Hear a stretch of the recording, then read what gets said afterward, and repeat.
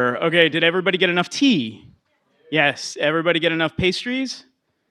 Yes? Okay, great. And fruit. Is everybody fruity this morning?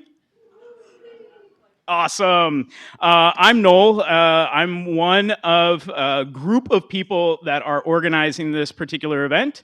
I also go by Noel. We are going to be asking you to generate as much media for us. We didn't hire a photographer, so we're going to crowdsource the photography. So if you would like, all of the media that you hashtag with NYC So Data and tweet out there on Instagram and all that jazz, we're going to be sharing it and reposting. And we're going to start the proceedings now. Just to give you a little bit of an orientation, you are here. This is Intergalactic Open Data Day. This is a galactic celebration of open data. So there are many Milky Ways and many solar systems that are celebrating data. And so we want you to be generating as much media as possible so that way the whole universe is aware of our activities today. And so just to talk about the hashtags of hashtags, we have many. So we are NYC So Data, NYC School of Data. The city's open data feed is essentially NYC space open data, and that ensures that everybody who's into open data can see the cool stuff, and then you can search for the cool things that are happening in NYC. We want to squat or take over the hashtag Hack Hall. So if you go upstairs to the 6th floor and are participating in the Hack Hall, please tweet out with the Hack Hall hashtag. And then fundamentally, this is Open Data Day across all the different galaxies. So please make sure your presence is known in the universe by using Open Data Day. We are so fortunate to have the Internet Society of New York live stream this particular event. They are trusted, dedicated partners in making sure that the internet is aware of the activities that happen here in New York City. And so we're very honored to have Jolly and his partner commanding this room, the main stage, and the boardroom. Please also share out with the intergalactic empires that we are live streaming. So schoolofdata.nyc/live stream. And for all of you who are listening, watching, tuning in on the internets, thanks for watching. Please use those hashtags so that way we know about your presence. So how many of you have come to School of Data before? Raise your hand. Cool. Great. So many new faces. NYC School of Data is a community conference. It is essentially put on by the community for the community. We make this event as affordable as possible so that way the community is aware of the opportunities that exist within the city. Our focus is on 4 areas. We focus on the broader notion of civics, so we go beyond government. We focus on the idea that these systems need to be designed and do intelligent design. So they should be a conversation. And ultimately, we're producing technology and data, and those two things are kind of all lumped in together into this particular day. Through the day, you have, through this wonderful little origami, you will have a series of panels. We will have a conversation about a thing called the roadmap, the people's roadmap, and then ultimately upstairs we will have Hack Hall. Panels will be down here on the 2nd floor, out where the long tables are located, the area that you were kind of filtering in, where we have the swag table. We will have a bunch of posters. This is kind of our science fair. And we're asking for your ideas to improve the people's roadmap. And lastly, upstairs on the 6th floor, there will be this amazing thing called the Hack Hall, which is an idea that we're trying to popularize and experiment. If you've been to a hack day, if you've been to a discotheque, if you've been to a science fair, this is our ability to kind of bring in as many community partners as possible, so that way you can be exposed to new ideas, libraries, GitHub repos, maybe kick off a new project, join a new project, and so there will also be workshops up there, and we encourage all of you to float between the 2nd and the 6th floor. We encourage you, we ask very politely not to take the stairs. There was a little bit of confusion, and I'm still confused of whether or not the doors are alarmed or not. If the alarm goes off, that will force an evacuation of this whole building, and it will call the fire department, and we do not want that to happen. So please be polite, please be courteous, please be mindful of the time, and use the elevators to travel between the 2nd floor and the 6th floor. I should also note that there are some young hackers upstairs on the 6th floor that Microsoft Civic generously sponsored to ensure that those of you who are parents and have future hackers are up there. Please be courteous. They're kind of in the bigger space, so please keep your volume down, particularly around lunch, because they might be napping. And please don't take any photos of them. We ask that no photos of children today. If you're the parent, you can take a photo of your child all you want. They're your kids. You can abuse them how you see fit, legally up to a point, but otherwise, if you're a participant and they're not your child, please don't take a photo, no matter how cute they are. Now for the program guide. This is our lovely little hack. So there's some dotted lines that teach you how to fold this into a little lovely booklet. The inside, just to give you a little bit of orientation, should be the map of both different locations, of the 2nd floor and of the 6th floor. On the 6th floor, you will see on the program guide that there are numbers that are assigned to different projects for those different hours. And then if you open up on the map, there are numbers in the hack hall. Those two things correlate directly. So if you're looking for a particular project, there is a number attributed to that, and that will be located at the table that is in here. If you're looking for a detailed listing of what are those projects, GitHub repos, and conversations or the panels or the workshops or the hack hall, please go to NYC School of Data .nyc/schedule, and that will give you a link to a Google Sheet. If you're not into the Google, we have a mobile app that we're experimenting with this year. It is not set up for the iPhone X, so hopefully that'll be taken care of next year, early adopters. And then lastly, if you're not into either of those two things, we do have an Excel spreadsheet, and we have an open document spreadsheet for you to download from this particular link. We're trying to accommodate all of you who care about all of your particular needs. So some of the foundation of this particular conversation is oriented around the 4 freedoms. How many of you have gone out to the 4 Freedoms Park on Roosevelt Island? Great. So those of you who raised your hand know the beauty that contains there at the Roosevelt Island Park. Roosevelt Island, in that park, there is the outline of the 4 freedoms that FDR articulated in the lead up to World War II, or at least the US involvements in World War II.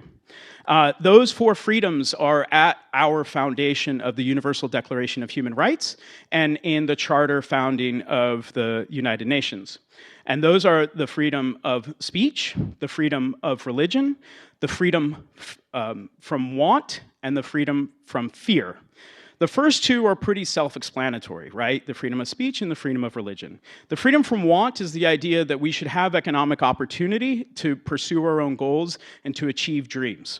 The freedom from fear is more or less a freedom of making sure that we don't have a tyrannical government, nor do we have to fear our neighbors. And these 4 freedoms are at the foundation of what we consider our community.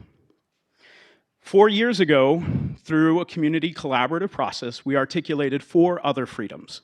And those 4 freedoms, we call them the 4 freedoms of the 21st century, are the freedom to connect, the freedom to learn, the freedom to innovate, and the freedom to collaborate.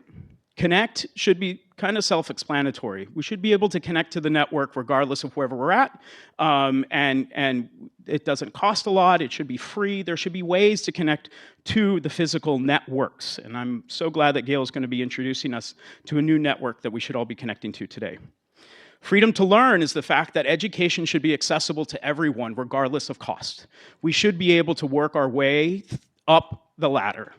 The freedom to innovate is that, while there are licenses and while there are copyrights, we should be able to take them and hack them. And the freedom to innovate is the idea that we shouldn't be stuck where we're at.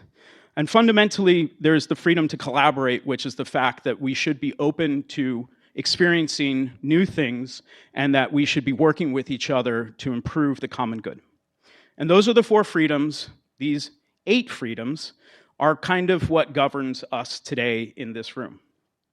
We're so fortunate that New York City has been pioneering these ideas and these freedoms that back in 1989, and it is so fortunate to have Gail in this room, that she helped ensure that our city charter was revised and that created this Commission on Public Information and Communication. And this book that you are seeing of a screen capture of a PDF is the very first data dictionary or the data catalog that any municipality has ever produced. Now, it was only produced once, and that led to the opportunity that Gail introduced us to with the city's open data law. I will let Gail speak for herself, but this day that we will be able to celebrate this Wednesday, we hope that you can join us on the steps of City Hall through Open Data Week. We celebrate. This is our birthday, or this is like another birthday that we should all be celebrating.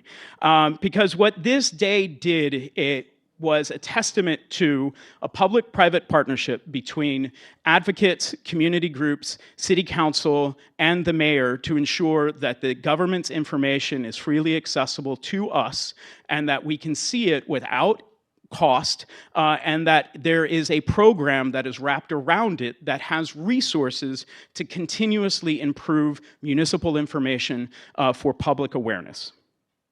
So I was, this morning, couldn't really sleep, and I had an opportunity to flip through Facebook, and I saw a bunch of clowns who visit a refugee camp.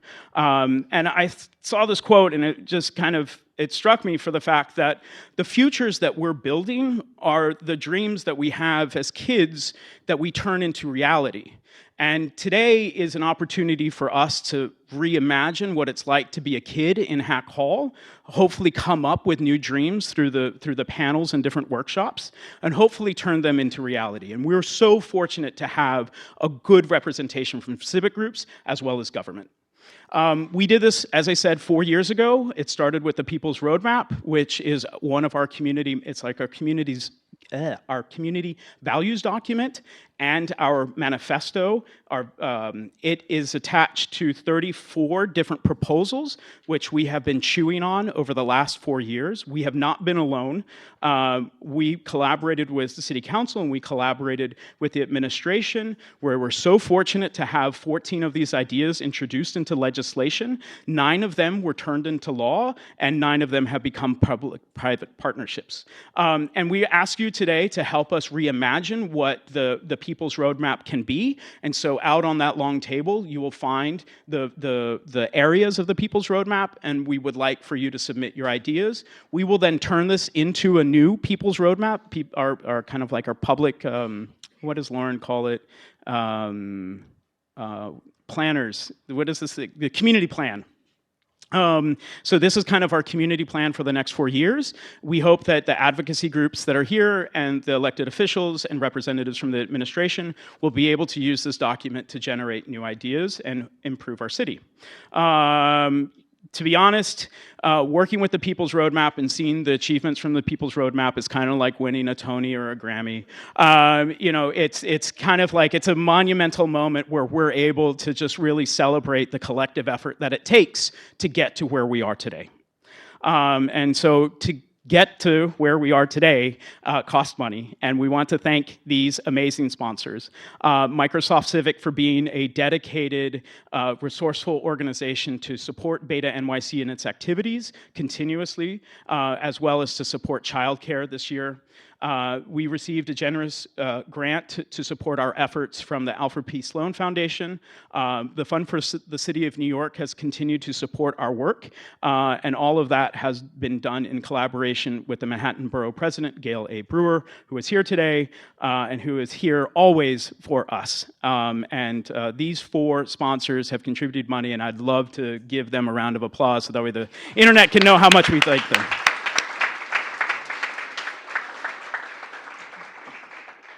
How am I doing on time? Am I running? Do I need a stall? How do I need to do? I forgot a timekeeper. Okay, so thank you, community. Believe it or not, as I said, this event is put on by the community. Every year we grow our ability to ask for more and more from the community, and these are the community groups that are essentially helping us put this event on. Those of you who submitted hack hall projects, those of you who submitted panel ideas, like this day is for you. Thank you for all of that work. We couldn't do it without you, and we are so happy to have you here, and we want to be doing this again, and we actually want to extend this. We know that for the last 3 years we've done it in Manhattan. We'd love to be thinking of ways to get out of Manhattan, though we know that Manhattan is the greatest island in the world, but there are a few other islands that we would love to also tour. But I want to say huge thanks to all of the community members who put forth ideas and who are coming here today and volunteering to spread their love. And then lastly, the volunteers. You'll see some of us wearing red track jackets. Those are some of the BetaNYC Ops team members, as well as our Civic Innovation Fellows who are here working for the day. And then you'll find others wearing these lovely blue t-shirts. So I'm glad to see so many of them. This event is powered pretty much by all volunteers. We slave to make sure that you have a great day. If you have any issue at all, if you have any concern, if you see an opportunity for improvement, please come find us and tell us, and we'll take that feedback and incorporate it into next year's programming. If you ever want one of these awesome blue t-shirts or red track jacket, come volunteer for BetaNYC. We will gladly incorporate your work into our work. So thank you very much. And I want to give you a welcome to RISE. How many have come to an event here at RISE? Okay, good. For those of you who haven't come to RISE, RISE is a great location for these community events. As you can see, they have this awesome little theater. They essentially give this space to us as a community organization at cost. They're a great location as one of the fintech incubators in New York City, thinking through the future of the financial tech, which, frankly, we live in an age of capitalism, so finance has got to happen. And RISE is one incubator. It's a series of incubators around the world, and they're a great home, and we couldn't thank them more for having us. This is our 3rd event. We'd like to come back to RISE. So if you see some trash somewhere, please pick it up and put it in one of the generously located trash receptacles throughout the venue, and just help clean up. One thing the feedback that we get from RISE is that we actually clean up after ourselves, and they keep on allowing us to come back. So please help us out here. With that, now it's time for the VIPs. Who likes VIPs? Woohoo, yeah. Before Adrienne comes up here, I have to thank her for all of the amazing work that she's been doing over the last few years. Our city's open data program has only grown stronger as she has moved into the Mayor's Office of Data Analytics. She is unbelievably dedicated, resourceful with the limited resources that she has, accommodating and interested in new ideas. I have been absolutely impressed with her transition from the Mayor's Office of Tech and Innovation to move into her new role at the Mayor's Office of Data Analytics. And I've been fortunate to spend the last 2 days in the same room with her, and I'm so fortunate to spend another day with her. If you could, please give a big round of applause to Adrienne Schmoker.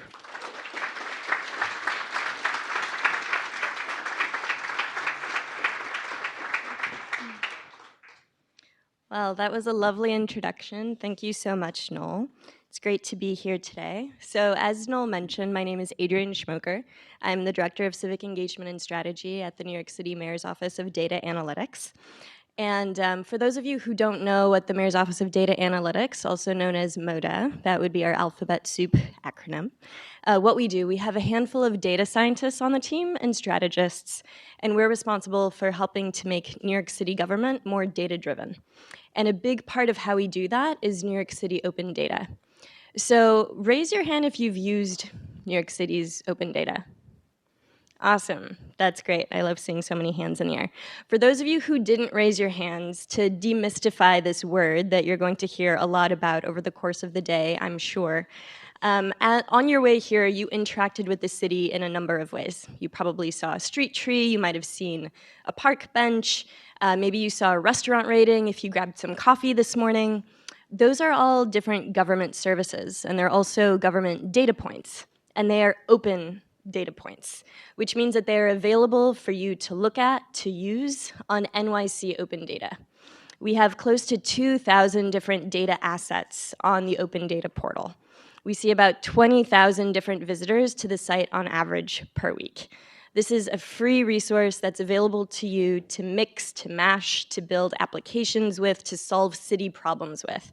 And I encourage all of you to use it as often as you can and share it back with us if you can as well.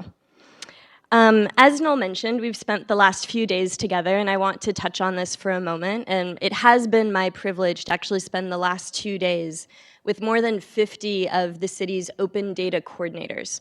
So you should know that while the Mayor's Office of Data Analytics works very closely with the Department of Information Technology and Telecommunications, the City Council, and others to make New York City's open data program a reality, the real change makers within city government are these open data coordinators, a designated person at each city agency that's acting as a change maker within their agency to let people know what open data is, why it's important to make this information available to the public and available to communities like this one. And also just a huge thank you to Noel for being there over the last 2 days and teaching our open data coordinators about civic engagement. I also want to thank this community because while our open data coordinators are important, while those of us who do this work day in and day out, the open data program wouldn't be there without our team at MODA, without folks at other city agencies.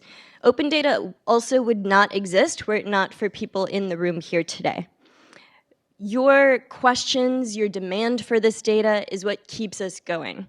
And I encourage you to keep asking questions, keep using the data, keep getting in touch with us, and pushing us to produce better quality data, to release new data sets. Without your usage and demand, we wouldn't be where we are today, and we wouldn't be able to carry this into the future. I also want to say that I'm excited to be here for my second School of Data. I was here last year for the first time ever and really impressed with the programming, the passion of everyone who is in the room, and you should be excited to be here. For those of you who raised your hand and this is your first day, as Noel mentioned, there's a hack hall. There are going to be a variety of great conversations hosted by city folks, by partners outside of the city. It's a really great opportunity to dip your toe into the civic tech community and to dip your toe into this greater movement that is at the intersection of technology and government. So please applaud yourselves for being here on a Saturday, coming out here to learn more about your city, to learn more about civic tech. Let's just take a moment. Thank you all for being here today.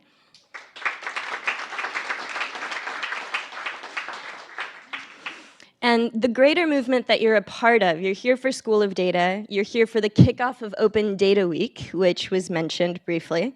So we have a full week of events starting today. We had a reception last night. We had an open data art exhibit, which was really exciting. First time we ever did something like that. This is the second time that we're doing Open Data Week, and it's really a celebration of everything that is open data. It's bringing existing communities, new communities together to learn what open data is, to share new ideas around open data. School of Data is an essential part of that. We're lucky to have open data span International Open Data Day, which is today, and the anniversary of the Open Data Law, which is next Wednesday.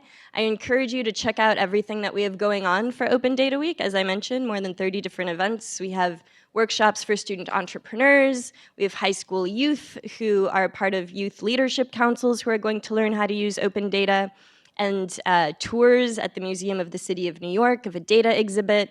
It really runs the gamut. Bring your family, bring your friends, bring your colleagues, check it out. And so with that, I do want to thank Noel and the entire BetaNYC team for everything that they've done for Open Data Week, for the broader civic tech community. Open Data Week would not exist had it not been inspired by a question that Noel asked me last year. He said, why don't we just make a week out of this? You know, we have International Open Data Day and the Open Data Law anniversary a few days later. You think we can do it? I was like, okay, well, let's try. Let's do it together. And so this is the second time that we're doing Open Data Week, and it's a true community effort. We couldn't do it without BetaNYC. And I also want to thank just the broader BetaNYC community for putting on School of Data, and also for all of the other work that you do over the course of the year. You really drive the conversation around civic tech in New York City, and that makes such a huge difference for the work that we're doing and for continuing to advocate for change within New York City government. So with that, this year I have a certificate of recognition from the mayor for BetaNYC, which I'd like to read. Presented to BetaNYC for its ongoing contributions to our dynamic tech and open data communities. By fostering civic engagement through technology and supporting my administration's mission to ensure all New Yorkers have access to vital information and services, this organization is helping to empower our diverse residents and strengthen the 5 boroughs. I applaud the efforts of everyone associated with BetaNYC as we work to build a brighter, more equitable, and inclusive future for all. Signed by our Mayor, Bill de Blasio.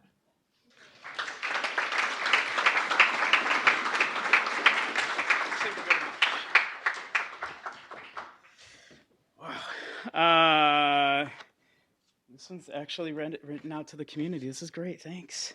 It's so weird to be recognized by the mayor from after years of kind of like hacking the process. So thank you.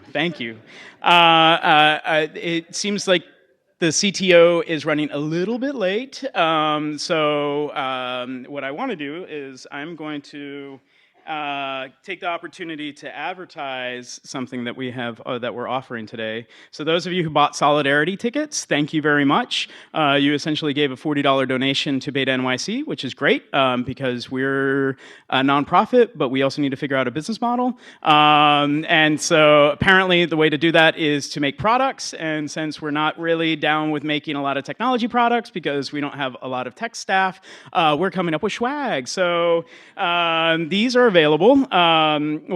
These are available as your special gift for Solidarity ticket holders. You get a little special extra gifts inside of them. They're also available to all attendees. They will be $30 at the front desk. You have to give a donation to BetaNYC through beta.nyc and then go to our donate page. And the cool thing is you get this lovely New Yorkers love data, just like WNYC, and then you get the BetaNYC logo so that way you can tote around and be like, yes, I am an official nerd. So you can get these at the front desk. Solidarity ticket holders, you can get them at the front desk after the keynote, and they're available for $30. So with that, I will move on to our new chair of the Technology Committee. It's a great honor to have such an open relationship with Councilmember Peter Koo and his office. We're really, really excited to help him and his team be the chair of the Technology Committee. For those of you who don't know, the role of the Technology Committee is a really, really important role, though it is somewhat of an obscure committee. We can thank Gail for making it something with teeth. If it wasn't for her, the successive chairs of the Technology Committee would have nothing to do. This is the committee where the city's open data law is seen. This is where DoIT has oversight. This is where DoIT's oversight comes from, as well as 311 and the Mayor's Office of Media and Entertainment. And so, as you can imagine, those are things that us in the digital digital community are really, really passionate about. And I've already had a special honor to meet with the council member and his staff, and they have expressed that they want to learn everything that they possibly can from our community. So with that, I'd love to welcome Councilmember Peter Koo to come up and give a few words.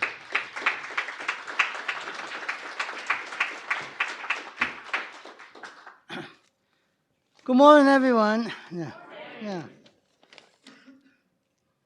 As all of you can tell, I'm not really a tech guy. I still have my speech on papers. No.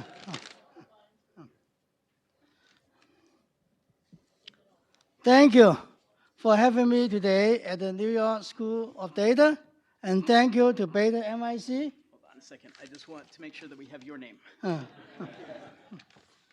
And thank you to BetaNYC for hosting and inviting me. My name is Councilman Peter Koo. I represent Flushing, Queens, and I was recently named chair of the City Council Technology Committee.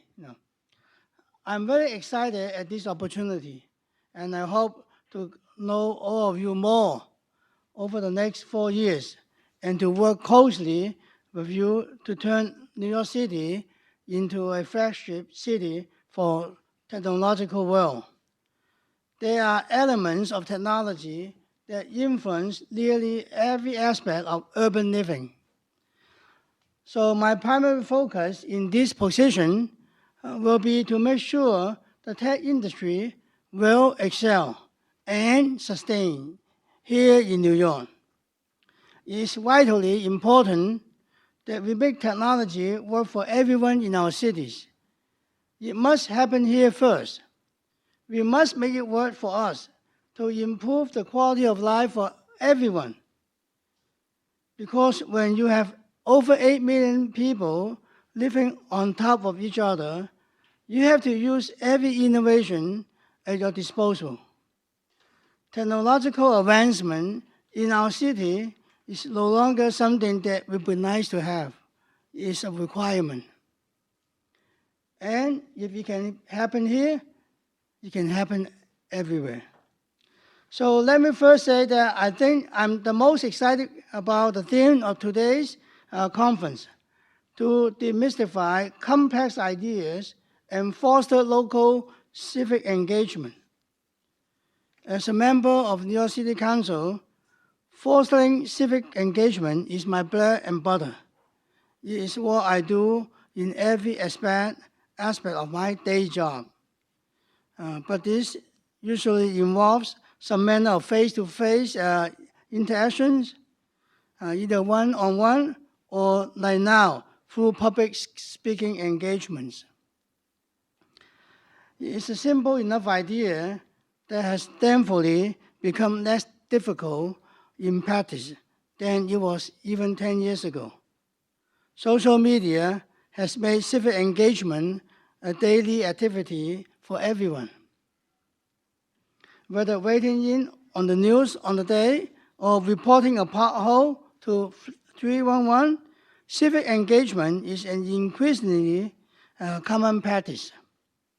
Certainly, as we have seen with the students of Marjorie Stoneman Douglas High School in South Florida, the ability to speak out, network, engage, and affect change is more possible than ever before. And I like to think that the idea of open data will play a much larger role in this sort of activism in the years to come. The ultimate goal of open data must be to give everyone access to the unfettered truth. To reveal our baseline data before partisanship and politics has its chance to manipulate it to influence your thoughts. To foster civic engagement through technology seems simple enough. To me, this means to open up the inner workings of our offices and put faces on the numbers. To reveal the tangible data that influences real decision-making and government policy. This is a worthy goal. It's easy enough for those in government to tell you why programs and policies are important. But it's more important for us to prove it to you. The best way to do that is by turning over our books and giving you access to the data and documents from which we use to base our decisions. For our purpose today, I think I'm most excited about what we can do here to demystify the complex ideas surrounding technological innovation. Too much of today's modern technology is inaccessible. I hope to utilize some manner of my time as technology chair in trying to get this point across. For example, what good are our $1,000 smartphones without access to Wi-Fi that allows us to use them? How can we claim to be a smart city if we are still struggling to implement universal broadband? At the end of the day, open data can give access to a world of opportunities. However, we can open all the data we want, but it won't do anyone any good if they can't ever open it because they cannot find a hotspot, or their internet is stuck on the loading screen. Thankfully, with the partnership of our Chief Technology Officer, Miguel Gamino, who you will hear later, and this administration, we are not taking a top-down approach to technology in the city. Our leadership recognizes the most beneficial way to efficient city, the most beneficial way to an efficient city is to build from the ground up. So we are looking to increase Wi-Fi capacity, and we are looking to expand broadband for all. These efforts are underway as we speak. So we will work together to provide access, equal access to the internet for all, so that the online universe remains a level playing field that anyone can use to innovate on behalf of everyone. Today, we share the desire to envision better community resources to improve our neighborhoods. We look to create new incentives to enhance digital literacy, safeguard privacy, and make smart cities livable, open government, and use technology to encourage civic engagement. Already, my office has been pressing the FCC to hold the line on essential services like the Lifeline program, which works to provide affordable internet and phone services to low-income individuals, many of whom are immigrant senior citizens. We will be looking to improve the rollout of Link NYC to provide more access to Wi-Fi hotspots around the city. We will be further examining the open data law to determine how we can best utilize this emerging innovation to benefit everyone. And we look forward to improve the digitization of city agencies and to ensure they are communicating with each other more efficiently, and they are using the database at their disposal to the best of their ability. This is an exciting time to be a New Yorker. I look forward to working with all of you to make sure our city continues to lead, continues to innovate, and continues to put people first. Thank you very much. Thank you.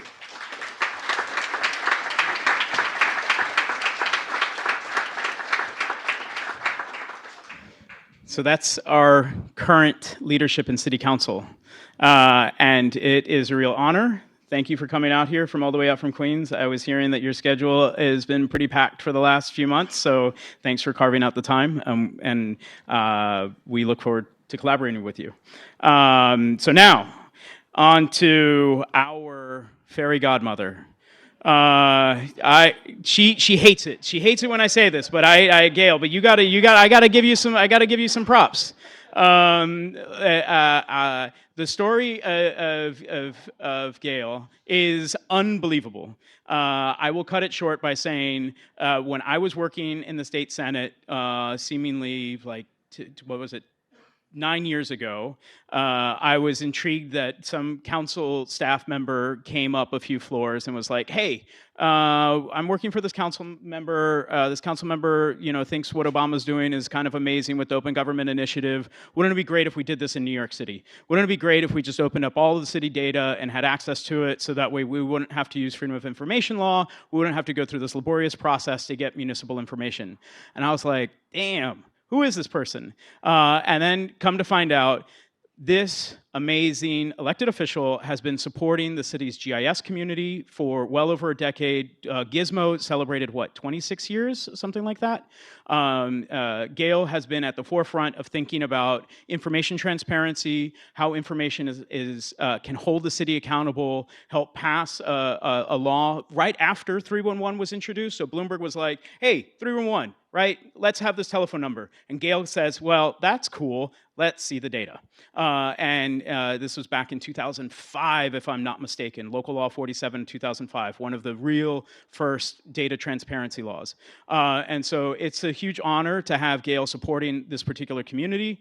She supports BetaNYC by allowing us to come in and hack in her office. And we have a partnership through our Civic Innovation Fellows. So she sees the value of the next generation. We see the value of making sure that we can bring that next generation into government and to give them learning opportunities. And so it's a real honor to have Gail supporting this community, and I'm looking forward to her notes.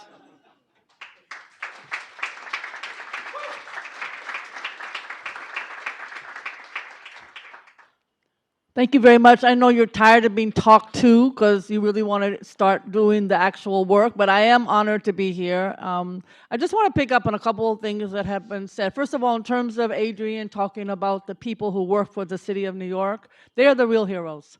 And the reason I say that is that when I passed the bill on open data, when I was in the city council, a woman who had worked as the CTO for Bill Clinton gave me a piece of advice that I want to share with you, which is that the constituency for my bill passing wasn't all of us, it was the city workers. Because it's the city workers who have to put the data in and who have to work with the data with your input. One of the aspects of the open data bill as you go to the site is to see that you can have input. Your input is paid attention to, and that was part of our decision making. But for some of us, we don't know how great government is because we read the Post and the Daily News and sometimes the Times, and they're not too good on city workers. So I'm here to say part of civic hacking, in my opinion, is to say thank you to the people who put this data in and who are part of our government of 300,000 people in the city of New York. So I just want to do a shout out. Thank you, Adrian, for mentioning them because they really are very special. The second thing I do, I've been around so damn long that I have a long memory. So I always think it's funny on two fronts. Number one, the Four Freedoms Park. Great park. But I remember just recently that they had to settle a lawsuit because part of the park is not ADA accessible. So when you build something for friggin', make it friggin' accessible, you know?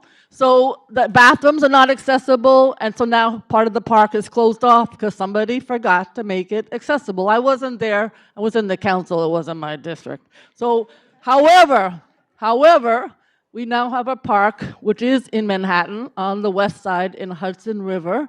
It was put together with a lot of money from Mr. Diller and Madam Van Fossenberg. And it's going to be big and so on. But it has a hill in it. And I kept saying to myself, you know, It might be not ADA accessible, so they had to take the hill down. And I say all of this because whatever we're working on, the folks who are disabled have to be part of the discussion. And I say that because part of civic hacking, as Noel indicates, is thinking of everybody. But I had to laugh when you mentioned Four Freedoms because they're in deep shit in terms of their park. Beautiful park. The other thing about Link NYC is the following. So it's a great, gives you access. But I did win $1 because a guy named Doctoroff, Dan, he was deputy borough president. I happen to be very fond of him. Then he went on to run Bloomberg LP, and now he's head of, I never remember if it's Sideways, Alphabet, but basically the Link NYC is part of his portfolio.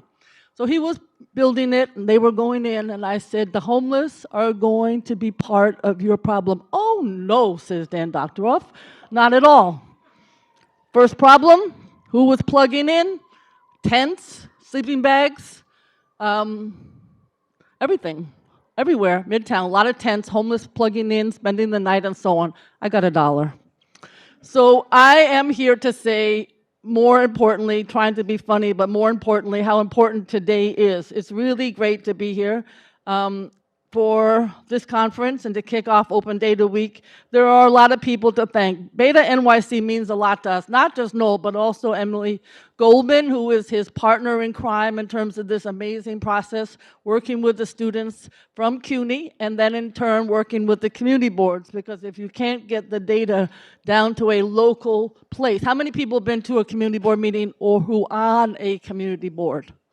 That's terrific. Congratulations. So we're trying really hard in Manhattan and hopefully in other boroughs, like in Queens, to be able to work so that if you are in the community, that data is relevant to your block in your neighborhood. Because I'm from Manhattan. I don't give a darn about Brooklyn data, I'll be honest with you. But I do care about Manhattan data, and those of you who live in Brooklyn, you want the data to be local. So that's what we're working on. Easier said than done, trying to get it so that every single community board can either understand it and use it at committee meetings. So really a huge shout out to Emily and Noel for 3 years who've been working on this. And obviously Microsoft has been part of it, getting BoardStat, which I'm sure you'll hear more about. But just recently, Emily spoke with all of us to all of the presidents of the CUNY campuses in Manhattan. And it was really exciting to see how much work has been done by BetaNYC on the issue of data. I also want to mention some other thing. Patrick Joseph is here from our office. He is the education specialist. And just this week, and no, you don't know this, there was a high school in Manhattan that we didn't want to close. There were many closings on the school board. It's called PEP. It's the overall school board for the Department of Education. Now, those of you who know schools, have kids, have gone to the public schools in Manhattan, there's always a challenge keeping the numbers up, making sure the graduation rates are up. This is a very controversial topic if you are a student in that school or a parent or a teacher or a principal. We have 1,086 schools in the 5 boroughs, and all of them have their own niche and nuances, and some good, some bad, et cetera. So the chancellor, understandably, had decided to close this school. Parents and students came out, but it was the data. It was somewhat politics because people organized to support it, but I think it was actually the data. The data showed that there were other schools that were not functioning as well. Data showed that similar schools were not functioning as well, and I think it was the data. Now, would we have had that data 10 years ago? Probably not, no. So it's an example of how data actually helps real people in their desires to do something that's for them and their family. So that was an example where data played a huge role. I too want to thank the Mayor's Office of Data Analytics and Do It, the Sloan Foundation, the Fund for the City of New York, RISE, and certainly I see a guy from Civic sitting over there. He always has great hair, and his name is Don Farmer, and he's sitting right over there. He has been a huge, you should give him a round of applause. He has been a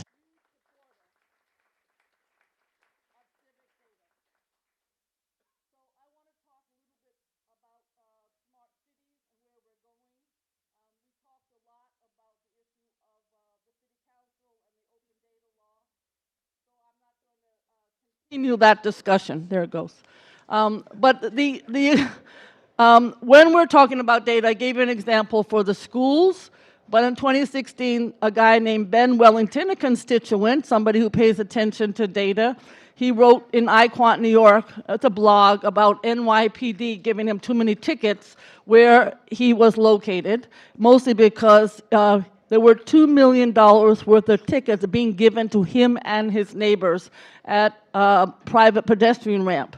And we worked with him and NYPD, and it was thanks to the data that we found that the patrol officers who were writing the bulk of the tickets were wrong. Now, it wasn't necessarily their fault because the signs were wrong, but it was an example of $2 million being returned to citizens because of the open data law. That's just one example. And I want to just say that when we passed the bill some 10 years ago, I was like, 2018 is so far in the future. That is terrible. We need to do it sooner. And I remember Carol Post, who was then head of Do It, and the Bloomberg team at the time, like, just calm down, Gail, calm down, calm down. 2018 will come very soon. We're here. All the data has to be posted. And it's very exciting that the team that I talked about earlier in terms of the city workers are working on it to make it searchable. The data is being used by the agencies. I think it's also, I don't know that this is a fact, we have to check it to see if the FOIL, which is the Freedom of Information Law, that states that as a citizen or as anybody working in the city of New York wants to request information, they can do so. That's a national law. I will argue that this particular data sets would not eliminate, but curtail, cut down on the number of FOIL requests. Journalists use FOIL, academics use FOIL, crazy people use FOIL. I remember being in the post office many years ago. Remember those things, post offices, you know, you mail letters?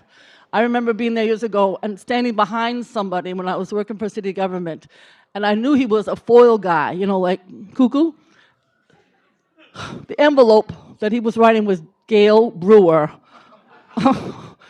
When I worked for the Dingus administration, oh shit. So anyway, FOIL is in fact lessened by the open data. Again, you're always trying to save money for city government. Here's another example. And of course, the other great example is the community and the emergence of civic hackers, because you're able to mine the data to create your own public service focused projects. I mentioned one example, but there are hundreds and hundreds. And the fact that you can create tools, that we have better living through this digital chemistry, and that you are now called civic hackers. I just went to the New York City Tech sort of reception the other night. I think you know that this has been a bubble up and down. If you've been around like I have, you've seen them go up and down. But it's really exciting to be with, as you may be, some of the private sector folks, but then to be able to say, I'm on the civic side.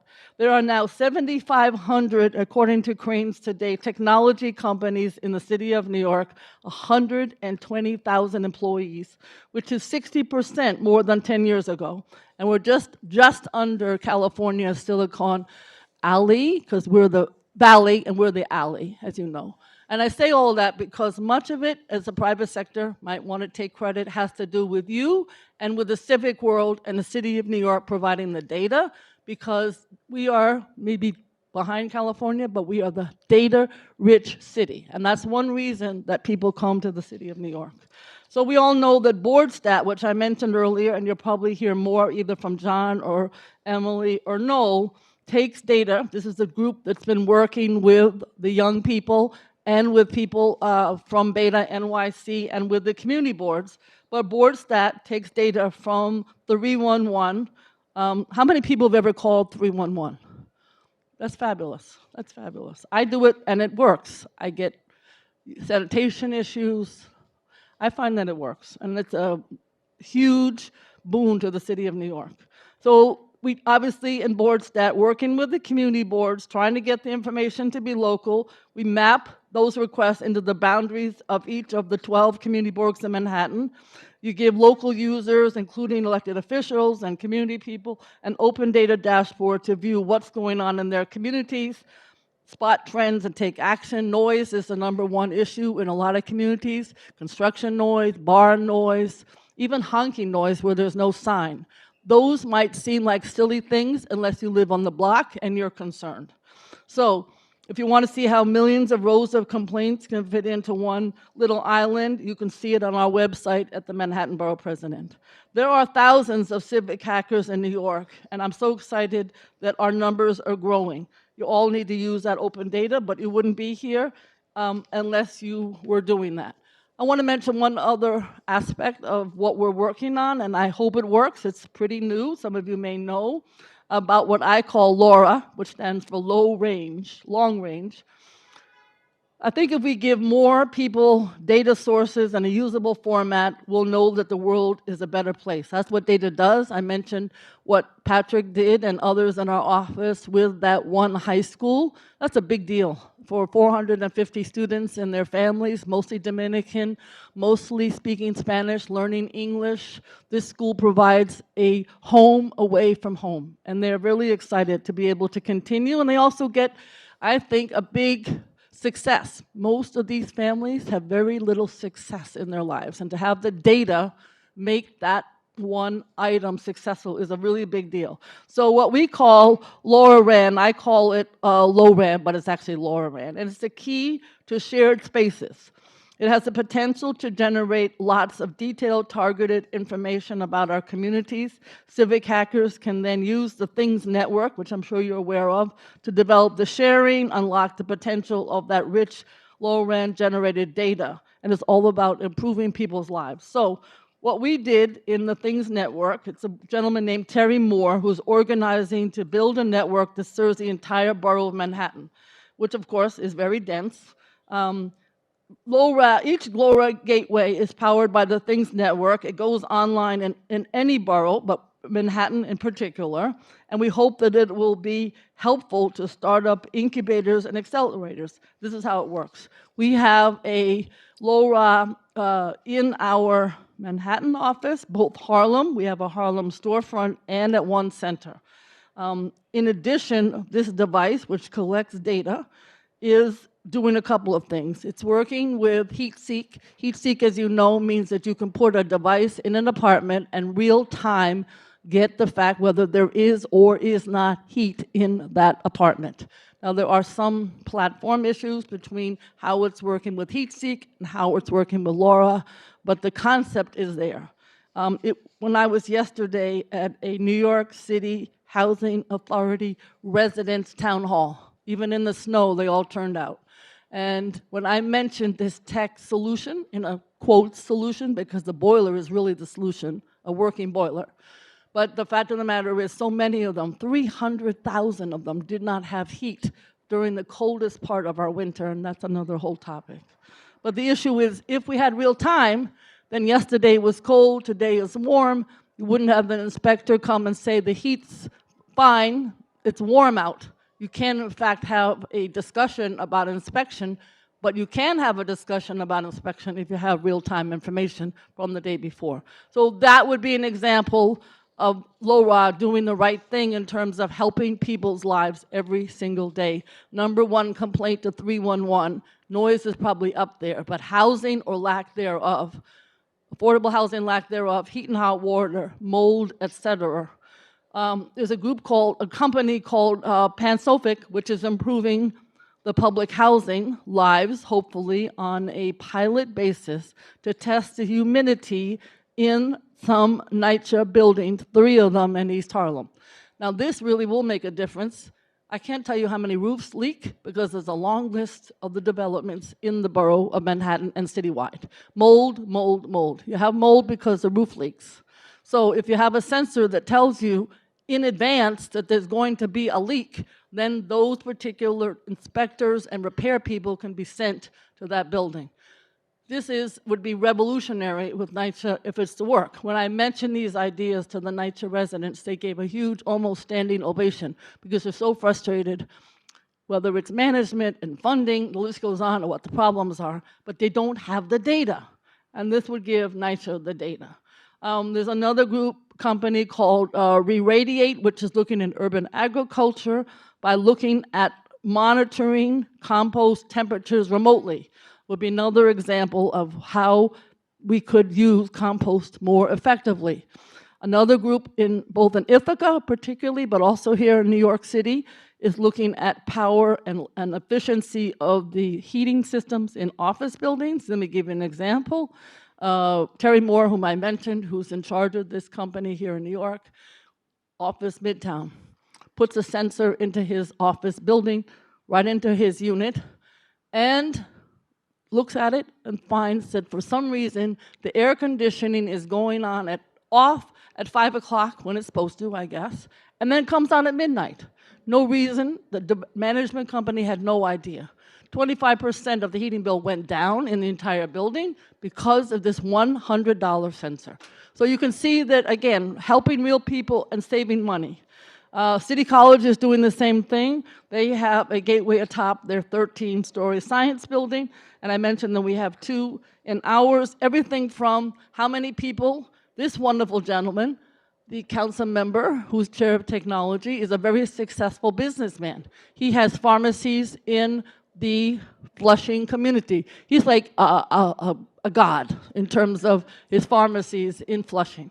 So what would be great would be to have the data. How many people you could have a LoRa in your office there, in your pharmacy, and you know how many customers, how many people are walking by, etc. I'm not getting into personal information. Cybersecurity is another whole topic. But to give you some example of how that could be helpful to the market, not just to the civic hacker. So these are the kinds of things that we are talking about in terms of LoRa and working really hard to try to get this thing's network up and going. Again, we still have to finish the pilots and make sure that the network really does change people's lives. I want you to continue to commit yourself to creating networks free from barriers to entry, where experimentation in urban tech is encouraged and supported.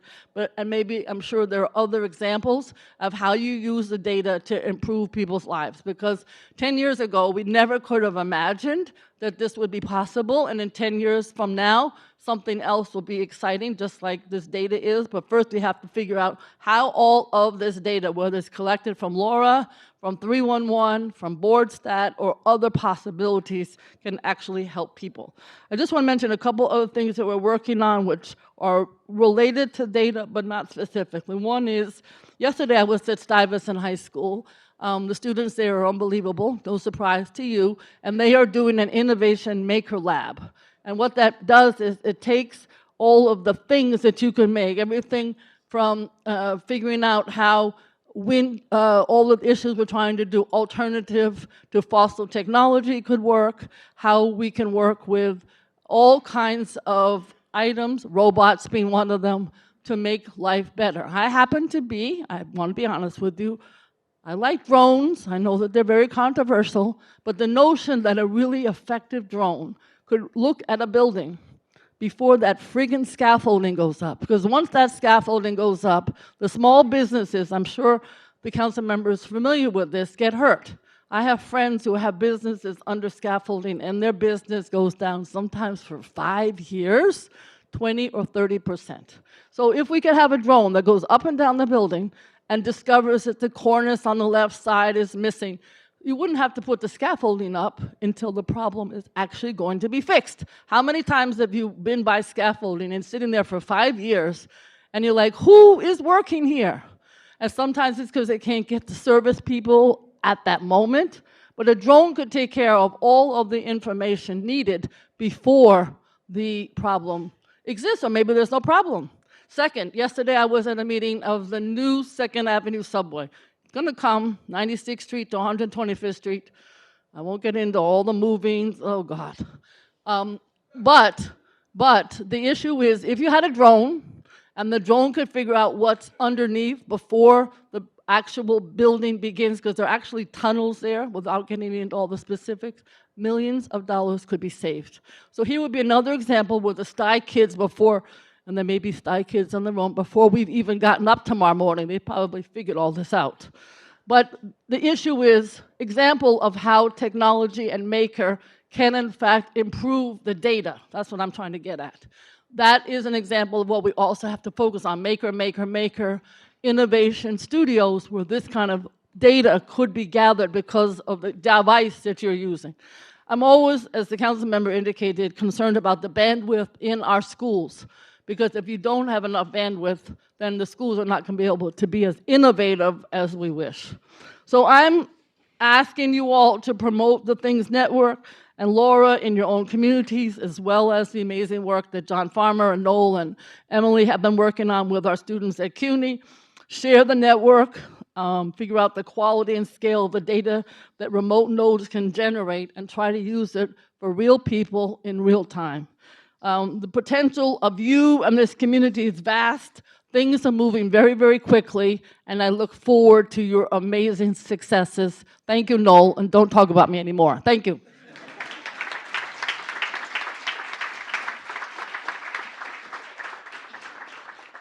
And you see why I call her our fairy godmother, right? So we have 4 more years of Gail being in office. So if you're interested in prototyping stuff or working with her office, you've got essentially 4 more years of her leadership, and then and I don't want to talk about the future after that. But we got 4 more years, 4 more amazing years. We also have 4 more amazing years, hopefully, of our next speaker, Miguel Gamino, who's going to talk about the initiatives that are currently going on from the mayor's office. It's a complete honor to have the mayor's office and council and a representative from the community, from the borough presidents. So Miguel, thank you for coming up.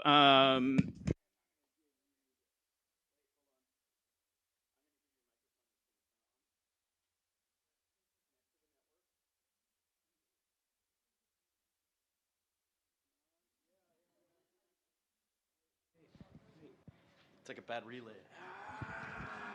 Hello? All right, all right. So thank you all for letting me have a few more minutes standing between you and real work. I learned this lesson very early in my career, which is to be bright, be brief, and then be seated.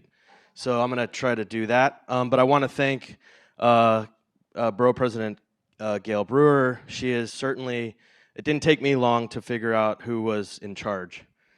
And I also know better than to follow her because she's got the best New York stories. So I'm working on it. I'm working on my material. I'm getting there. And also Councilmember Koo, who now took over the technology committee of the council that we work very closely with. And we've already taken up a really important issue. So I'm looking forward to his leadership also to keep moving these things forward.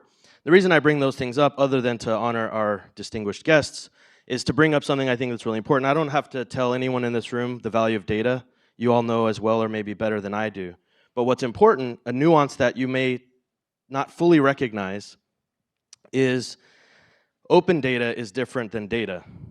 And the reason I say that is open data democratizes that data and makes it available to any startup and every startup or every entrepreneur who's got a great idea. And a lot of times that's where the ideas come from that really impact people and do good for society. And that's the fundamental difference. Data has existed as a very valuable asset for a long time. Often in the corporate world, we see companies making great businesses benefited by data. This is about making great impact to the community benefited by that data being open. And that's a very important nuance that sometimes we get lost in.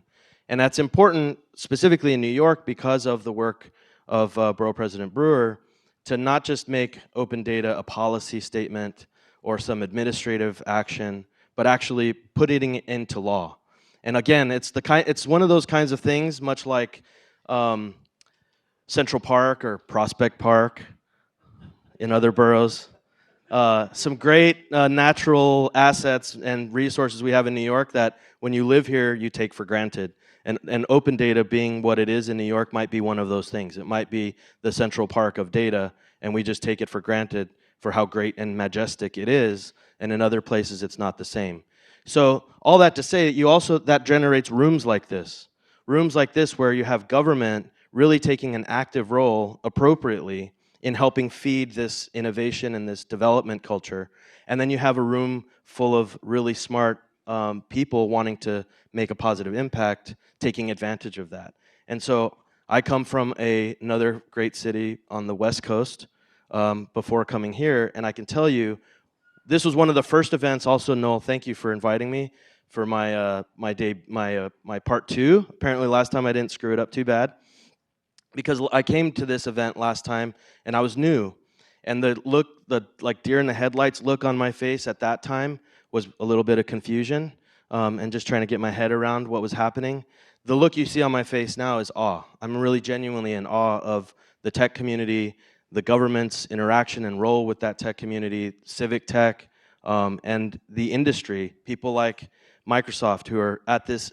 He's at every event I've ever been to, which is a testament to their commitment to this greater accomplishment. And so again, I'm bringing these things up because I don't want to repeat all the things that were already said that I fully agree with, but to really emphasize how special rooms like this are, how special cities like this are, and moments like this. So I hope that when you go on to do all of the great discussions and the work you're going to do around this, that you don't lose sight of that and take advantage of that. My office is here, several of my people are here to make our contribution to that. And that's all about, at the end of the day, our mantra now is to make tech work for all people, to make tech work for working people, to make tech work for New Yorkers in every corner of New York. Yes, there are 4 other boroughs. So that's our mission. I hope you take us up on our commitment to that mission and have us help you make those accomplishments and progress in that direction every step of the way. So thank you very much.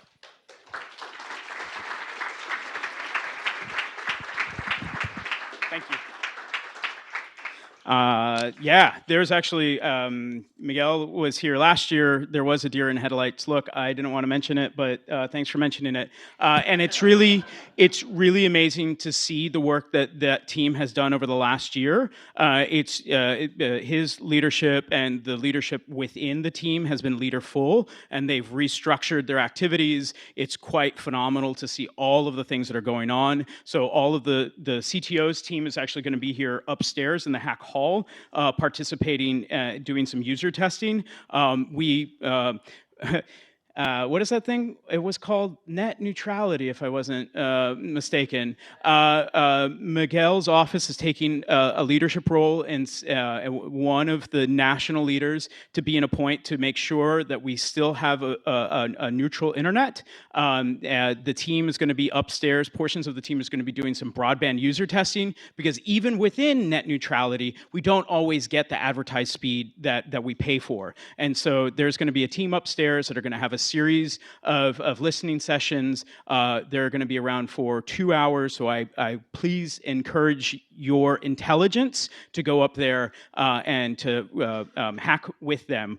And then on top of that, while the CTO's team isn't going to be represented in an amazing conversation, they're involved in making sure that all New Yorkers are aware of the privacy issues, and so they're going to be working with the library system, and there's going to be a conversation in the afternoon with the library system, and that I highly encourage those of you who are interested in making sure that all New Yorkers are aware of privacy, attend that session.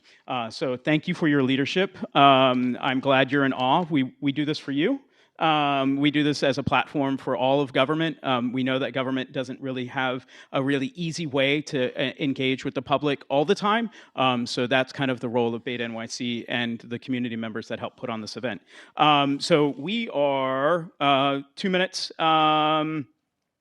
2 minutes over schedule, so I'm going to make this really quick. So you are now stepping into the actual event of School of Data, where you will experience panels, the roadmap conversation, hack hall, and workshops. Yeah!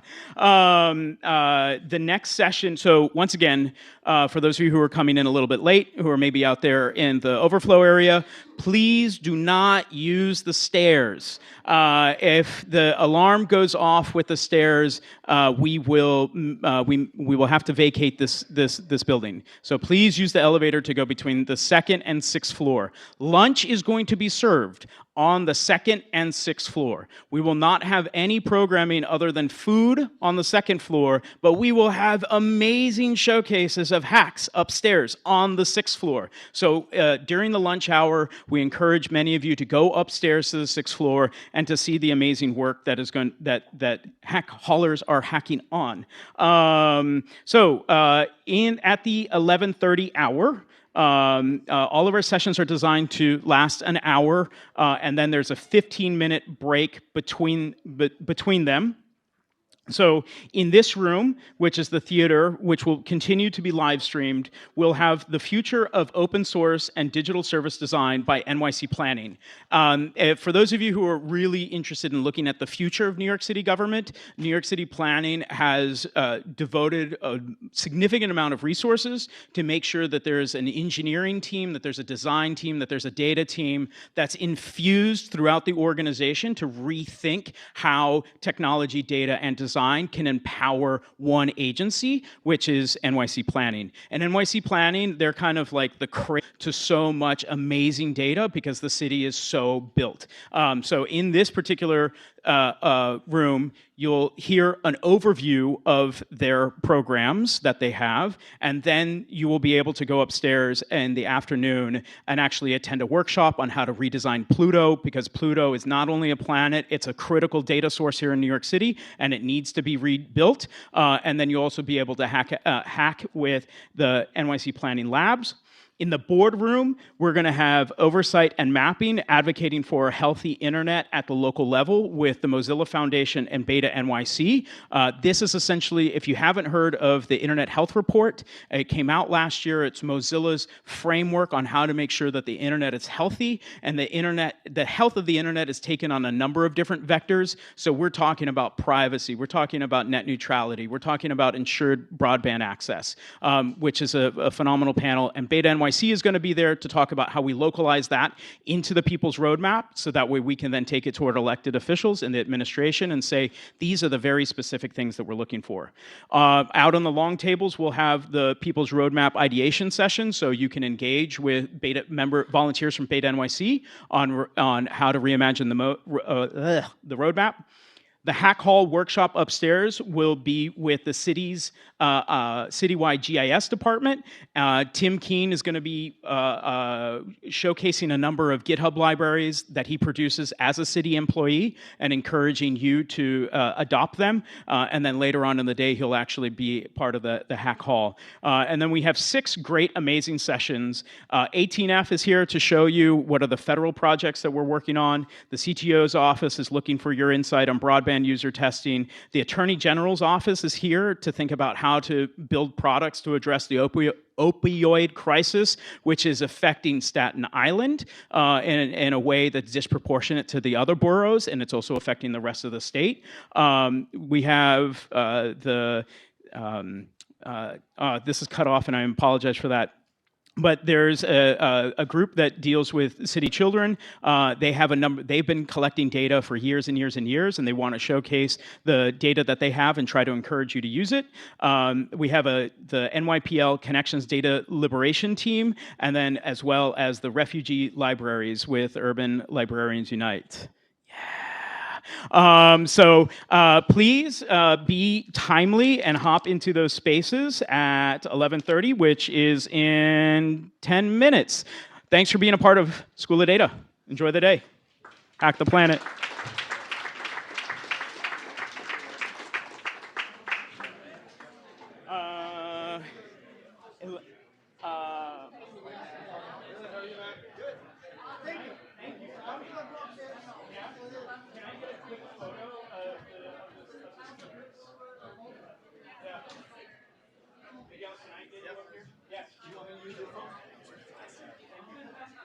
If I could get you guys. How are you? Okay, good. Good to see you.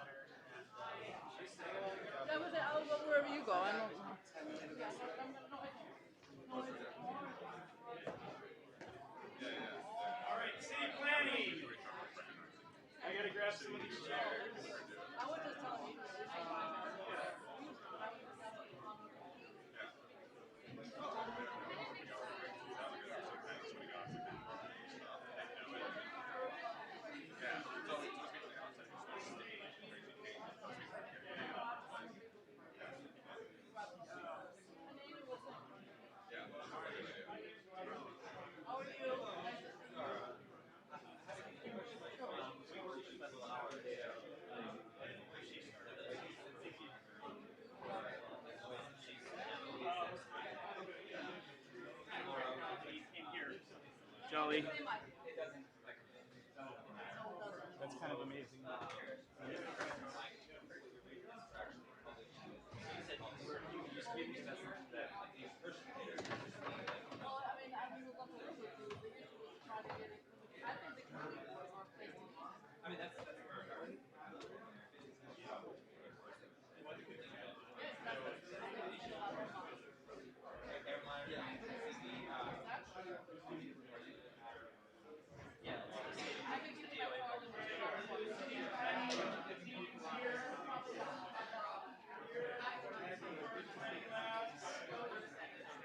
If you want to continue the conversation, please continue the conversation in the cafe. We want to be respectful of the next session that's coming in here.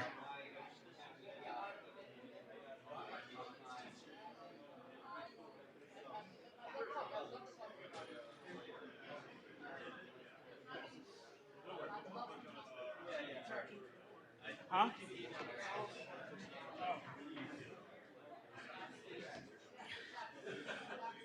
Will the city planning team please come to the stage? Will the city planning team please come to the stage? Thanks. Grab them by their ears if you can. Chris Wong.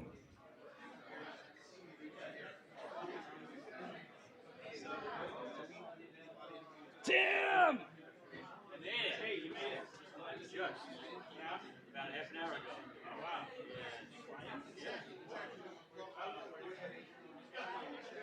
I know we booked by 10:30.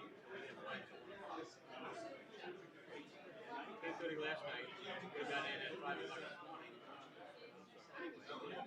Said we left at 1 o'clock and got in at. Wow, you made it. Okay. How many other planners are here? I want to make sure that this. Hannah, is this. Can I have you make sure that this is the right deck? Amanda. Sorry. Okay. All right.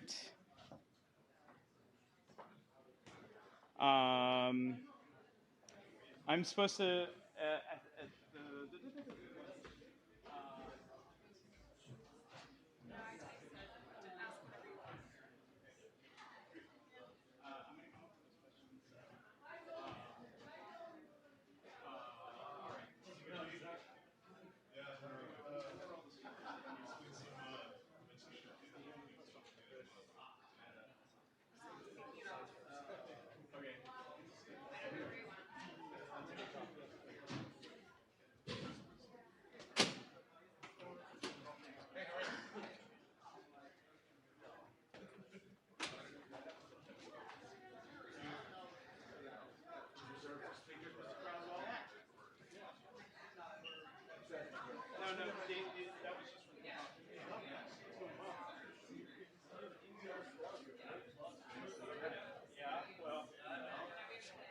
I hear they're doing good things. Not bad.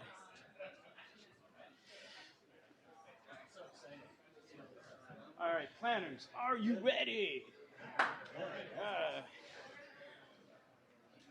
Theater, are you ready?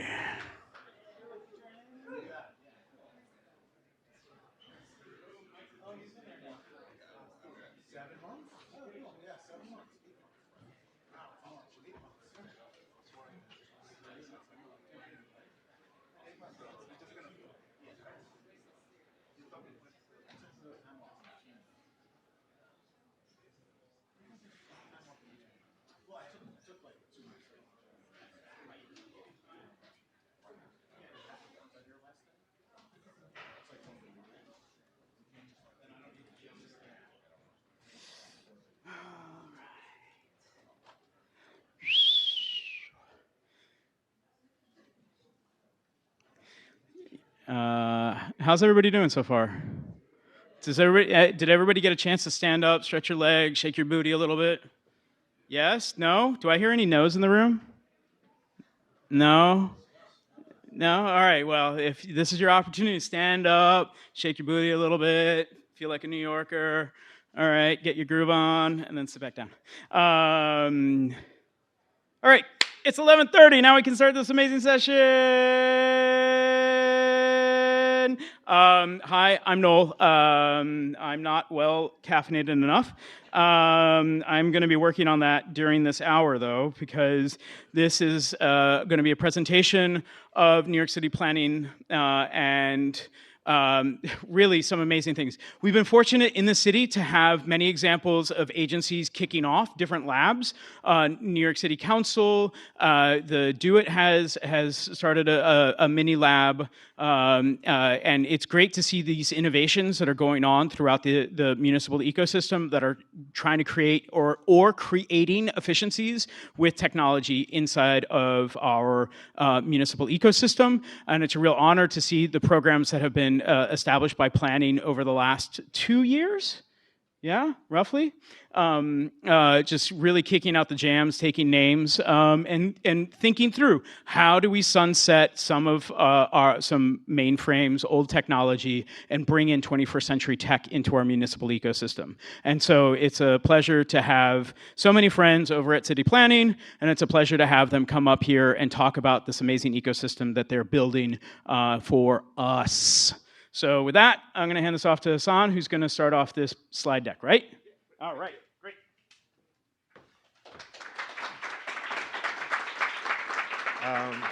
So thank you. Just going to include just a little bit. Thank you, Noel, for the pump up, for getting us ready for this conversation. But really, it's been an amazing 2 years, and we've been working very hard to sort of get to this point. And what we want to do is just share some of our, recipe for trying to get closer to being more efficient in how we use technology and how we disseminate data and application services across.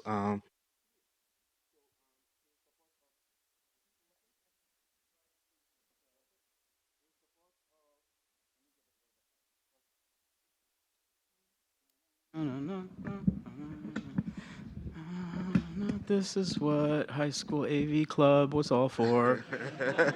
Thank you, Noel. So in support of Open Data Week, we have tremendous support of our folks here.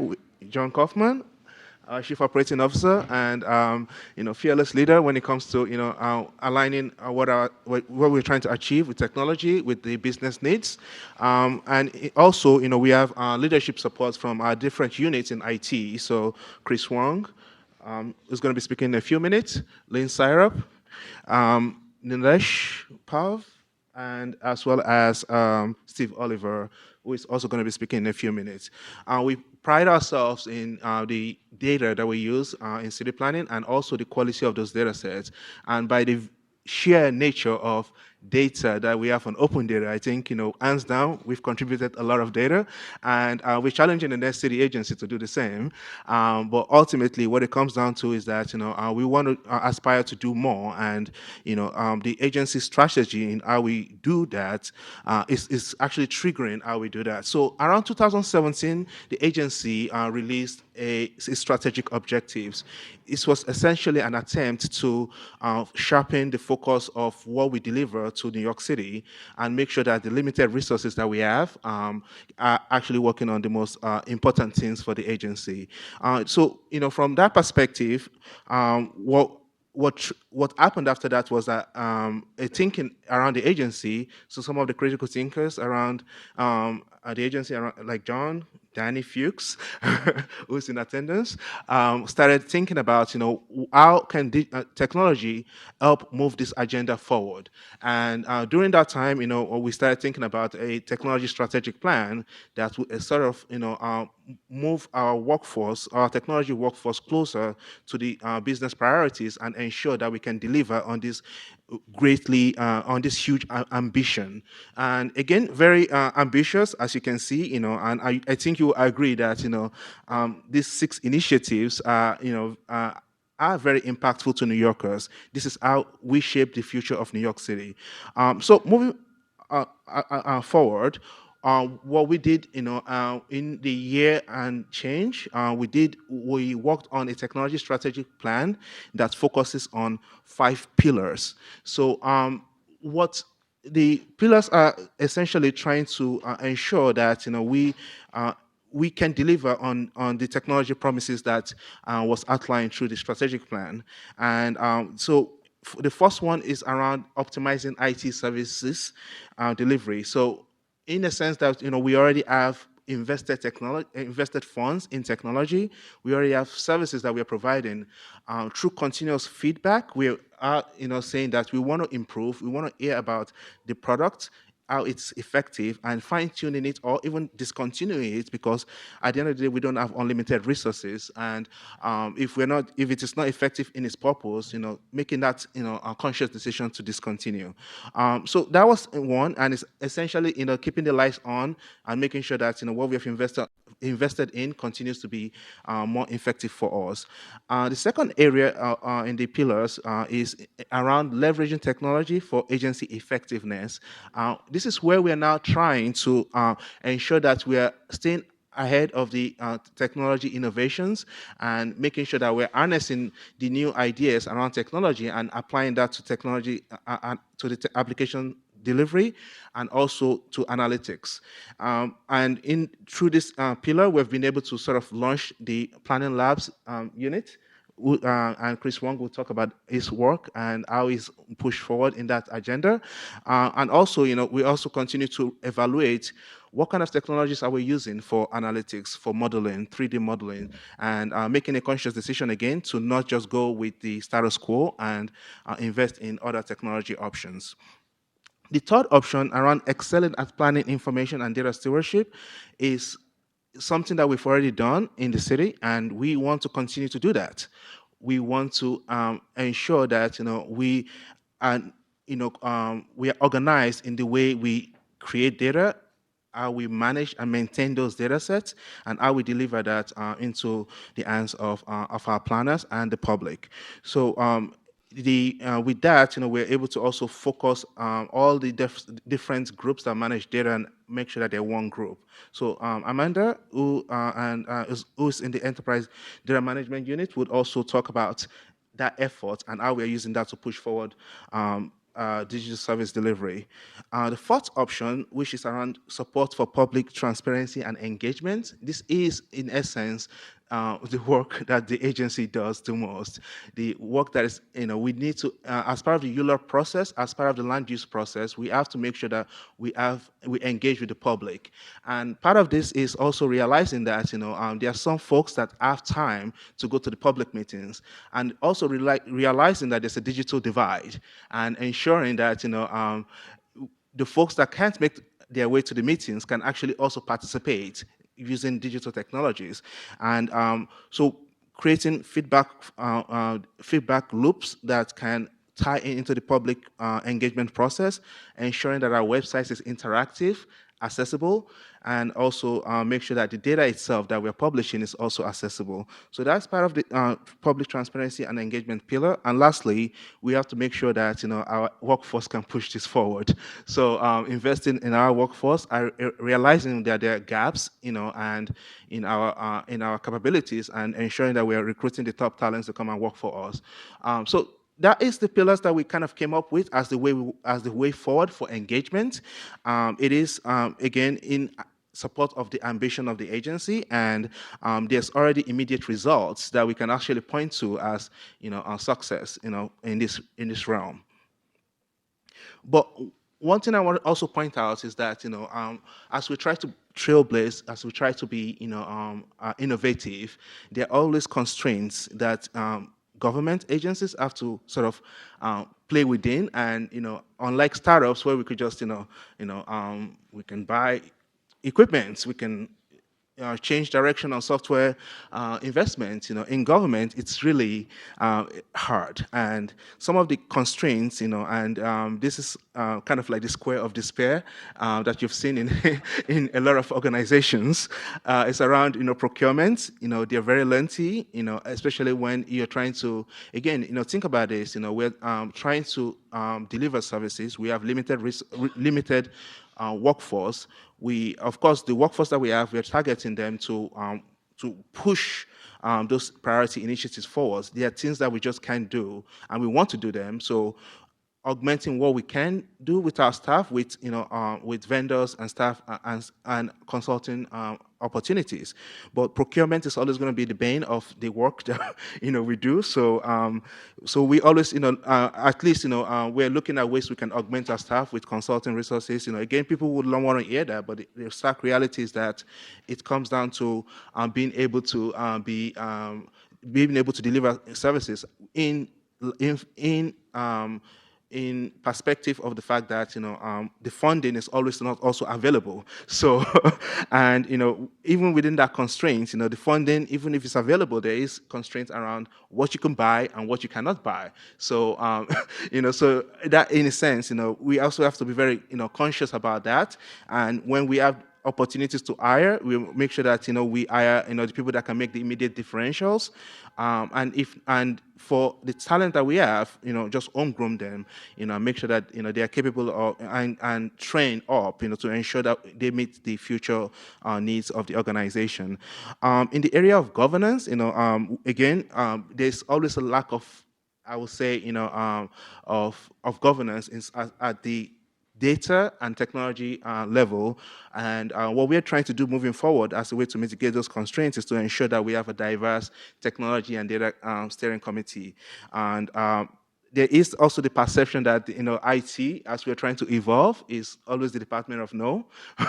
And I would say that it's highly recognized, and we're trying to do better, but that is going to be done with effective partnership with our business, weighing policies versus ease of technology use, and essentially coming to a conclusion as to the right way to move forward in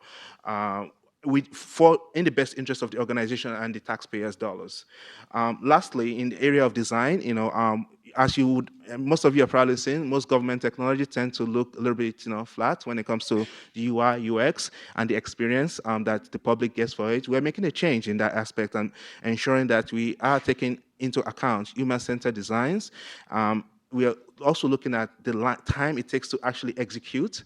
So, not having 2-year projects, not having 3-year projects where we don't see actually any return on investments. So we're looking into agility and making sure that we can produce in a timely manner. So in that respect, our IT organization has actually undergone a mighty transformation, and really it's an alignment of what we have right now and making sure that it actually is focused in the area of delivering impactful products in the area of data, application services, or or even long-term projects. So we've actually done that over the course of the past year, and the teams that you have here today are the result of that alignment. And the philosophy they bring to the work that we do is also very important. It's not just doing the work, but ensuring that they do it and they aspire to the vision of myself, of John, and also of the agency. So that is where we are trying to get to, and I'm very excited today to open in the floor for the innovative leaders of this transformation to come and talk about the work that they do, and to also give us and share their thoughts with us. Lastly, one thing I wanted to also mention is that change in government is not easy. So we can't just blow things up and just start again. We have to be very conscious in how we move forward, and part of it is that if you want to change government, I would say, you can be an advocate like Noel has been all along, and, continue to, ask us the pointed questions. But, another way to change government is also to change from within, and I would say, that, changing from within means that you actually come and work with us and, and push that needle forward, push the agenda forward to ensure that we continue to be open, we continue to be transparent, and we continue to aspire to ideal of the public expectation of government services. So it's very important, and I hope to, see some of you in other government agencies this year, next year, so, but anyway, that's me trying to pitch for for recruiting. Lastly, I want to just highlight some of the key initiatives that have that represents the vision of where we're trying to go, and Some of those key initiatives are in the area of community engagement. We launched a site called Plan Governos last year that allows for communities to engage digitally. If you've not seen it, we're sharing this deck so that way you can actually take a look at it at your own leisure. But really, you could see the richness of information shared by the community. People who are passionate about improving their own lives, and they are willing to engage with us early on before we, during the studies phase, before we actually go through rezoning and other land use actions. So this is one of many to come, and we hope that as we have more of these studies, we are going to be rolling out more sites like this. We also launched Zola, through the planning labs, and it really an attempt to visualize land use, zoning, and all development related data in one platform. And again, it is we had an older platform, but now it's much more intuitive, and you can get to your information in fewer clicks. And really, the team has spent a lot of time thinking about how they want to present the data and how easy it is to access it. So kudos to the labs team on that. In addition, as well, we have launched community portals, which is data insights, which provides data insights about characteristics of New York City communities. It is a wealth of information. If you want to know what is the makeup of your community districts versus another community district, and being able to see that comparison in one portal, and you can see how well you fare. Again, we're trying to very much not to make it a competition of whether one community district is better than the other, but it's data driven, and we're not making any assumptions about whether a community district is better than the other, but it is. The proof is in the data. Lastly, we went above and beyond for open data in 2017, and we released a multi-year archive of all our data sets. So going all the way back to 2001. Again, this is not part of the open data mandate, but this is what city planning has done all along. Before there was open data law, we've always had the bite of the Big Apple. Product, and we've released this data, publicly, and we continue to, aspire not just to to release data, but release it, with the quality, and also support, the folks that will continue to do data analytics in the research positions. 2018 continues to be a good year for us. We are going to be launching a digital submission, a system for submitting land use records digitally, and actually actioning on those submissions, and communicating with the applicants in a completely digital format. And that is going to be a huge transformation for our organization. And it's in a sense, we will launch the first release in under 9 months. It's still a long time, but it is a system that will be impacting almost all of our workforce, and also the general public at large. We are looking to redesign Pluto. Please attend the all event at 12:30 or 1 o'clock, and contribute your ideas around what we should be doing. Again, we don't just want to do this in silo. We want your help. Please provide your feedback in the hack call, or you can submit it online as well. We continue to make our website interactive and accessible, and making sure that folks that have disabilities can actually get to the same level of information. So this is the issue of equity, and we want to aspire to ensure that we provide the right constructs within our website to allow for that level of accessibility. Lastly, we want to continue to understand the community needs that drive the budget request process. So, and we're planning on starting a new project that actually would be focused on how submit this community needs information in a way that is not, again, a chore. It's a yearly routine and an annual project that we have to do, and we want to make sure that our agency is providing the best platform that allows the community board to submit this information in an intuitive way. So I know that there's fantastic folks that are coming right after me to talk about the products and their visions for how they build products. But I really thank you for staying today to hear about some of our paths forward, as an agency. Thank you.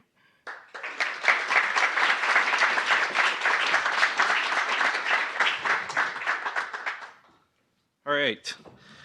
Thanks so much for having us. So I come from this world. I grew up as a civic hacker over the last 7 years, and the natural evolution was to go work for government because you can only get so far hacking on the fringes, and it's just really been an awesome ride for the last couple years. Government technology projects take a long time, cost a lot of money, and can be lacking in user experience. This is the problem we're trying to solve. NYC Planning Labs is a lean dev shop. We prototype quickly, we use free, cheap, and open source tools, and we start with design thinking. We're a small, nimble team. We're a design partner, so we're not something you throw a project over the fence to. We're going to build it with you and make sure that we challenge your assumptions and you challenge ours. And we're a proving ground and a tech evangelist inside of city planning. So core values, going down the list, we're open by default. We build with and not for. We ship early and ship often, and we document and disseminate the entire process. And all of that boils down to this mantra: how we build is just as important as what we build. So it's not about the products you put out, it's about the thought that goes into them, it's about the community. Community not just in open source software, but the community of users that goes into making a good software product. We build data apps and tools for urban planners / with urban planners. You can go check out our website, planninglabs.nyc/projects, and check out some of the things we built, which have already been mentioned, but I'll leave that to you. They all work on mobile, of course, so just pull them right up on your phones and tablets. Open by default. All of our code's on GitHub. I was honored and excited to put the first bit of NYC planning code on GitHub almost 2 years ago. We now have over 60 open repositories of code, some of which is just little scripts for doing data analysis and data munging, and some of which are actual full applications, which is everything Planning Labs works on. But go check us out and participate, and if you want to fix some bugs, they're all on there and they're tagged properly. Build with, not for. We use Slack. We sort of embed ourselves with our customers and make sure that they are a part of the development team. So it's not just, we'll have a meeting every 2 weeks and tell you what we built. During the process, we're going to show you screenshots, we're going to show you color selections, and we want your feedback sort of as we go. Our typical projects are 4 to 6 week builds. So it's a very aggressive timeline, but as we like to say, it's not really done when the sprints are done. It's actually just the beginning because we get it out to the world and we can start getting user feedback. So, this is sort of a just example of our very quick timeline. And then documentation and dissemination essentially means we're talking about it the entire time. We're on Twitter, we're on, we're collecting ideas from the community, and we're sort of constantly blogging, telling lessons learned. So we'll blog about user experience, we'll blog about design, we'll blog about very minute technical problems we overcome with our stack. We start with design. So generally our projects will start with a human-centered design session. We lock ourselves in the room with our customer for half a day. We provide food and coffee and don't come out until we have a bold vision for what this thing's going to be and understand who its users are. We use Agile, so we have Scrum boards constantly up on our screens, trying to figure out how we're doing on a weekly sprint. And we use open source software. So that allows us to evade the traditional slowdown of working through procurement cycles and trying to raise political capital or money to actually start a project. We can dream of something in the morning and start it in the afternoon, and open source software is what gives us that flexibility. So this is our team. Matt will be here today, Andy's not here. We're all self-taught developers, which is really awesome, and we sort of all have a passion for better technology and civics and government, and that's what brought us in here today to make these really awesome products. So let's build something great together. It's been really awesome, but check out our projects, and we'd love to hear your feedback. Thanks.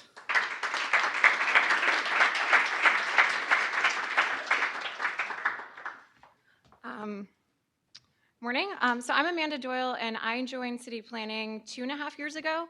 And 2 weeks ago, I started the Enterprise Data Management team.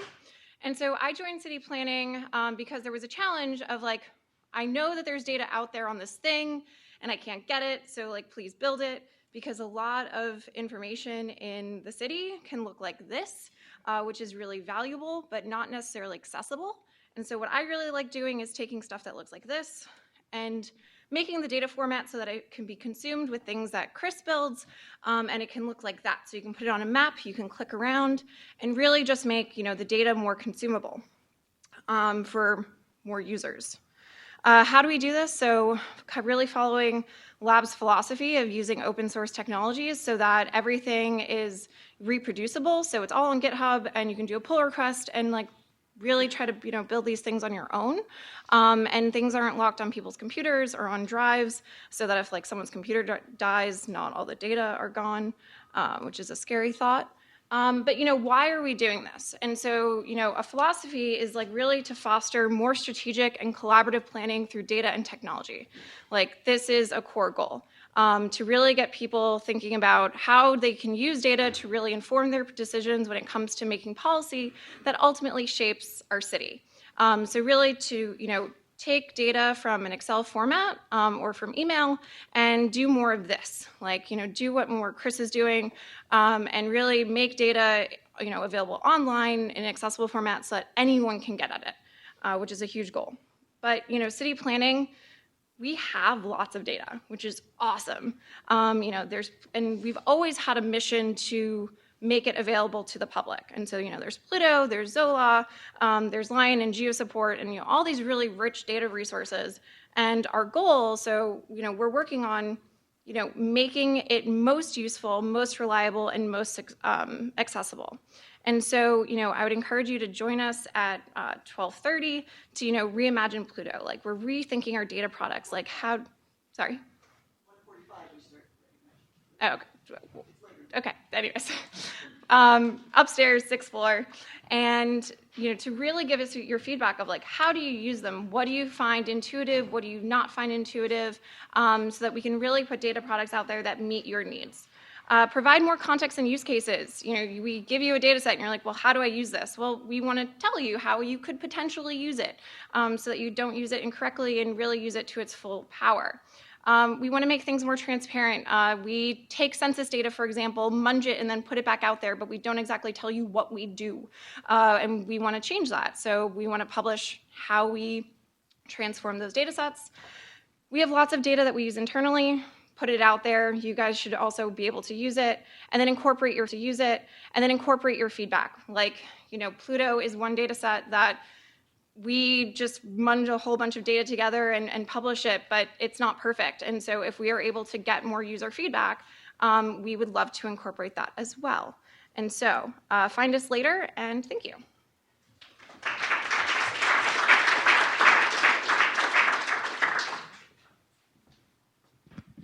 Hi, I'm Steve Oliver, and I've been at city planning since when dinosaurs roamed the earth. I've been with GeoSupport nearly 30 years now. Quick question, how many people have ever heard of GeoSupport? Raise your hand. Oh, so we've got a fair number of users, not a lot, but a fair number. GeoSupport, let me see here, go to the next one. Just the arrow. Okay, the official definition is it's a suite of software that integrates software with New York City data. It's a geolocator, and you put in an address and you'll get back lots of geographic or district-based information. There's a lot of geocoders out there, and the big question is, why would you use GeoSupport? And the first answer is, it's New York City specific. If you go out, or you live in Queens, or you go out to Queens, they've got an addressing scheme that doesn't exist in anywhere else in the United States. Most geocoders are very generic. We're New York City specific. Every time there's a street added, and the city council adds streets all the time, we get that into our street name dictionary, and it's available for people to use and geocode with. So we take a lot of care and concern to make sure that our New York City information is up to date. The other reason is, and I'm going to throw out, I don't know, we're accurate, we're reliable, and we're up to date. We have a staff of researchers. We have a software unit, but we also have a really dedicated staff of geographic researchers, and their job is to make sure that the data we put out is accurate and up to date. We get feedback from other city agents. It's not really feedback. It's direct contact with a wide variety of city agencies to get their information to us and get it out in a reasonable, easily accessible form to the user community. It's reliable. Since the 30 years I've been here, we have been backwards compatible. Code that was written 20 or 30 years ago will still work today, with one minor exception. But for the most part, if you write code and you want that application to run, we will be there next year, we will be there the year after, and we will be there 10 years down the road. And you can rely on us for that data. We update the data on a quarterly basis. We get this feedback from city agencies, as I said, and we make sure it's in accurate form, and we push it out to people on a quarterly basis. We're about to start pushing, sometimes we push it out quicker, and for the property level information, we're about to start pushing that out on a weekly basis. We're about a week away from that, 2 weeks away. It's going to be close. So you're going to start seeing changes to tax property on a weekly basis and not on a quarterly basis, and that's going to be a tremendous change. We provide a variety of inputs. Most geocoders do this too, but we allow you to put in an address, an intersection, street segment between two cross streets. You can even put in Broadway, and we'll return you every intersection along Broadway. You can put in a borough block and lot, which is critical for a lot of people's applications. They need to find out what addresses are on a specific property, how many buildings on a property, what are the buildings on that property. If you go to the finance system, they only have one address per tax plot. There are an enormous number of lots in the city that are corner lots. They've got 2 addresses at least. There are a lot of addresses, tax lots. I'll give you the outlier. Breezy Point in Queens, 3 tax lots. The smallest tax lot, I think, has 500 buildings on it. So most geocoders are going to give you one of those, and that's it. And we will give you all of them. So we give you a wealth of information. If you want to map things, you'll get XY coordinates, lat longs. You'll get node IDs for intersections. We'll give you segment IDs for parts of a street segment out there. We'll give you a physical ID, which is everything between the 2 blocks. Matt knows about all this stuff. And more importantly, for a lot of people geocoding, you need census tract information. But you also need to know community districts or election districts, and for mapping or for whatever work you're trying to put together. And we will do that. The Department of Health needs health areas for their epidemiological studies, and there are also other health professionals that use it. So there's a wide range of information you can get back that is critical for people to use. And I also mentioned the tax lot information, the property information. That's far more detailed than most other generic coders out there. Okay, so this was, okay, somebody added this to me, but I think I've already covered most of this. It's who uses it. Quick question. We're still servicing, for the bulk of our users, our city agencies. And people talk about the mainframe going away. There's still, most of the city agencies are still on the mainframe. And last year, there were 50 billion calls to GeoSupport on the Do It mainframe alone. We have migrated off of it a little bit, and we have a web version of our Geographic Online Translator, and that gets around 4 million calls a year. So we're gradually pulling things off. We have a version of GeoSupport, which is exactly the same software, exactly the same data, that you can download from the DCP website, and you can get it in a Windows version, or you can get it in a Linux version. Either one of those you can get, and you can incorporate this into your applications and run it however you want. The Linux version was initially just to support the Do It GIS team, but we started getting calls for people to use it. And initially, we weren't really certain how many people were really using it, but it turns out people are starting to use it a little bit more than they used to. The Department of Health actually has put together a nice R application that incorporates the Linux version. And so there's a lot of development percolating out there. A lot of our users are not government agencies now with the desktop edition and the Linux edition. They're NGOs and they're private individuals.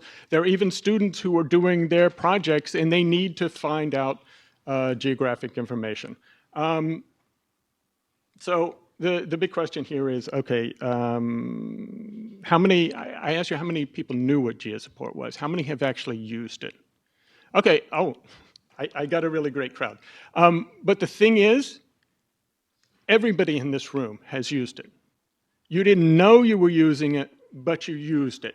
If you've ever voted in New York City, you used GeoSupport because the Board of Elections uses GeoSupport to assign you to an election district or an assembly district. If you've ever called 311, I think Gail asked that earlier today, you use GeoSupport. They take your information about where you are, they call GeoSupport, they get the geographic information, and then that goes to the data analytics people. And so I think, I forgot who it was, talked about coming up with an open data portal for some of the 311 data. All of that data going in there was geocoded by GeoSupport. And so we are a utility that is used throughout the city, and we hope to continue this. And we're not really like City Labs. We're not an end-user application developer. We do have GOAT and we do have GBET. Those are utilities to use GeoSupport. We are a utility which we hope other agencies incorporate into their business needs, and also we want to help support the community out there in what they are trying to do with their applications, whatever it is. And so the real reason we're here is we want your feedback. We want to find out if you've used it, what went well with it. If you used it and things didn't go so well, we want to hear that. And we want to hear what suggestions you have about what data we should try and add. We've been very responsive to city agencies throughout the years, adding new data items that they need. Department of Sanitation recently rolled out a organics recycling program. And we've been constantly working with them, and sometimes on a monthly basis, rolling out the new districts that they're rolling out that month. And so we have a wealth of information. We have a nice platform that people can get access to. And we really want to hear your feedback. We really want to see you using this and get your ideas on some ways we can help improve it. The future is, I went through all this history. We were dinosaurs. We were in the mainframe world. We ported it to a use that can go across platforms. And now we're rolling it out so that it's easier for people to use with a web service. That will be coming shortly. So we don't have a real session for GeoSupport, but we'll be around with all the other city planning people. If you've got ideas, discussion, come and see me and we'll talk about it. Thanks a lot.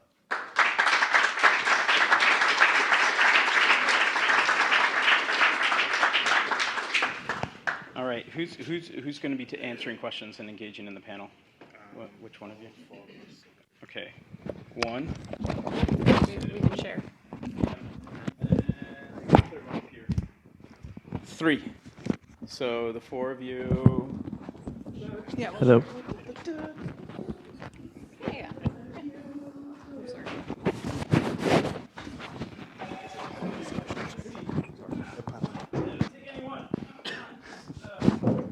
Bring it. Can you actually bring that other white one over here?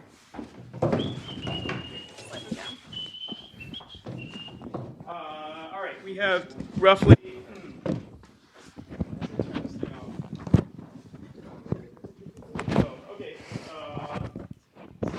Say something.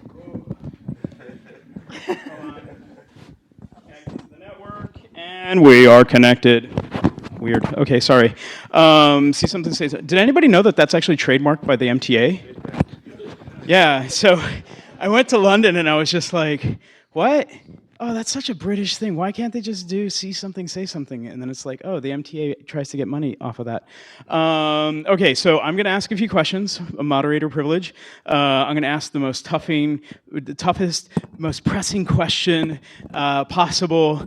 And then in the last let's see here. We're going to 12:30, so that means that we have 21 minutes. So hopefully the last 10 minutes are going to be some questions. Actually, screw it. If you got questions for them, who's got questions for oh, wait, hold on. Keep those hands up so I can see where they're all at. Okay.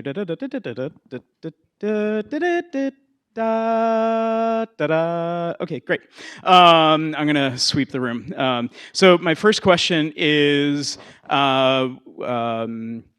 so how come not all of your projects are on GitHub? How come there at least isn't some GitHub page that you can engage with the general public? What is that process like to get all of these tech projects represented in a more participatory way on GitHub? Okay, I'm gonna take that. As I mentioned earlier, the process of change is slow, and but what happens is that we have a alternate version control system that is not GitHub, that has been historically used, TFS, in some groups. So we can just abandon the one version control system and go to another overnight. So new projects are definitely going on GitHub. Some of the projects that Steve's team actually built, the MK docs, the interactive documentation of GeoSupport actually went on there. So it's slow, but eventually we're getting to a point where we start using more and more version control system and making that conscious decision.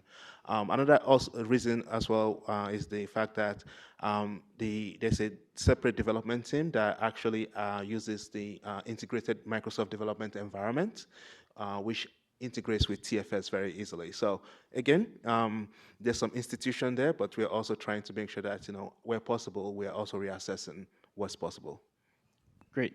And I'm going to follow that up with really one of the toughest questions as someone who's done technology within government. What has been the top 3 institutional challenges to do culture change in the organization? And you can say pass.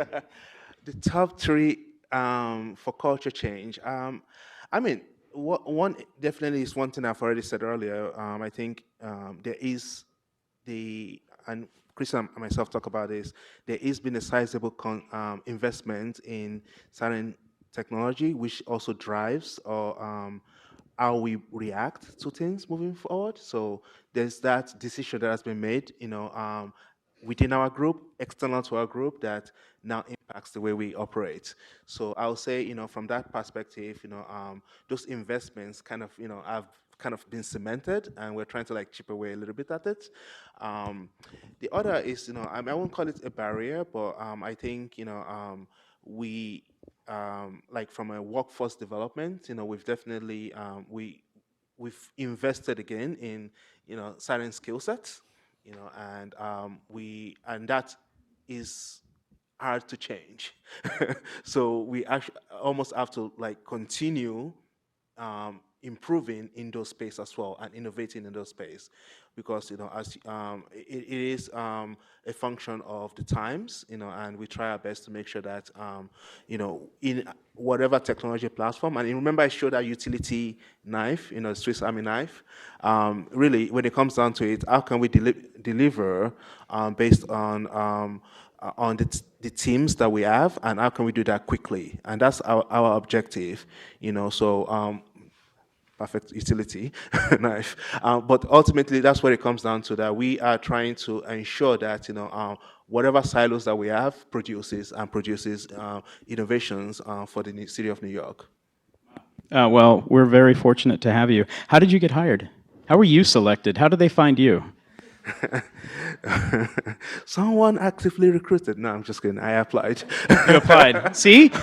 So if you want to hack city government, the first thing you have to do is apply to work in city government. Could I just say, I met Hassan at the Code for America Summit in 2013 or 2014, maybe? Yeah. Which he was not in the position he is now, but I think it speaks volumes about he was already a government technologist, but went to the Code for America Summit to expand his horizons a little bit, and I think that probably it speaks volumes about his vision, and that he's progressive about this sort of thing. So that's a great plug for the Code for America Summit, which is going to be happening at the end of May in Oakland, California. We'll be ensuring that people are aware of how to attend. Where were the hands over here? I saw. Yeah, hi. If you're going to ask a question, please say your name, maybe an organization if you're interested, and then be short. No statements, true questions, please. Yeah. So hi, my name is Trisha, and I'm going to be speaking a little bit later. I'm doing a session on middle school applications through the Department of Education and data and how it's available. And I'm curious, it sounds like most of you sort of operate with your clients being other city agencies. Is that correct? Or no, it could be outside external agent? Oh, that's interesting. So I'm curious, I guess, to what extent you also work with or might work with the Department of Education, particularly around things like defining and, on the geocoding stuff, districts, zones, locations, constantly moving schools, where are they located, and then on any other aspect that you might work on in terms of making sure that the school data is constantly available and updated and accessible to the third party. So if anybody can speak to experience in that area. I can speak a little bit, but actually the Director of Enterprise Data Management knows a lot about schools. And you want to take that? I know you're not on the panel, but...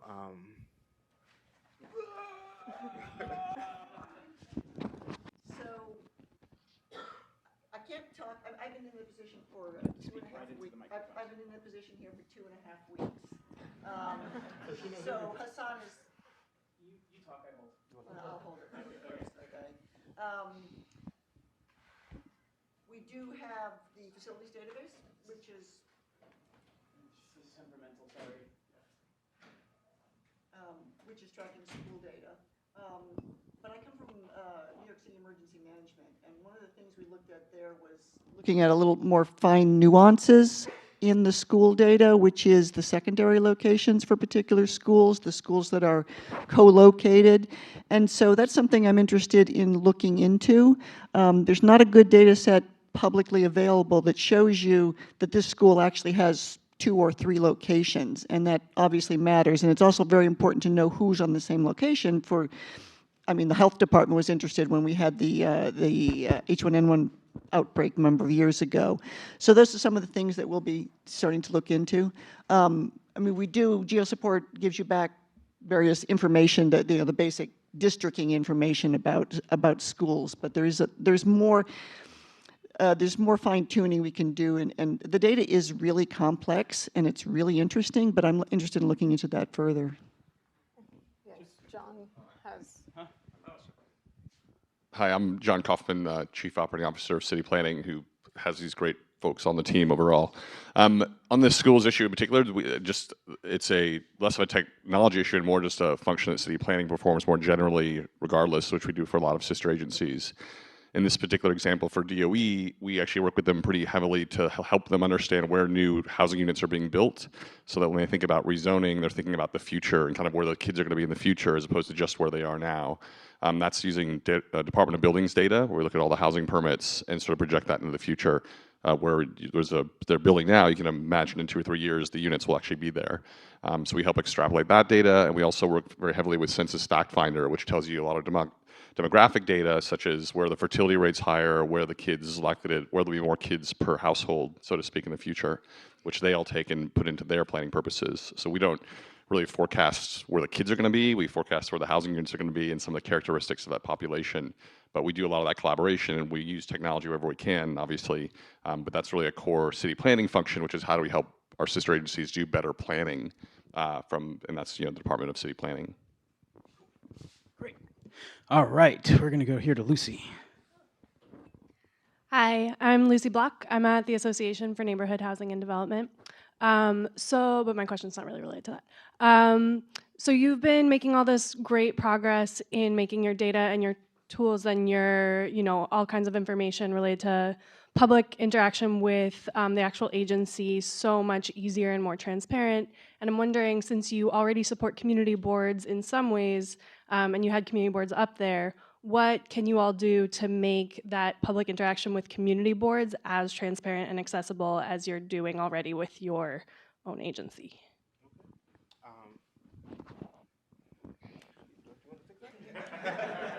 That's a policy question around overarching. I'm not sure why these are all coming to me. On the community boards overall, we do a lot of work with that generally. You know, we have 200 city planners who use these technologies that this team builds, and they're all assigned to community boards, and they work with them quite regularly to help support them and make as much data as possible. There was a fantastic application by Chris Wong and his team in Planning Labs called the Community Portal, which we released late last year. Has everyone here seen that? Who's seen that? Great. So it's a really great tool and a great example of what this team can do in 5 weeks, which is really to think very carefully about the end user, the community boards, and the public generally as to what are they looking for. And all that stuff that's on there was just on, I don't know, 50 different city websites. Like it wasn't like we had to go find the data. The data was there, but you had to present it in a way that was really helpful, easy to access, easy to download, and that's kind of what that was all about. In terms of our general support for community boards, you know, again, besides having planners that work with them regularly, you know, we do try to kind of make sure their needs are heard by other sister agencies. And so this community board budget request process, which is also a public process, which you can find on the portal, is a way that we try to really help synthesize it. So if you're DOT, you can very easily understand what the community board wants, and you're not trying to sort of piece through a free-form document that's just kind of a very long essay. So that was really been groundbreaking for the agencies to pay a lot more attention to this topic because it's just easy for them to digest what each of the 59 boards want. In terms of making even more things public, you know, I think again every community board's got its own quirk, and they do have a lot of autonomous control as to how they want to run the boards, and it's not really our job. You know, it's definitely not our responsibility to sort of oversteer that, where we can facilitate them getting information to other parts of government. We'll do that.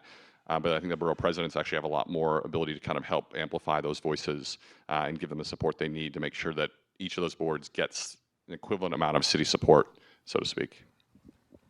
Can I add to that? I think most of what we build, we're more or less organizing information that's already out there, and sometimes it's most of the time it's data, but sometimes it's just things as simple as URLs to PDFs that have already been published, but just maybe buried somewhere in an information hierarchy on a website that just is not intuitive. So you know, it's about just, you know, it's about presentation and just sort of organizing the information properly so that it is more accessible. It's probably already out there, but you know, open will only get you so far. It still needs to be more accessible through design, really. Amanda, can you talk a little bit about how the capital planning tool is being used in the capital planning process, and then like the user education programs that you're going through to kind of like drive use of it? Sure. I don't know if this is working. Yeah, yours works. Thanks. Sure. So I guess you know, change is difficult, and so you know. I think all government agencies have a process, and that process has worked.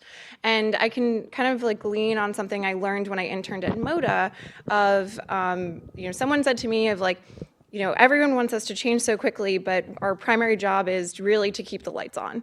And a lot of people do have that philosophy. And so it's slowly trying to integrate new information into that. And so when it comes to the capital planning platform, you know, a new resource that has you know, spatial data. So most of the information on there was, you know, trapped in PDFs and not really open or accessible, and now it's on a map. And it's, you know, you can do road shows and try to educate people, you know, that this thing exists, and try to understand how it can fit into their planning process. But it's just constant repetition, which is what, you know, can sometimes be a little frustrating, but it's definitely rewarding once you kind of see more people logging in and using those data. But it's certainly an educational thing of change, and change is slow than in government sometimes. I heard it somewhere. What? I said I heard it somewhere today. Yeah. About change being slow. Yeah. Does that answer your question? So yeah, and what can we do to help you get more people to use that tool? Ooh, I don't know. That's a good question. I mean, you know, people. So I guess like part of it to know is like not all the data on it are publicly available, which yet. So it's like it's only for city agencies, parts of it. So I think that's one challenge of like if all of this data were out there and more people were talking about it, then maybe that might push the conversation forward. But because some of the information is for city agencies, it's kind of trapped in this one community. And it's essentially outside of city planning's control. Those data sets, we get them through very restrictive clauses. So I guess in terms of how can you help move it forward, continue the discourse around transparency. It's very much needed. Outside of government in a sense. So there's data in the capital planning tool that's accessible now via the website that isn't actually quote unquote open data, or is there data that's on that tool that is only accessible if you're a government agency? The latter. Okay, so there's more data in the capital planning tool that the public never sees that agencies have access to. And if we were to start foiling that data, would that allow it to get open? It's possible. It's possible. Okay, so we'll have to foil a list of the data that isn't accessible and then start foiling that data. Okay, what question? 5 minutes left. Where are all these questions? Yeah. Before you take the time on the foil, I will say that I hope you can see we're quite serious about getting as much data out there as possible. As Steve mentioned before, the data has to be good before we get it out there, and I think that's the data that we're referring to here obliquely. There are some questions about the validity of it, and is it really ready for public consumption? Because we also know that if we put bad data out there, a lot of other really bad, unconsequential consequences you don't expect might happen. And so again, we are trying to get things out there as fast as possible, and hopefully people feel like, wow, the last 2 years it's been enormously changed, a big difference than what was happening previously, and know that these people, hearts are in the right place, and we're all part of this community, and we're here for a reason, and we are definitely trying to do that. So again, we do want the push to transparency to continue, so we definitely want that, but in certain cases, I would just say, recognize sometimes we know the data has to be good as the city of New York before it gets out there, or it gets really complicated to do some basic governance. And that's, if there is any hesitation, it's for things like that. It's not because we're trying to keep things away from people. I would also say that what's important to us is that we try to get data available to agencies and get them to validate it so they can vouch for it. As Hassan said, it's not our data, and if they're not really going to vouch for it, we can't put it out there. That doesn't make any sense. And so again, it's not for anything other than the fact that it's not our data. We want someone else to say it's reliable, because if we put it out there, then what have we got? Actually, I want to turn this panel conversation the other way. I hope that's all right now. So philosophically, with respect to open data, how does the community feel about government putting data out that is not of the best quality? And one challenge that we kind of face most of the time, especially as we release data, is the misinterpretation of data for other purposes that was not intended. And I'm just kind of curious as to the sentiment across. So hopefully, I can sort of turn this a little bit around and just ask that question broadly. Well, I will start off with that culture change is hard. It takes time. You got to do it step by step. We're slowly seeing the evolution of, the last 2 days, the MODA team and Do It hosted engagements with open data. It was the very first training of the open data coordinators. And Albert Weber, who's from Do It, had a really great line, which is publishing data is the first step in civic engagement.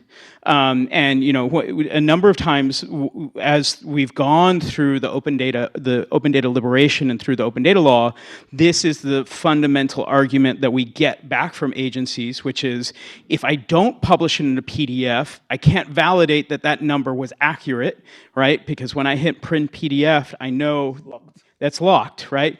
But if I publish it as a table, I can't validate that number is accurate. But tough luck, that's the only way that we're able to start thinking about improving that data quality. When we start using the data in tools like BoardStat, I can point out all the issues that come through the geocoder in regards to Community Board 1, right? And they're very specific, nuanced issues that are wow, the fudge did that happen? And that hopefully creates a long tail civic engagement cycle. But you got to publish the data and then be receptive to the fact that you have to accept comments, right? And then those comments, once you've received those comments, you have to take action on those comments. Because if you don't take action on the comments, then why in the heck are you publishing the data for engagement anyway, other than for us to ridicule the fact that this data is inaccurate? So, and that's I think where the sensitivity, especially in government, that oh my God, I'm going to put something out there and I'm going to be ridiculed, and because it's inaccurate and the time that it takes to do that. So and then trying to find that middle balance of good enough, just get it out, and having that feedback loop. So one thing that I'll just kind of plug again, like for the geo support products, the street center lines, and all these other products that comes out of the administrative district, we have a very clear. You have a feedback loop. You send in an email. We have 4 to 6 days to respond to it, fix it, and then the next cycle the data will be will be whole again. So on that product platform, and but there is that sense that when is it good enough for release, and again I'm not saying that this is a reflection of the old agency. I'm just kind of talking philosophically about what exactly at what point does the community go, you know what, even though they were trying to be open and they released the data is crap, but at least they were trying to be open. I don't know, like so yeah. yeah. So if I can, nope. may I? I don't know. I think I have a philosophy that's very similar to to what happens in open source software development. Is that more eyeballs are the best way to cleanse to cleanse it basically for data sets, and I think it works just as well for data sets. But I think we need to evolve away from the one way street of open data where agencies produce and everyone else consumes to what actually becomes collaborative data maintenance, which is very similar to what you see in OpenStreetMap. It's not perfect, but it's as good as the community of people that give a damn about it can make it at any given time. And I think if we could take a less us and them approach to government data and just say it's not just the government and the people because we're all in this together, we're all the people, that would be one approach. Okay, I mean, you added thoughts. Oh, you guys added time is up. I want to promote the fact that the open planning, there's a whole contingency of them. They're going to be upstairs in the hack hall. So if you want to find this and ask them questions and engage with them, you're around for the next 2 hours, if I'm not mistaken. Right? They're going to be upstairs in the hack hall. The hack hall is set up so that way it's kind of like a science fair. They have enough people so that way all those hands, and I'm sorry that I couldn't get to all those hands, but all those hands can be directly engaging with them. And I will say this, no data is ever perfect. No human is ever perfect except for my mom. So, so please come engage with them. I see some people are starting to get food. What I would like you to do is find some trash or something that looks like that's on the ground. Maybe it's a cup from the previous session, one of the guides. Pick that up, put it in a waste receptacle over there. Sorry, we don't have recycling. I apologize for that. This building doesn't really recycle. And then grab some food, or if you're interested in hanging out with the Hack Hall, go upstairs and grab food because there's going to be more food upstairs on the 6th floor. So thank you and enjoy the Hack Hall and see you in here after lunch. Who is this the target audience for this besides agencies? Is this a target? Who are your target market for what you're doing here? Oh, for future. Hey, sure. So I saw on the geo support slide that there's a web service in the works. Yes. I'm a senior web developer. I've been doing design development for 20 years. Open source stuff for about 13. But cool. Well, enjoy, get inspired, and then send me a message. Cool. Right, I got that. Right. But I would like to get on your program still. Target audience.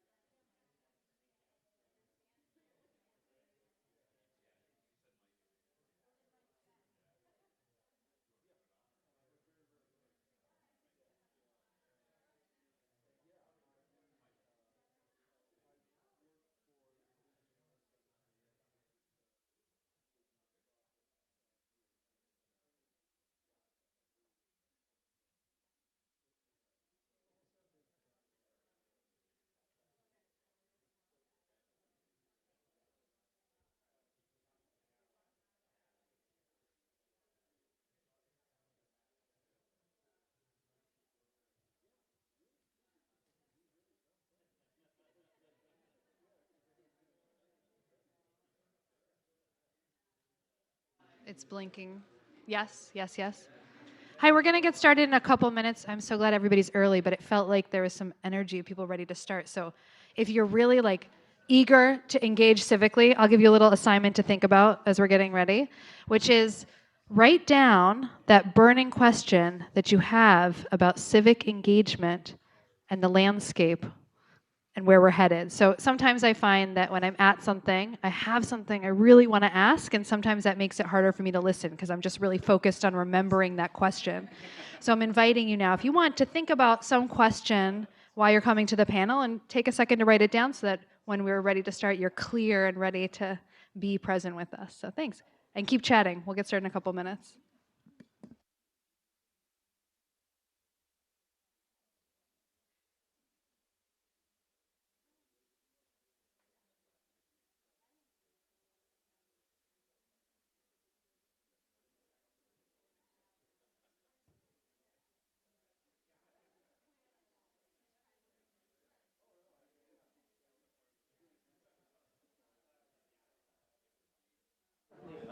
Test. Hello? Yeah, that works.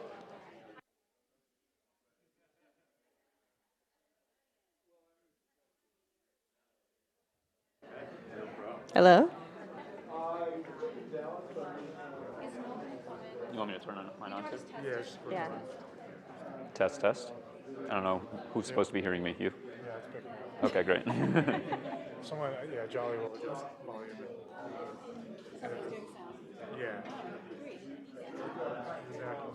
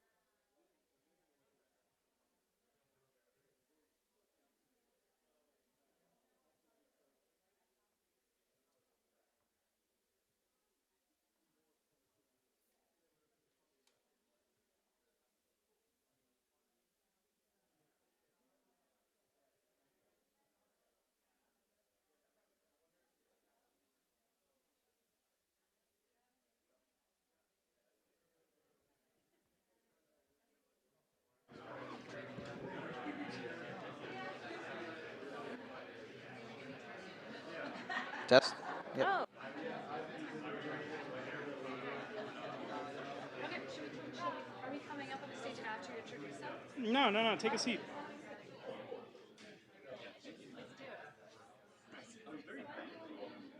So who's going to man the, or who's going to, you're going to do the computer? No, Or, I was hoping maybe Ben could do it. I can do it's it. just like, okay, so it's just like a one moment thing when Michael go last. Okay. We can start with it. I was thinking it would be better after everybody else talks. Okay.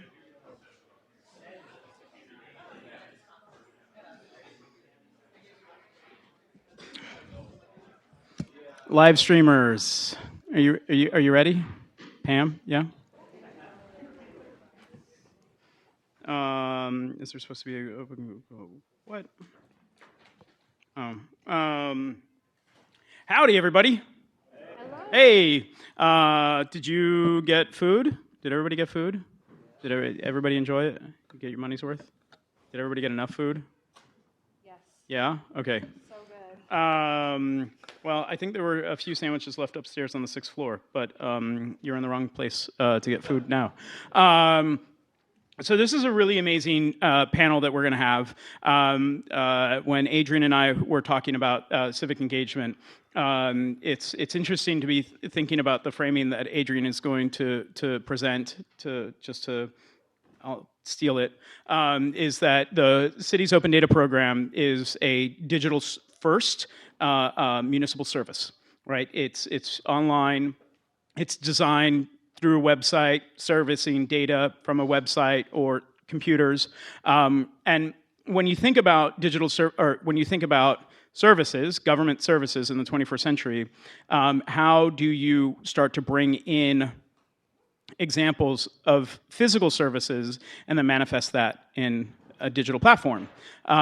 We see these conversations that are going to be happening in this room 2 hours from now, when NYC Opportunity is going to be on the stage talking about how they do digital services and physical services. This is going to be this is going to be an amazing panel. Let me start off with that. The idea of this is, what are the different pathways into government?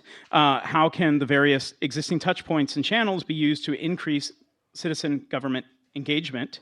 And this is going to be hosted by a moderator by Ilana Schneier, who is a collaborator of BetaNYC and a contractor. I will say that also, just transparency. Mike Ward from Democracy Works, and Adrian Schmoker, who was upstage a little bit earlier, and then followed up by Joel Castillo. Yeah? Close? With that, please hold your questions to the end. Alana's going to embody and we're going to be running around some microphones. So with that, I'm going to hand this thing off to Ilana. Thanks, Noel. Is this on? Now it's off.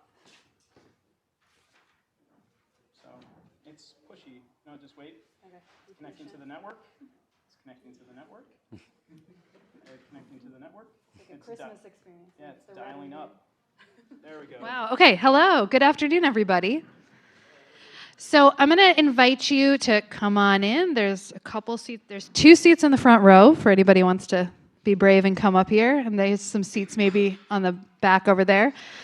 I invited people that are already here. If you have a burning question, take a second now and write it down so you don't forget it, because we definitely want to engage your questions as a way to also model what civic engagement might look like. Today's panel, we have some really good panelists, and I hope we're going to have a really interesting discussion around how government can engage more with its citizens, and how these different platforms and different ways that everybody is working is maybe creating new opportunities for civic engagement. And hopefully we'll talk a little bit about the opportunities and also some of the challenges that creates, and sort of, are we ready for that? So as we get started, I'd love for each of the panelists to introduce themselves, and we'll start at the far end with Joel and talk just a little bit about your name and what you do and how you're sort of engaged with this. Is yours working? Yeah, I think so. Is it good? Yeah. All right. Keeps on setting to turn off and on. My name is Joel Castillo. I'm the Director of Application Development at the New York City Department of Records.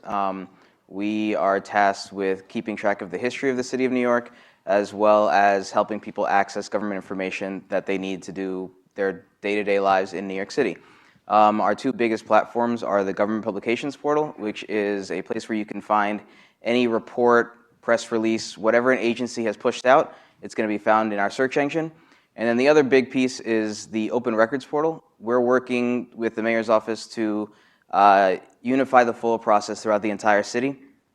As of Thursday, we now have 40 agencies using the Open Records portal to accept FOIA requests and respond and post their documents online for everybody to see. We're working with the mayor's office actually to get the majority of the mayoral agencies using Open Records for their FOIA process by the end of this fiscal year on June 30th. That's what we're working on now. Great, thanks, Joel. And can you just, for those of us that don't know, can you tell us what FOIL is? Yeah, so FOIL is FOIL is a way for you to request information from a government agency. Whatever we produce. Otherwise, the internet can't hear you. Oh, your microphone is dying. Just go old school. So FOIL is the Freedom of Information Law. It's the same idea as FOIA, the Freedom of Information Act, which is the federal level. So in New York City, you can submit a request to any city agency for information, either about yourself or about their business processes, if you're interested in it. And they are required to provide that response to you. So what we do is make it easy for agencies to post documents that can be public, don't contain addresses and names and stuff, so that anybody would be able to find that FOIA request online. It's actually very nice. We've posted about 8,000 documents so far, and we've been live 2 years as of March 10th. Joel, can I ask just one more trivia question, which is, how far back do the city records go? Do you want to switch seats? This way you can. Okay. So we have in our municipal library, we have documents dating back to the 1800s. And then in our archive, we actually have stuff back to the Dutch days of the city of New York, including a brick from 1634, I believe. So there's a lot of cool stuff in the archives. We're actually working on digitizing those as well. I think that was worth passing the mic for. Okay. Adrienne, would you like to introduce yourself?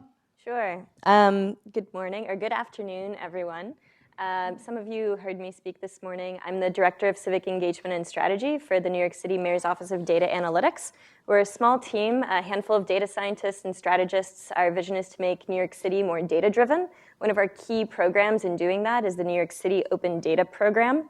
The program has been around for about 7 to 8 years. A law was passed it'll be 6 years next Wednesday, requiring cities to publish all eligible data sets by the end of 2018.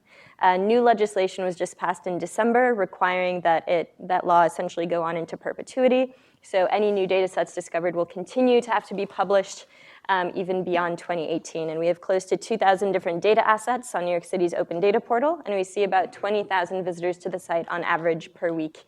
And while we're a small but scrappy team, we work with different open data coordinators, like Joel, at their agencies to identify data sets within their agency and make it available to the public. Thank you, Adrienne. And are those visitors unique visitors, or? Yeah. Wow. Okay, thanks. Mike, would you like to introduce yourself? Sure.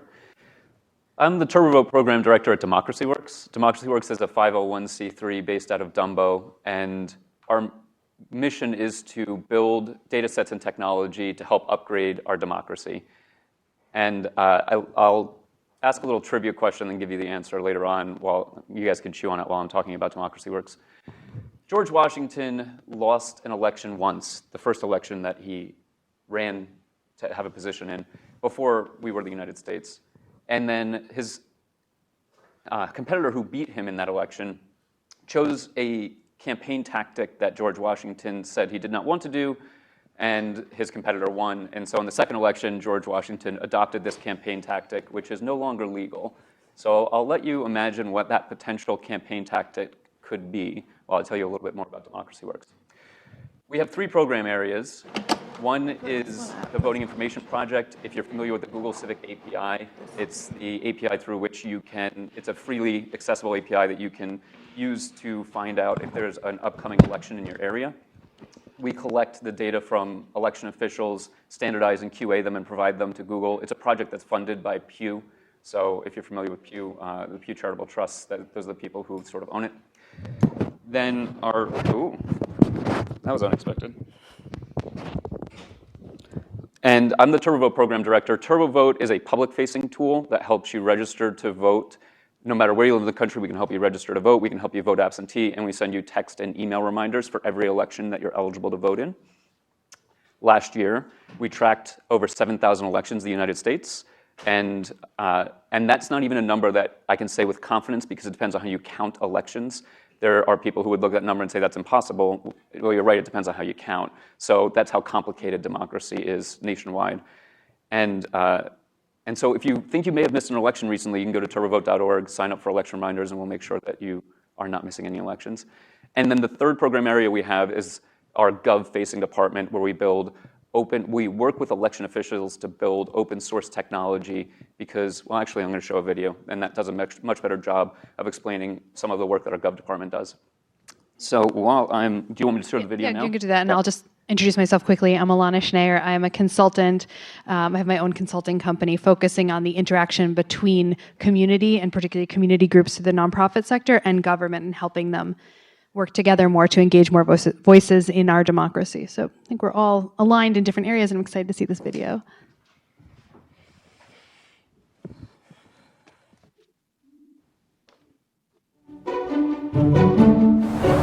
All over the country, election officials are working on new ideas to address the needs of their voters. But with limited resources, good ideas don't always take off. The Election Technology Cooperative is a nonpartisan, nonprofit community with one purpose: to build, scale, and share innovative election technology. Working together within this framework, we are making better tools more available and affordable to election officials everywhere. Join us.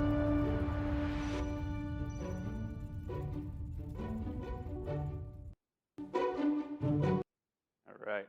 So, do you want to switch seats so that you can be next? You guys can share a mic more easily. Oh, you're back up. Great.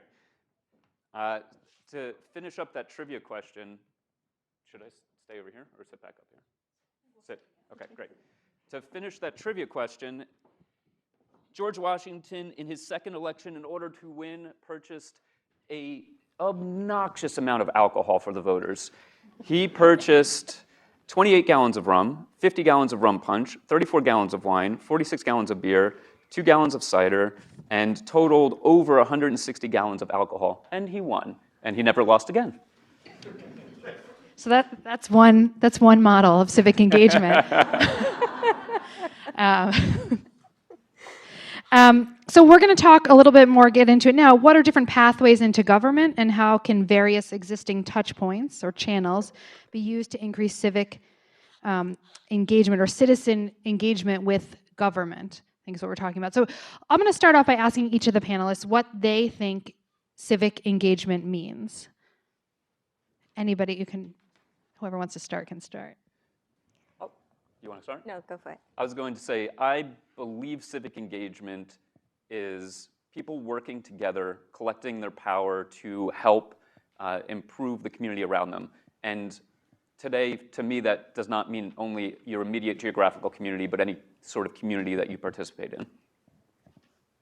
Interesting. So my definition might differ a little bit from that. I think of civic engagement as very similar to participatory government or participatory democracy. I view these kind of as synonyms a little bit.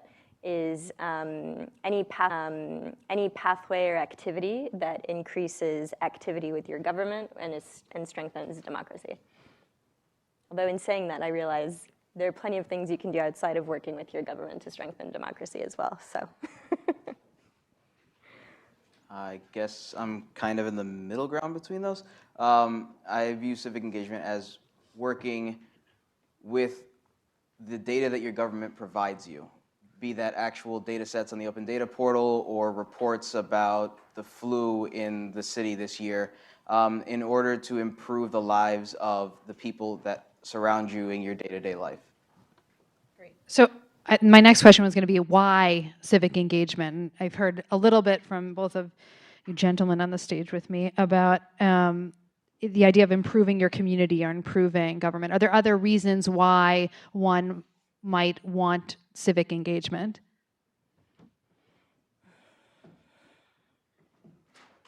mean, I think there's the community building component of it, and we can argue that we're all social animals, and some of us might be introverts, but at the end of the day, we engage with others, and that there's inherent value in building community. I think that in living in this city, this state, this country, we're also part of a democracy, and democracy takes work and it takes energy. I think there's a question about what are our responsibilities as individuals to build community, to make sure that that democracy continues to work. Anybody else have anything they want to add to that? There's something about voice, which is very similar, I think. Just that, to me, civic engagement is the way you ensure that you have a voice in your future on a societal level. So can you guys map out a little bit of what some examples of civic engagement might be, given these purposes of civic engagement and definitions that you just shared? Well, I think you can go vote. You can use a data set from open data and use that to make the business case for change in your community. You can submit a FOIL request and use that information to advocate for change as well.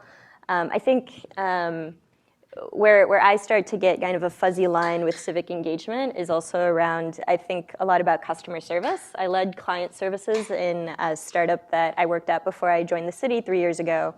And I'm a firm believer that maybe this will happen someday, but when you start working for government, that you should take some kind of customer service training. Like, as soon as you start working for government, you are now a representative of this organization that's funded by taxpayer dollars. And whether you sit behind a desk all day and you're actually not speaking at events, like, you are a representative of this organization, and you might have to interact with the public at some point, and you should interact with the public at some point. So I think for me, I think there's a question in my head about, is any interaction with government civic engagement, actually?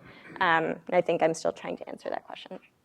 It's a great question. Joel, did you want to add something? So on my end, the one example that we would love to have more of is people using our apps and giving us constructive feedback.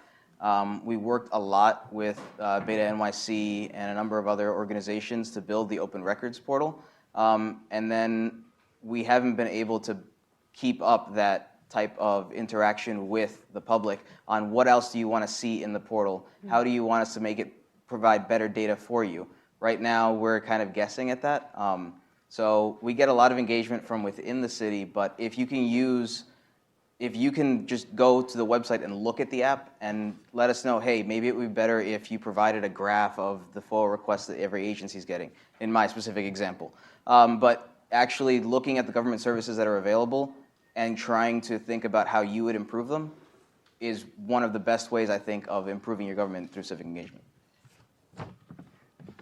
I am very passionate about voting, so I have a favoritism toward that. But I take a very broad definition of civic engagement. I think civic engagement includes things like volunteering, all of the things that we're talking about already, but also things like volunteering and marching for anybody who's participated in protests. That is civic engagement to me. And calling your representatives is civic engagement, as well as participating very directly in government itself. So I really like this sort of broad definition of it. I think in some of the work that I do, I like to particularly focus on increasing civic engagement around elections and voting.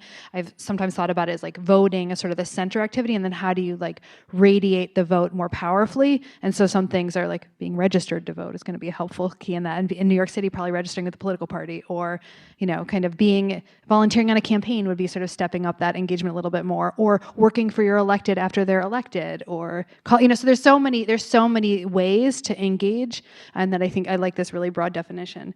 I want to come back to that question that Adrian was asking about, is any interaction with government civic engagement? Do you guys have any thoughts on that?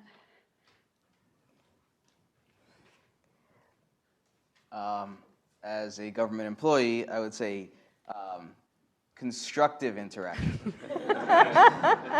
So are you? I'm like imagining on comments on like an open data set that you put out, being like, yeah, exactly, like F you, like this is so stupid, the government sucks, like those kinds of comments maybe not being. Although maybe it is a message around like it's sort of the engagement is there's not a lot of excitement or trust in government at the moment. So those kinds of responses do mean something. It means you're unhappy with us and we need to improve, but it doesn't tell us how to improve.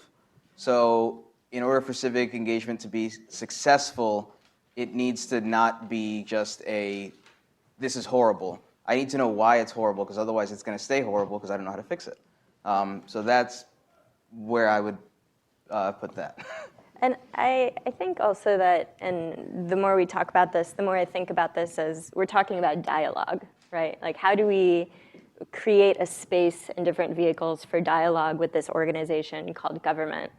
Yeah, I don't know, that word just popped into my head as something that could be relevant here. I'd say all of those things are civic engagement, but there's a difference between low-quality civic engagement and high-quality civic engagement, right? Okay. You need to be strategic. If you want to make a difference, you can say F you in a comment thread, and that's technically engaging, but it's not going to get you very far. Yeah, that's a good point. So with this question of, I mean, we're talking about is the interaction between citizens and government, maybe through a data set or through a community meeting or something like that we're doing right now could maybe be considered civic engagement. Adrian, you spoke a little bit about this sort of customer service, that everybody should be trained in customer service. And I'm wondering if we can explore a little bit on this panel right now, what does it mean to be a customer service type of thing? Like, is government servicing citizens? And or maybe at the same time, is it also, we've talked about this sense of responsibility. And so how would you kind of balance those, that it's sort of, democracy takes work, and democracy is, it is upon people who are citizens to use the tools from government or to use those different things. How would you kind of, I don't know if you're balancing the two, like customer service versus participation? Yeah. I think that the way that I think about it in our work at Open Data is the difference between being reactive and proactive, and customer service is kind of how we're reacting to folks who are coming into us. Which is extremely important. You know, I mentioned earlier today that we spent the last 2 days, Thursday and Friday, training our open data coordinators, more than 50 of them, for the first time in full day trainings. And a key part of what we were training them on were kind of customer service standards, like how quickly you need to respond to an inquiry, and how you work with our team to do that. But then we also trained them on civic engagement, and we had great partners in the room like Sunlight Foundation, Build With, BetaNYC, who were teaching our open data coordinators, so here's how you're proactive with the community, here's how you go out there. And Stephen Larrick, who's I know here today from the Sunlight Foundation, he was telling them, you know, you're already doing civic engagement by publishing data. That's already, you're sharing information with the public, you're already taking a first step there. But then here are all of these other things you could do. Like, what if your agency tweeted whenever you released a new data set? What if you wrote up a blog post or did a video about, you know, more context about this information so that it's better used? And that's where I think that there's also a component of like civics education, I think, is a key element here. Like, the more I speak with people, the more I realize that, you know, which is completely understandable. I did not know how the city worked until I started working for it. Like, there's a mayor, there are deputy mayors, there are different mayor's offices, like there's more than one. There are different city agencies. The heads of city agencies are commissioners. You have a city council, you have borough presidents, like you have business improvement districts and community boards. Like, what is the civic ecosystem, and what is the best way for you to tap into that? Is it a tweet at someone? Is it showing up at your community board meeting? Is it going out to vote? Like, what is the spectrum of engagement that we would like New Yorkers to engage in that dialogue with us? And I think that, I'm not sure, I grew up in St. Louis, Missouri, so I did not get civics education here in New York State or in New York City, but I think that civics education is a core part of making civic engagement happen as well. I think you really hit on something there. Like, how do you engage with government if you don't even know what question to ask, or if you don't even know what level of government to be engaging with, or you don't know where the question you have will be answered? Like, how does one understand that? So how did you guys, quick detour, learn about civics? I mean, Adrian, you just spoke about your experience working in government was the moment that sort of taught it to you, but Joel and Mike, I'd be curious to hear your own experience with that. I used to work in human rights and found that to be extraordinarily valuable, but also saw that there were barriers that the system created, and I thought that democracy needed work if we were going to be able to maximize every other issue, whether it's human rights or education or anything else. So I volunteered a lot. I volunteered all over the city for different people and figured out the lay of the land just in like the civic engagement space on the nonprofit side rather than the government side. And that to me was the best way to feel out where my interests were and to find a professional trajectory that worked for me. I just kind of got dropped into it. I started out as a high school intern working for the Department of Records and kind of had to survive by learning who I needed to go to reach out for different information, how I could publish information so that people could find out about our holdings and stuff.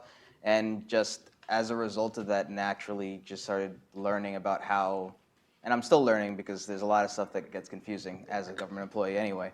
But it was kind of just, I had to be there to learn it. Yeah. I like that lesson of you just kind of have to do it to learn about it. And I think that's very much true for civic engagement, that you just got to kind of start taking some steps. And as you do it, you'll figure out what the right pathway is for you. So are we ready for a more civically engaged city? I think what the last panel I heard Noel talking about was like the speed, when you're publishing data and you're putting information out there, all of a sudden that information is a tool and it can be very powerful and is sort of exposing what's really going on. And that information might be coming out at a speed faster than maybe certain agencies or certain organizations or certain institutions or certain political parties are ready for. And how ready do you think we are for civic engagement, and is the government ready to respond to that engagement of citizens? And what's been your experience with that so far in your particular areas? I would say that, so I was listening to the last panel that was in here with the Department of City Planning and Planning Labs, and they kept reiterating that change is slow. And I think there's a spectrum of excitement, I would say, internally about engaging with the public faster and better. But I think that it's our jobs as people who work on whether it's new digital pathways for civic engagement or who are just passionate about civic engagement generally, who are already within the city, to create the catalyst for culture change internally. And let people know that engaging with the public doesn't mean that what you say is going to be on the front page of the Post. Get rid of that myth. Talk to people. It's these are the people that you're serving. Get comfortable with that, and making that the new normal is, I think, what's going to make the shift. Basically the same. I mean, I'm fortunate enough. My commissioner is a big advocate for transparency.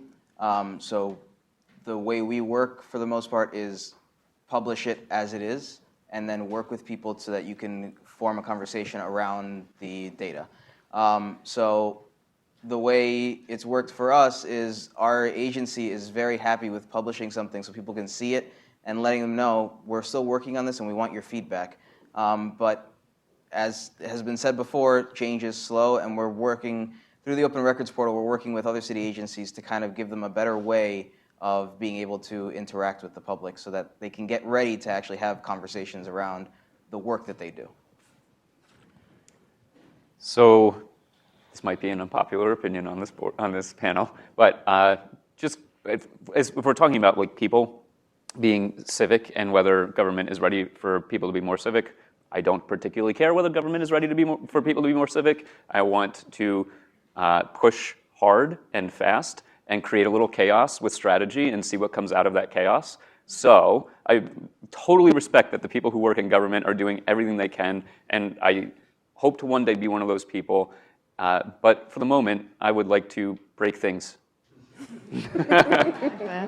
I just heard a talk this morning about sometimes when you break things, it creates new opportunities. Yes. So we're going to open it up in a minute. I'm going to ask the panel one more question. So get your questions ready. How can civic engagement help to create a more equitable and engaged city? So I'll end my section with a visionary question. I focus a lot on power. I think power justifies itself. It is almost always corrupt to a degree. and I really want to find ways to distribute power more evenly, and that to me is, building more equity. So civic engagement to me is shifting power so that it is more equally shared, and that's sort of my vision for how I imagine this all working for the benefit of everybody. Yeah, I think that for me, it's about having more voices at the table, or more voices as a part of the dialogue. Like if I look at some of the rough numbers, and these are going to be rough, we have 8.5 million New Yorkers who call New York City home, but we had, I think, less than 1 million people participate in the last mayoral election. Correct. We have 800,000 people who visited New York City's open data portal in 2017. Like, I don't think those should be the same numbers necessarily, right? And I know we have a certain number of people who call 311, something like 50,000 a day, maybe. Like, what are the right numbers? Like, what means that what are the KPIs for having a healthy democracy in New York City? I don't think we're there. What do you think? Do you have a sense of what that number would be? I mean, is it realistic to think we're going to have 100% participation or 50% participation through a number of different measures? I think we should be striving for that. I think that if you care about how your city is run, you should be participating. You should be finding a way to get informed, and you should participate. Now, it is on us to make it easier for you to participate. You shouldn't have to work for the city for 3 years to understand how to participate. I don't think that's right. But I'm sure the city would love to have you work for them for 3 years. So,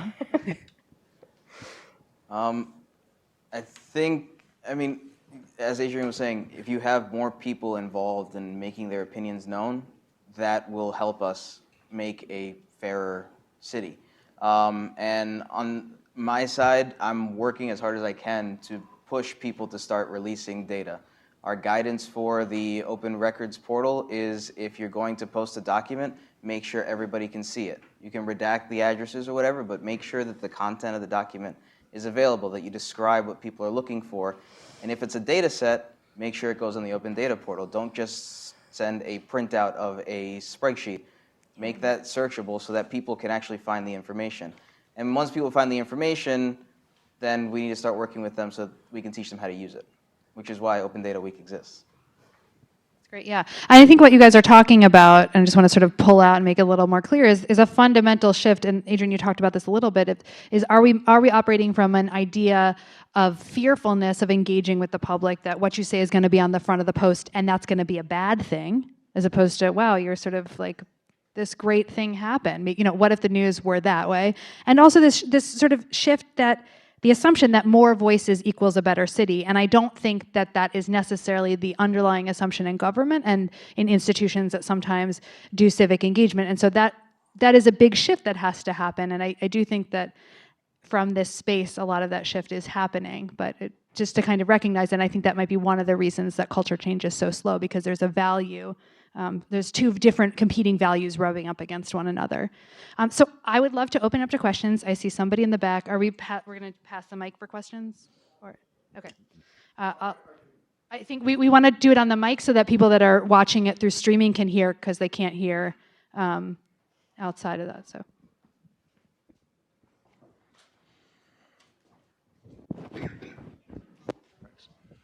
I guess I'm going to take my prerogative as someone who's probably twice the average age of anyone else in the room. So I just take this from where it comes. I just wonder whether or not, in some sense, we're reifying age here. I've sat here for the morning, and it's a wonderful session. I'm learning gobs, and I applaud you all for it. But half the language that you used, I did not understand. And I'm wondering whether, in some sense, by turning to the web and turning to the computer sources that you're talking about, we are in some sense disenfranchising entire parts of the population, not only old people, but people who don't have computers, people who don't have access. Are we addressing that issue in terms of what we consider democracy and democratic involvement? Because I think that they're probably, in some ways, we're eliminating huge portions from that public voice. Yeah, I thank you for that question. I just want to ask that to the panel of how do we make sure that this information is accessible, language, culture, like cultural references, access, all those different points at which, you know, information and the way that we sort of ask questions changes over time?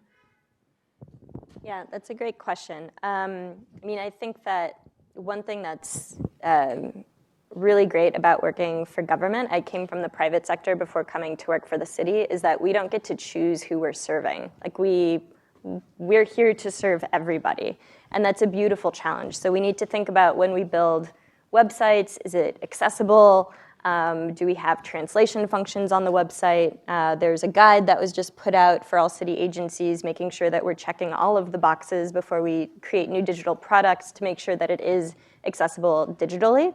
And I do think that you bring up a very good point, is that, and I think this was also brought up by Borough President Gail Brewer earlier, and also Councilmember Koo, is that, are people connected? Not everyone in New York City is even connected. Can they afford a mobile device? And these are core questions that, the CTO's office is looking to address. They have a broadband team here and are doing a lot of work to help connect the city as a first step. So there are all of these different layers, and it is inspiring working for the city, seeing all of the different people who are focused on these different populations. I think we need to connect the dots a little bit better. I know New York City Open Data, I'm sure that the majority of the population of our users are people who are digital natives, who are, have a computer at home, have access, and I know that there are populations who have just never heard about this. And that's where I take it upon, myself with my role as, director of civic engagement, to go out to the people who aren't finding us naturally, and go out there, go to the outer boroughs, go to the communities who, aren't going to naturally find this from a friend posting it on Facebook.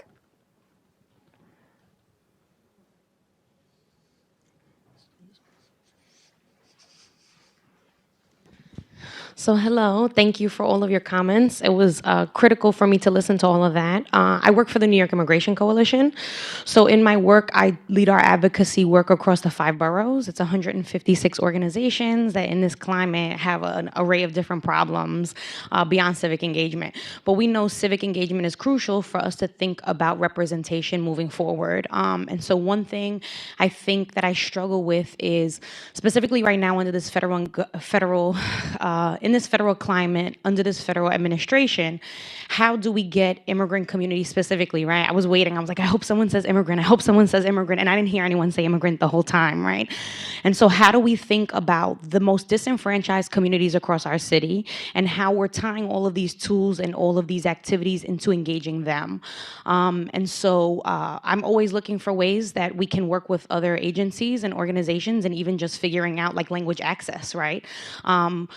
I'll give it a quick example. No one cares about Arab Muslim representation in Brooklyn until this last city council race, when a Palestinian reverend pulled out 30% of a vote, right?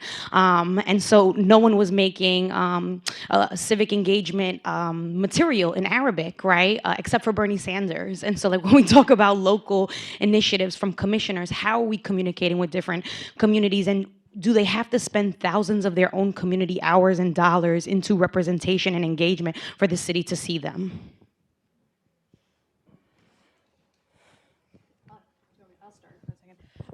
Thank you for that question. I think that groups like the New York Immigration Coalition and other nonprofit community-based organizations are essential to the civic engagement fabric of the city. And that in my work personally, my mission in my consulting is to help kind of those conversations happen more with government, because I think sometimes a lot of the mission-driven organizations in our communities have taken that upon themselves, and it would be ideal for government to take it upon themselves. But like any other institution, government is made up of people who have their own interests and are working on issues that they care about. And I think for the most part, people in government are in there because they want to serve. But to actually get government to serve all people, you need diverse staffing within government, you need diverse representation in government. And I think like you're talking about that campaign in Brooklyn, that sometimes when you all of a sudden engage an area or a group of people that haven't been engaged, you can see really different results.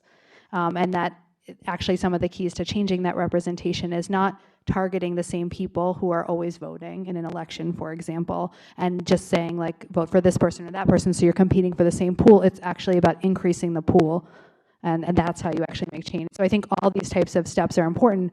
And sometimes, unfortunately, the advocacy groups are the people that are sort of raising the flag and bringing those issues forward. And it would be great one day for government to kind of proactively do that. But I think the partnership is the really powerful piece between community groups and government. I can follow up and say, as a nonprofit, we rely on partnerships to reach community. We're not a public-facing nonprofit brand. We use partnerships to reach communities. And so we seek out partnerships with different community groups to try to reach those populations. Yeah, and I would just add that we're always happy to partner with other groups. I mean, New York City, the fabric here, I think there are more than 50,000 designated 501c3 organizations. Like, you are a key part of the fabric in making work happen in New York City in different communities, and the representation that you bring to the table in dialogue is so critical. So I would just encourage you to, I know we would love to find a way to work with you guys. Where's the next question? If you allow me one quick comment on the first question about sort of digital being maybe not inclusive, I highly recommend everyone see a movie called I, Daniel Blake, which is about how having too much emphasis on digital and government can actually be very problematic. It's focused in the UK, but super good for empathy for government workers, maybe having too much emphasis on digital. But I want to explore the intersection between sort of service delivery and civic engagement and wonder whether there can be more pathways between the two. So in some states, if you go to the DMV and fill out paperwork, you also get opportunity to register to vote, right? Mm-hmm. Could there be things where people, when they're calling through and want to complain about something, they get pointed to a community board meeting or participatory budgeting opportunities? Like, what are the pathways to transition those complaints into constructive opportunities for engagement? Yeah, well, I'll speak to some of the work that we've done with New York City Open Data. I think that reinventing the wheel for every new program that comes out isn't the way that you're going to reach a lot of communities. I think your example of when you go to get your driver's license, you can also register to vote. Like, that's great. There's a touch point there. How can we leverage it to get people more involved? For New York City Open Data, we saw that participatory budgeting in New York City reached more than 70,000 people in 2016, and I think more than 100,000 people in 2017. We were like, oh, these are people at the community level who are trying to make decisions about how to make their neighborhoods better.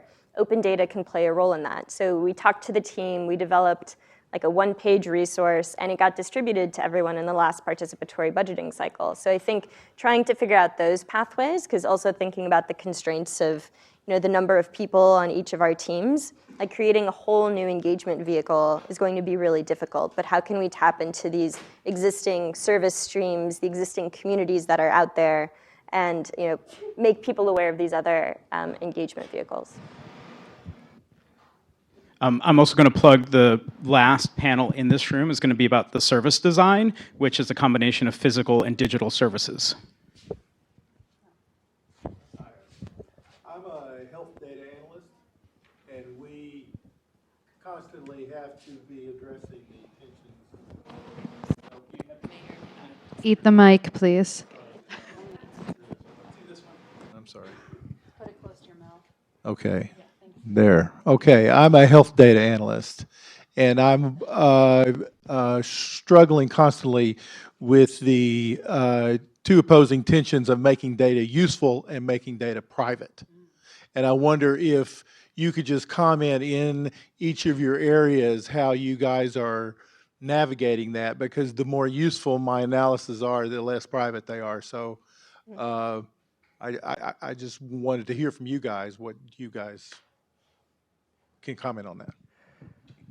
I'm lucky in that most of the data that we work with is voter file data, and therefore it's public record anyway. So we would never share personal information about anybody who signs up for our service, but the fact that anybody who's providing us data is also registering to vote means that the data that they're giving us is public record anyway.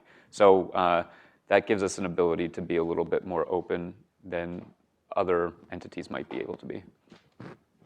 Yeah, and I think that on our side, for internal city data sharing purposes, there's, more granular information, I'll say, that we use that we're not able to make open to the public. Like, we're very careful before any data sets are released. The agencies all have their general counsel review everything for any privacy issues. And that's of utmost importance. So I think there's always going to be that limitation towards how useful open data can be, because there's that certain level of granularity that just can't happen for privacy reasons. And that being said, when it comes to FOIL, we've worked with a lot of city agencies on kind of ensuring that they're able to provide the most data possible while still keeping control of the private information. So we've been working with them on less redaction, just redact the really important parts, but still allow people to see the content of the document. Or when it comes to actually providing FOIL data, we're working with them so that we're working on ways for people to submit a FOIL request and we can automatically redact their private information and still make that FOIL log public, which reduces the workload on the agencies so they can focus on releasing data instead of having to sit with a Sharpie and cross out people's names through a 500-page document. Are there standard privacy regulations in government that you guys have around what information can't be released, or is it kind of, you talked about general counsel, is it different agency by agency? I know that different agencies have different the Parks Department is going to have very different types of needs around privacy than the Administration for Children's Services, for example. There's also active legislation around having a chief privacy officer and different chief privacy officers at every agency, which will be coming soon. Hi, so I think open data is a great way to increase civic engagement, but as you mentioned, voter turnout has been spiraling downward locally, nationally. So there is an issue of trust and public trust in government. And so I'm wondering if you've considered going to schools to maybe advocate for civic courses or engagement courses. That's not something that's really taught in the school systems. I know that's a statutory thing, but I'm wondering if you guys have considered kind of influencing this democratic process through the schools. Yeah. What I can speak to, and what I encourage you all to watch if you haven't already, so you might be familiar with the State of the Union address that the president does. There's also, the governor does it, the mayor does it.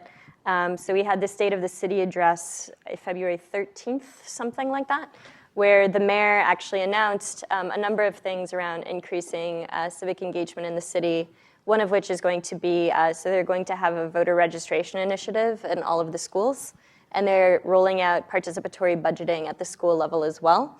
And he announced that they've created a new role, which we're waiting to hear more about, called the Chief Democracy Officer, actually, who's going to help with some of these initiatives.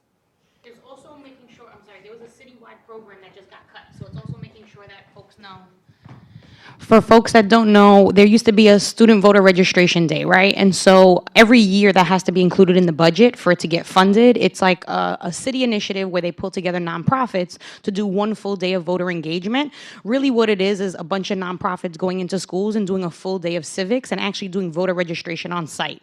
Those days, we've tapped 50,000 high school students and actually registered about 10K. And so now there's a new city council speaker, and so it's unclear whether programs like those will continue. And so it's important that we know what programs exist and are able to advocate the continuing of those programs, whether or not those folks may continue to carry them. So Student Voter Registration Day, also making sure that those are things that city council members individually can do. They can turn to their local high schools and they can turn to their local nonprofits and they can make those individual investments beyond the citywide investments. So can I see hands or who else has questions? We have 10 more minutes. I want to see if we can get to all the people that have questions. Okay. Maybe we'll do 3 questions at once and then kind of respond. Is it? Yeah. I will also plug something that BetaNYC is doing later on. I think it's the next panel after this, or it's going to be upstairs in the Hack Hall, and it's one of the classes that we teach to community boards and the general public on how you can integrate essentially open data and 311 data and the community board experience. And we call these things data journeys. And so community boards have to make all these different decisions. There's a lot of data that's on the data portal. portal, and we're trying to figure out what's the connectivity between the data, the community board decision, and then the other government tools that are out there. And we're trying to offer this as a class in all 5 boroughs to all community boards, so that way the public, you, are aware of the types of decisions that community boards make, and then ultimately empower community boards to make better decisions with data. Good afternoon, everyone. My name is Marvin Holland. I've been working in politics for a long time, and my question is very brief, and it's probably more suited for Mike than anybody else. Is anyone looking at doing non-traditional civic engagement, particularly with like voter registration and stuff like that? We've been doing this stuff the same way for so long, and I always tell people the reason people don't turn out to vote is, one, they're not targeted by the consultants who run campaigns, but also we don't reach out to people who are not in the traditional places, and I was wondering if your organization was doing anything around that. Do you want to answer quickly while we get to the next? Who's I want to take 2 questions, take a couple questions at once, and then we'll respond to them, just to make sure we get everybody's questions. We're trying to build communities in different sectors to address voter engagement. I mean, that's our bag, right? That's the civic engagement that we do. So we've got an organization of election officials building better tech. We've got an organization of companies that are working to increase voter turnout using their brands. That includes Facebook, Google, Snapchat, Twitter, Microsoft, and a number of other mostly tech companies, but there are others like Starbucks in there and Univision. Anyway, so we're building different communities. We're building a scholarship community, a college community where we're trying to get to college students because our tech is only for 18 plus. And if you put all of these sectors together, you represent a lot of the country. And so we're trying to hit voter engagement from a number of different angles and see what works. And we're taking sort of like an iterative approach to it. Okay, so I want to take 2 questions before we answer for the panel for the next one. Hey, so there seems to be a big emphasis on voter turnout as a form of civic engagement. And what I want to know is, how do people learn about their local candidates? How do people get more information about the campaigns that people are running, and what civic engagement tools are available via the city to learn about them? Great. Okay, we'll come back to that. Great question. Over here, I know somebody's been 2 questions over here. Hi, there was a lot of talk about government and government being kind of the city, because there's a lot of people who work for the city here, but I work for a state agency that is scared of releasing data because we don't want to be on the cover of the Post. Well, they don't want it to be on the cover of the Post. So kind of how do we work kind of civically to civically, kind of sharing data with other agencies, even at the city level or at the state level or federal level, and then how we work when maybe a question goes to the city, but it's actually a state agency. How do we work to make sure that's actually resolved and not, okay, email this person because that doesn't have to do with us. Great. And can we just get the person next to you? We'll get that question, and then we'll answer these 3. So we've been talking a lot about open data as a kind of exposing data as a broadcast mechanism, very top down. What about the idea of a bottom up approach to turn it into a conversation, and ways that we can use data as an activist community to engage the government and actually create a multi-directional conversation there rather than just using what you put out? Okay, so just to review, how do you learn about local campaigns and local candidates? What do you do when an agency or a level of government is scared to share information, and how do you share across different different levels of government? And then from the bottom up, how can activists impact and have a conversation with government and shape the way that government or that our sort of society is working? Give you each a minute to answer this.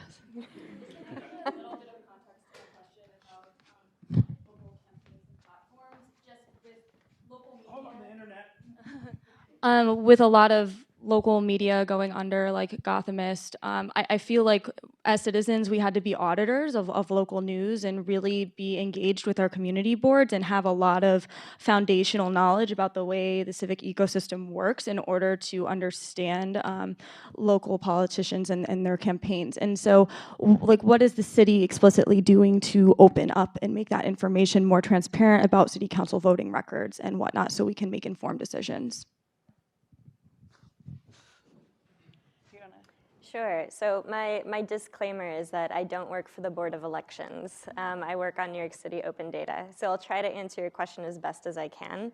But I do not yet have intimate knowledge about all of the different agencies and all of the different initiatives that we're doing in the broader subject of civic engagement across the city.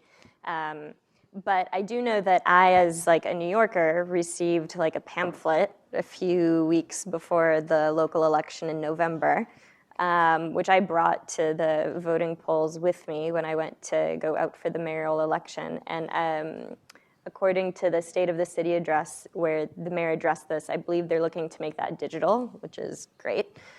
So I know that there's conversation around that. I think it's worth seeing what the Board of Elections is doing around that issue specifically. To address the question about data sharing, over lunch, I was actually having a fun conversation with someone who's here, who's a colleague who works in a city agency, about carrots and sticks. And for open data specifically, we have a stick that works very well because we have a law. We have the open data law. And it's relatively effective to send an email that says, you are out of compliance. So that's very helpful. And what we've actually been trying to do, because we've been fortunate to have this law for almost 6 years, is that we've been trying to cultivate carrots in saying that we don't want people to think of this as an initiative where they're checking the box, where they feel like they have to do it. We want them to want to do this. We want them to think about open data, releasing information as part of their job, as part of what government should be doing more generally. And that's where honestly, the tactic I've been taking is building relationships. It's like speaking with agencies one by one, holding trainings like what we did over the last 2 days, recognition, and just kind of those soft approaches. I've been in this role for less than a year, so we'll see what happens, over the next few months, over the next few years. But constantly thinking about the carrots and sticks and the incentives of the people that you're working with to try to get them to, move in the direction that you're trying to go. And then on the third question about bottom-up data collection and sharing, I love that idea. I think that's amazing. Like, I would love for us, as New York City Open Data more specifically, if we're supposed to be the place where you get data about your city, municipally published data sets, that's just one part of it. The city is made up of cultural institutions, academia, the private sector. Like, can we be the home for data from, grassroots organizations from other places? Or maybe there are other data portals for these collective industries and sectors of the city. There's so much more information out there that's going to help us to understand this city. And I just love that idea. Put that out there. Do you guys have any comments on that? I can answer kind of to one of those. So we actually work a lot with New York State agencies to provide data. And what our FOIL officer does is he ensures that whoever's sending us a request actually gets a response from the state before handing off the request. So we're a customer service agency first. We have people who come in and actually purchase items from us, historical photos and stuff. So we're very careful about how we interact with our customers to make sure they get some kind of response before we just leave them alone.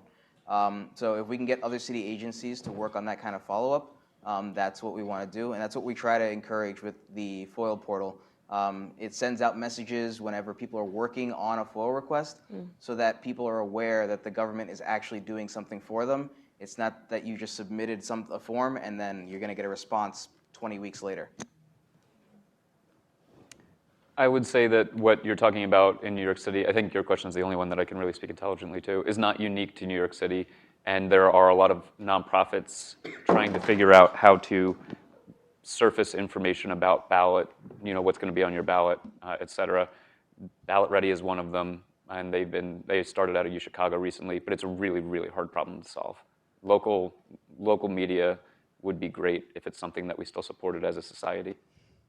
I want to speak to your question and sort of close out the panel, which is first of all to say thank you to everybody, and thank you to BetaNYC and all our sponsors. I think this question, and I think this relates to what you're talking about and what we've talked about today, is that I hope that from this panel you see that you have a lot of partners in government and in the nonprofit sectors and people from all over that are really dedicated to engaging more people in government, in building a better society through open source data, through promoting democracy, and through these different institutions. And government could be more responsive, and there's more information to put out there, and it's a participatory relationship, and it's a partnership, and that partnership really depends on people being involved. And so I think as we started on the panel, there's a number of ways to be civically involved. And if we kind of go to the local election stuff, if that's your issue, if it's something you care about, there's a lot of room to sort of step in and learn about when are the local races, right? Like odd years are city races, even years are state and federal races, generally speaking.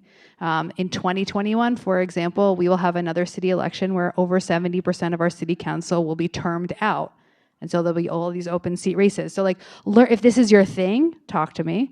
But if this is if elections or voting is your thing, learn about it and become somebody that's going to be informing your community and learn about that and learn about how to put information out there about your candidates. But if your thing is about some other issue, do that and step up, because it's not just somebody the government's not going to be serving you and giving you what you want. Exactly, you need to help shape it. But this moment, I think, and particularly through data, is a moment where there's an opportunity to come in and actually shape that. And you have to be using the tools and using the things to sort of influence government and shape it to where you want to be doing it. And we have to be cognizant at the same time that not everybody's going to have the same access to those tools, and not everybody's going to use it in the same way. And so I think on our side, as well as on our other sides, as we're designing these tools, to really design with an eye toward equity and access.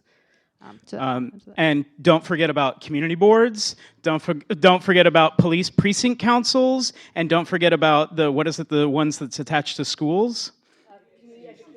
Community education councils, right? Don't forget about the judges that we seem to have zero transparency on, like where they stand before they actually end up on the ballot. Like those are just 4 areas that you could be targeting to be creating greater transparency and improving our municipal democracy. And with that, I would love to give a round of applause to this panel.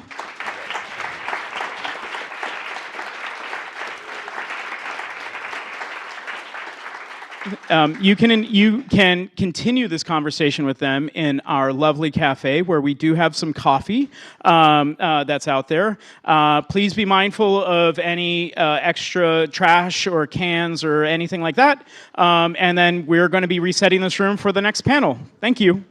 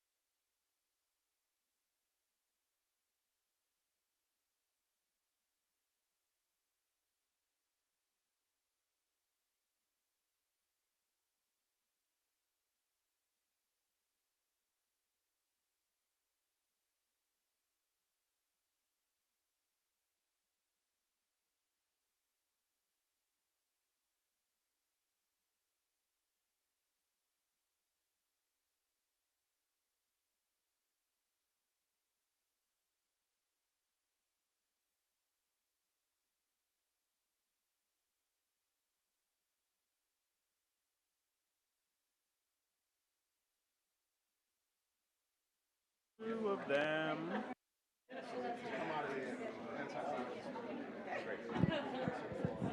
It might be easier.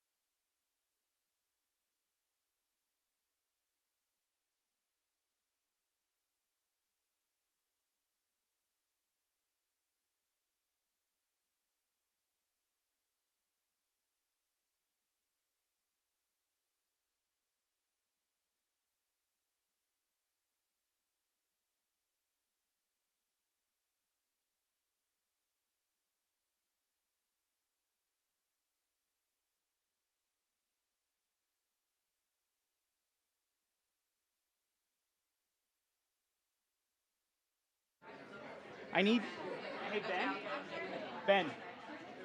They took all the microphones, though. They took all the microphones, and there's, I need at least one or two of them back.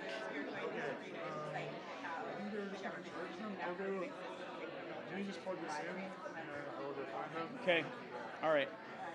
For those of you in the room, hopefully you're here for the discrimination panel. If you're not here for that panel, we would kindly ask you to go to our lovely cafe and continue your conversation.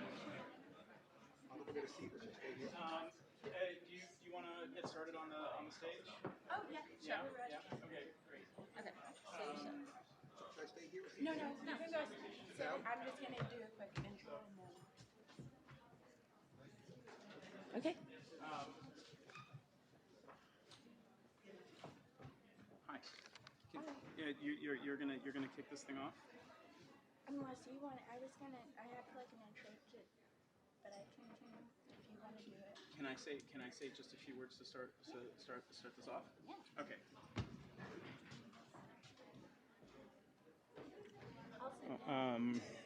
Well, they put you at the furthest chair away. Where is this? Here it is.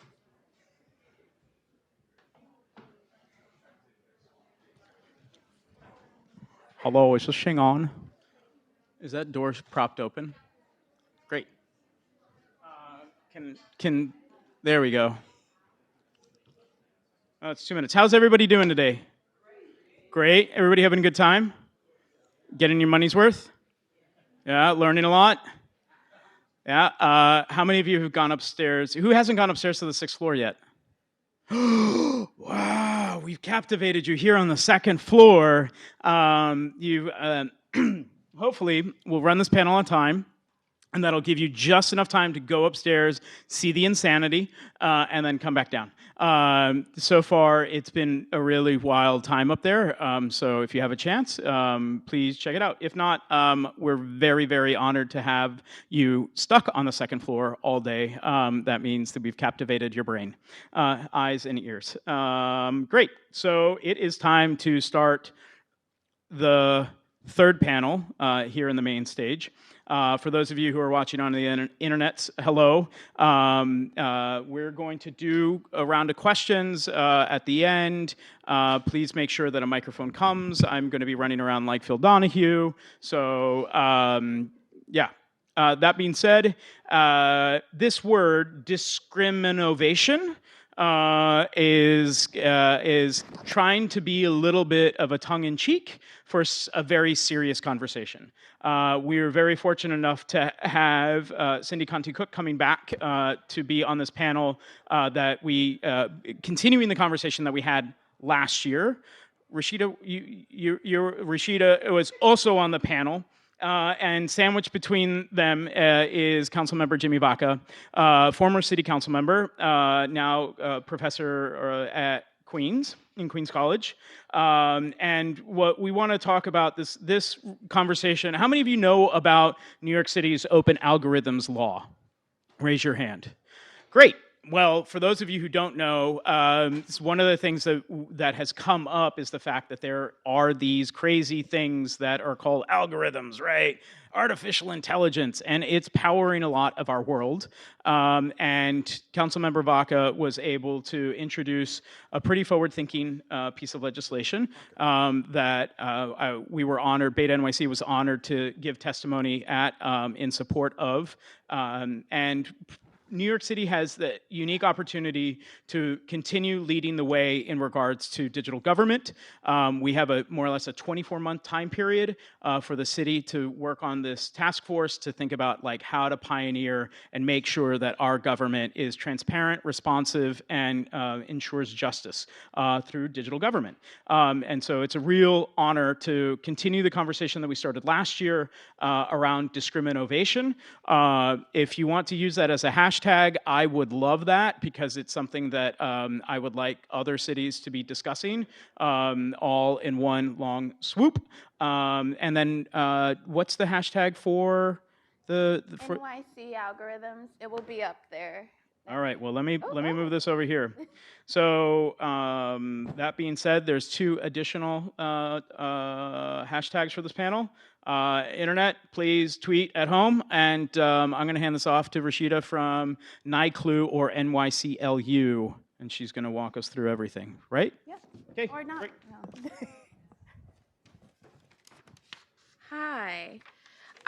So I'm just going to give a brief intro, so that way we all have like a baseline understanding of what we're talking about, and then pass it off, and we'll each sort of cover portions before it opens up into a Q&A. So today we're talking about government use of algorithmic-based systems, and in the most simplistic terms, an algorithm is a series of steps or instructions that can be used to perform a task or make a decision. And most of the algorithmic systems that are used by the government and that we'll be referencing today are considered black box algorithms. And that often means that we don't understand their internal mechanics, so we don't know what factors they're using. We don't know the weights of those factors. We don't know the data that it's trained on. And we also often don't know how much deference that city employees are giving to these systems to either make decisions or inform their decisions. So today we're going to sort of go into more detail about the various policy and legal concerns that come up when talking about these government systems, because it often raises concerns about discrimination, undermining due process, and then really forces us to think about like what is fairness when you have systems that are often undermining both legal principles that we traditionally think the government is upholding, or just societal principles that we think are often going on. So today, Cynthia Conti-Cook from the Legal Aid Society is going to be giving us greater insight into algorithmic systems used in the criminal justice context, and parsing through some of the legal and policy questions that are coming up. Former council member Jimmy Vaca is going to give us context on this law that passed in New York City and sort of what happened to get it across the finish line last December. And then I'm going to wrap up just sort of talking about the challenges and opportunities presented by the task force and some of the advocacy work that's going on in New York City. So with that, I'm going to hand it off.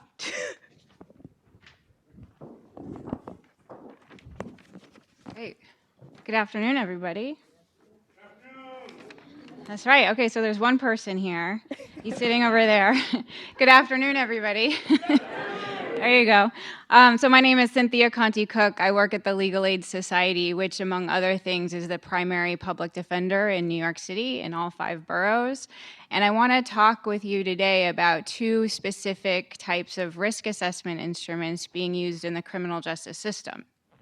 And when I say risk assessment instruments, do people have general familiarity with what that means? No? Okay, cool. So just to give you an overview, there are risk assessment instruments used in various aspects of the criminal justice system across the country. They are used to determine someone's potential risk of flight, someone's eligibility for programs, whether someone is eligible for what in New York City is called a supervised release program. In some states, not in the adult system in New York State, but in some states, they even use risk assessment instruments to determine sentencing. So whether someone should be sentenced to an incarceration or sentenced to probation, for example. Prisons use these to classify whether someone should go into a minimum or a maximum facility. The probation department uses these to determine whether young people who are charged with offenses in the juvenile system should be getting pretrial detention or what type of sentencing they should get, including in New York City. Probation officers can also use these to determine what level of services people might need. They are used to determine parole release, whether someone should be eligible for parole after serving their time in prison.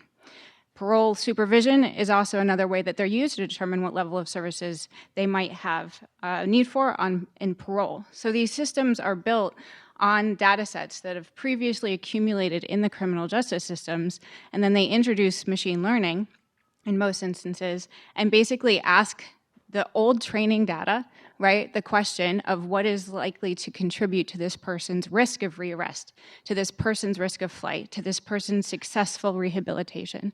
And based on that definition of success, or that definition of the outcome that the training data set is asked about, it pulls the factors that are most likely to contribute to that person's either risk of rearrest or whatever the risk or whatever the outcome that the algorithm is asking about. So I'm going to talk to you and explain this a little bit more through a comparison of two different types of risk assessment instruments being used in New York. And through that, I hope that you can begin to appreciate how important it is for us to have more transparency about these instruments and more accountability for how unfairly they treat some of our population. So the flight risk assessment is not new. The flight risk assessment has been used in New York City's criminal justice system for decades. When you have been arrested, you go through the system within 24 hours in New York City, theoretically, and at the end point, right before you meet your attorney, you're interviewed by a criminal justice agency representative who sits down and asks you questions about your demographics, about your employment, about how long you lived at your address. All questions are calibrated to determine your risk of flight. You can see, this is the bottom of the form, that there are 8 questions which have scores, and those scores have a total. Former Councilman Baca, if you could just, if you can't see it, it's right behind him. I didn't talk yet. Off the panel. The total points are 3. When I'm finished, but not when I start. So you can see that the total points are 3 in this example. And you can see how the questions and their corresponding points are visible, right, on the score sheet. It's something that the defense attorney, who would then be representing this person, can actually look at, see how they're being scored, and then begin to formulate arguments. This person's score of 3 indicates in words to the judge, right, that this person is a moderate risk for ROR. That means release on own recognizance. So in other words, moderate risk for ROR says to the judge, you might want to think about setting bail, right? And as we perhaps know, but there's a huge crisis and controversy about setting money bail across the United States. But that is a different panel. What does it mean? What does it mean to be a moderate risk of flight?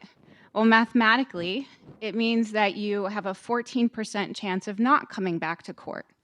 Another way of saying that is that you have an 86% chance of coming back to court. But that is not what is being communicated to judges in this tool. However, it's something that the attorneys could potentially argue because the Criminal Justice Agency publishes its score sheet and the way that it comes to its decisions. And it has, you'll notice, a gradation of outcomes. This is not a yes bail, no release. It's not a yes-no system. It's a graduated level, so there's low, medium, high. That'll become important later. And again, CJA does publish the sort of score sheet and how it comes to that calculation. So in this person's case, you can tell if you look at the weights, so what's in these columns are the weights, right? You can tell that what question has the most impact on whether you're going to be getting bail set or released and going home.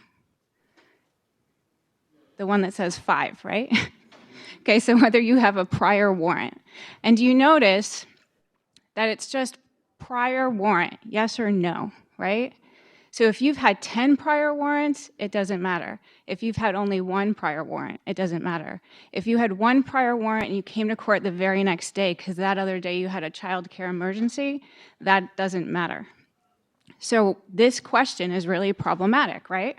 But because we know in this person's example that having that question answered yes is going to cost them the most amount of points here, you can see they're deducted 5 points, or whatever, they're added 5 points, but the result is that they have 5 points deducted from their final result. But it's because of that question that they are a moderate risk for rearrest. But at least, right, the defense attorney with this tool can say to the judge, Judge, that prior bench warrant, that 1 prior bench warrant was based on a child care emergency. They came to court the very next day. And so this type of transparency, at the very least, I'm not saying the system is perfect or that this tool is perfect, but at the very least, we can construct and articulate arguments around how the decision is made and argue a few things, that the judge can disagree with the system, that the judge should consider it 86% likely instead of moderate risk, whatever that means. And that the things used to determine this score are actually not are not logical conclusions of what this tool is supposed to promise, right? Which is risk of flight in the future. And so I'll come back to this actually. I want to compare that to supervised release. Now this is a new program that's only been introduced since 2015. And this program is different from the previous risk assessment instrument in significant ways. When we have a client who is being evaluated for supervised release by another nonprofit agency, we just find out yes or no. Client is in or out. We have been given a score sheet. We know what they are generally scored based on because we've seen this. So we know that age is going to be held against you. We know that if you've been convicted of any drug crime in the last 9 years, and I don't know if any of you have learned about how the drug wars have contributed to mass incarceration, but some communities are policed very differently than others, and the collision frequency with police officers for some people are very different than for others, even when drug use is generally reported pretty evenly throughout society. But drug conviction in the last 9 years is going to be held against you. So we know these things are what people are generally being evaluated on. But when the person from the program comes to us, the defenders, and says this person is in or out, we don't get to see the score sheet. We don't get to argue with them and say, hey, they shouldn't have this held against them, you know, or this drug case was sealed, or something like that. We don't have that opportunity. And this is the trend that a lot of, as Rashida called them, the black box tools are going in this direction. So if you compare the two, right, graduated outcomes, low, medium, high, as problematic as they are in sort of the way they're described, versus in or out. A score sheet that's disclosed versus no score sheet. A score sheet that can be argued against versus no opportunity to argue. And a score outcome that the judge can override versus something the judge can't override at all, right? And so it's because of these problems and the way that a lot of these tools are operating, specifically in this context, in the pretrial release context, that we really need the type of transparency and adversarial testing, and testing not only for accuracy, but group fairness, right? And so to go back to the controversy is really, in the criminal justice system, how are these tools going to be fairly used? And these questions about fairness and testing tools for beyond utility and accuracy, because their accuracy is really only the ability to predict how the system will work in the future. That isn't the same thing from our client's perspective as the ability to understand the probability that an instrument is going to find a false positive, to inaccurately identify someone as a risk when they are not. And so that is the nature of the controversy, and that applies across all systems. It includes the criminal justice system, but also, if you saw an article in the Times a few weeks ago, it applies in the foster care system, and whether ACS is going to remove a child from a family. And it's used to determine benefits, education placement, and across many, many different agencies, which is why, and I'll segue to former Councilmember Vaca, which is why we really need the type of transparency that his bill takes a step towards. Thank you very much.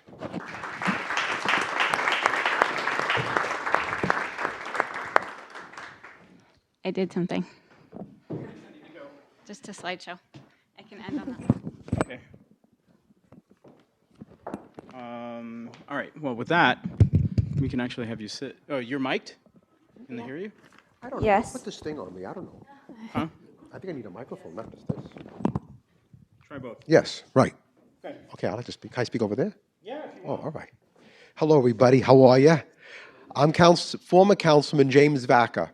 I haven't been a councilman for 7 weeks, so I have to start getting used to saying that I'm no longer a councilman. When you were there for 12 years, that title just sticks.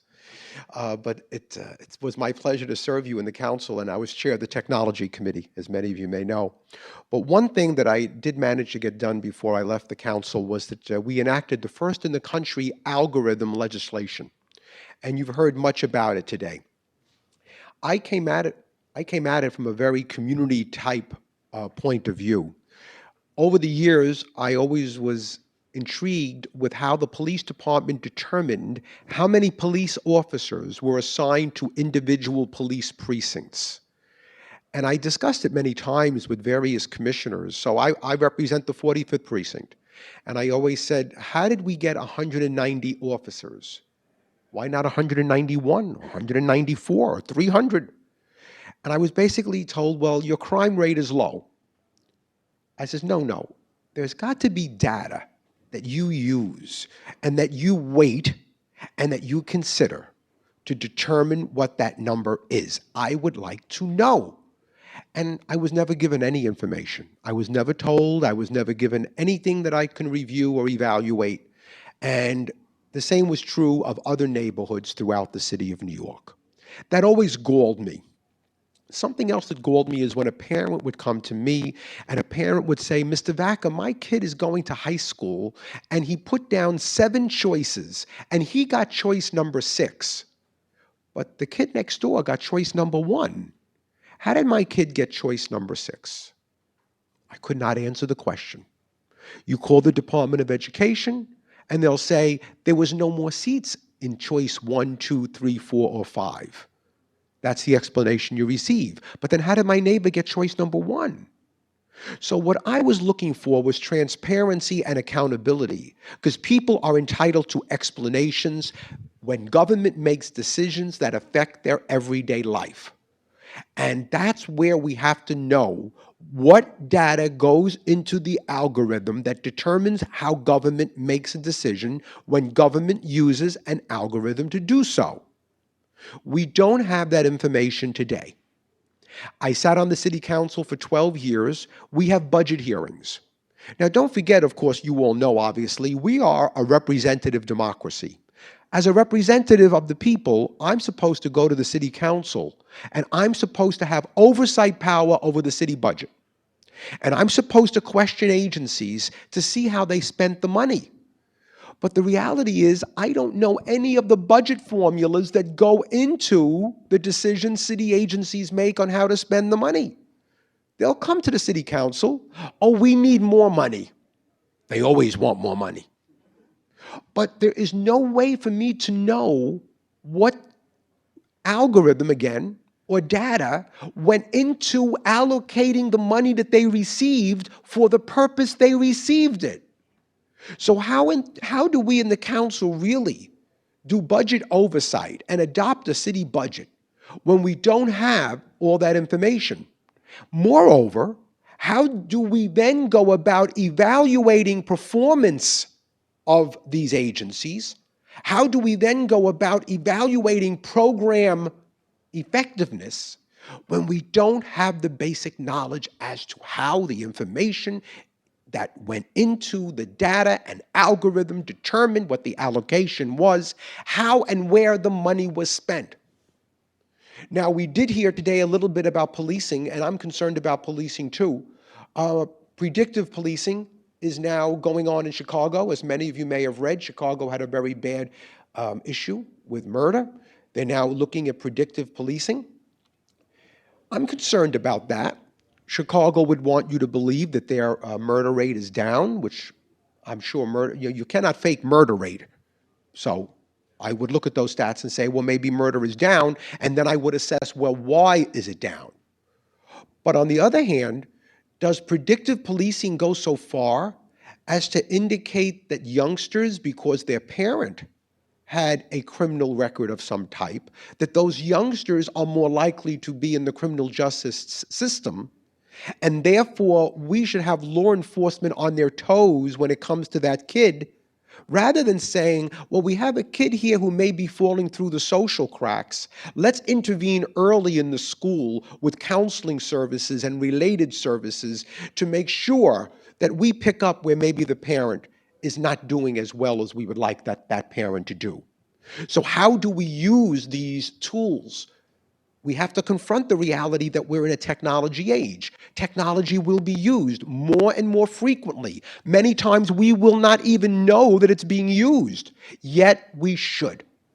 And yet we should know how it's being applied. From a social point of view, there should be an accountability. So I introduced algorithm legislation, and I would be negligent if I didn't mention Zach Hecht, who was my legislative director in my final year at the council, who did a fantastic job. And we right away had objections from everybody, but we got a bill passed. And it's the first bill in the country. Other cities are now looking to replicate what New York City has done. Other cities are looking at what we do because, as Noel indicated, we have an 18-month to 2-year timetable where the agencies in the city must now come forth with a plan of action and a program designed to deal with the issues that I've raised today, namely accountability, transparency, evaluation. Those are the 3 cornerstones of my algorithm bill. So they have a reporting period. They have the task force that the mayor was ordered to form must be in place by mid-May, and then from that date, they have 18 months to make a report. And I'm no longer in the city council, but I'm going to be very much interested in this. And that's why when I heard about this forum, I wanted to speak because I want you to be interested in this. I want you to know that this is coming because we need voices and we need advocacy people in the months ahead to make sure that they're vigilant.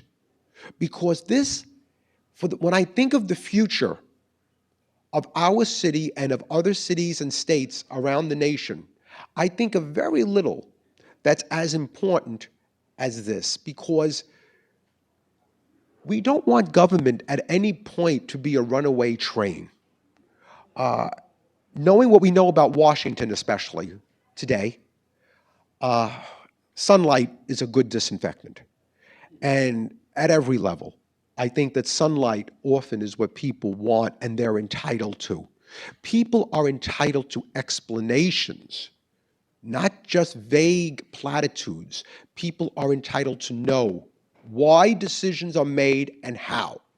And people should be entitled to contest those decisions. The word I use is appeal. But if not a formal appeal, how do you contest? Well, it's difficult to contest if you don't know how the decision was made. Knowledge is power. And I look to empower people through this legislation. So I thank you very much for having me. And please, I hope that you'll join me in watching this in the months ahead. Thank you.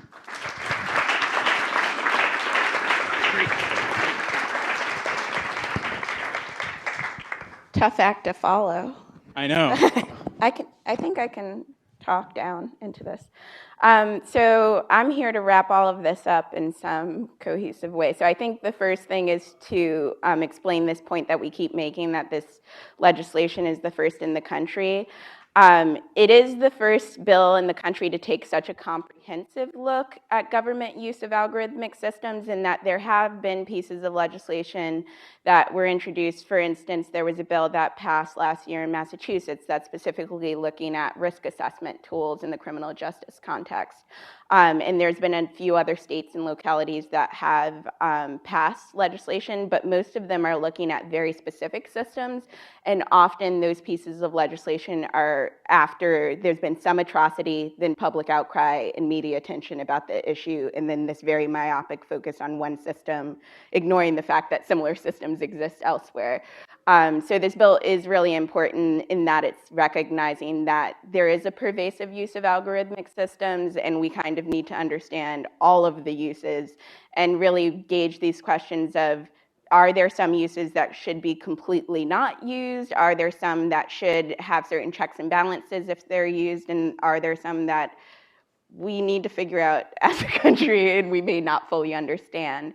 And it's also important because I think, as you can hear from the other great speakers on this panel, there are real concerns about the use of these systems, in that there are a lot of questions about their accuracy. We know specifically about some systems and their tendency to amplify and reinforce bias that exist in our society, but it's also that government is forced to make a lot of difficult decisions. So if you have an agency that has the responsibility of determining how to use very limited and often shrinking resources to benefit a few, that's a difficult decision to make. And if there can be a technological solution that can be value added to that decision, then we don't necessarily want to deter it, but we also don't want those systems to reinforce the problems that we know exist. And in general, the task force presents a lot of opportunities. I'll focus on that and then go into the challenges. So one, as former council member Baca happening to you too.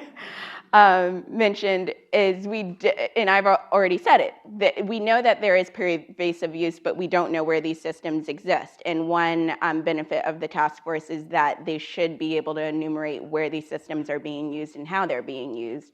But also the task force is grappling with a lot of difficult questions, like how do you redress harm that may be caused by a system, and even more difficult questions like if we know that the system was the cause of a harm, but that bias or error that resulted in that harm is just part of a larger systemic issue like poverty and racism, then how do you really redress that harm when we know it's just compounding the problems that we either choose to ignore or not address in society? So I think there's a lot of very difficult questions that we may not always know the answers to that the task force is going to grapple with.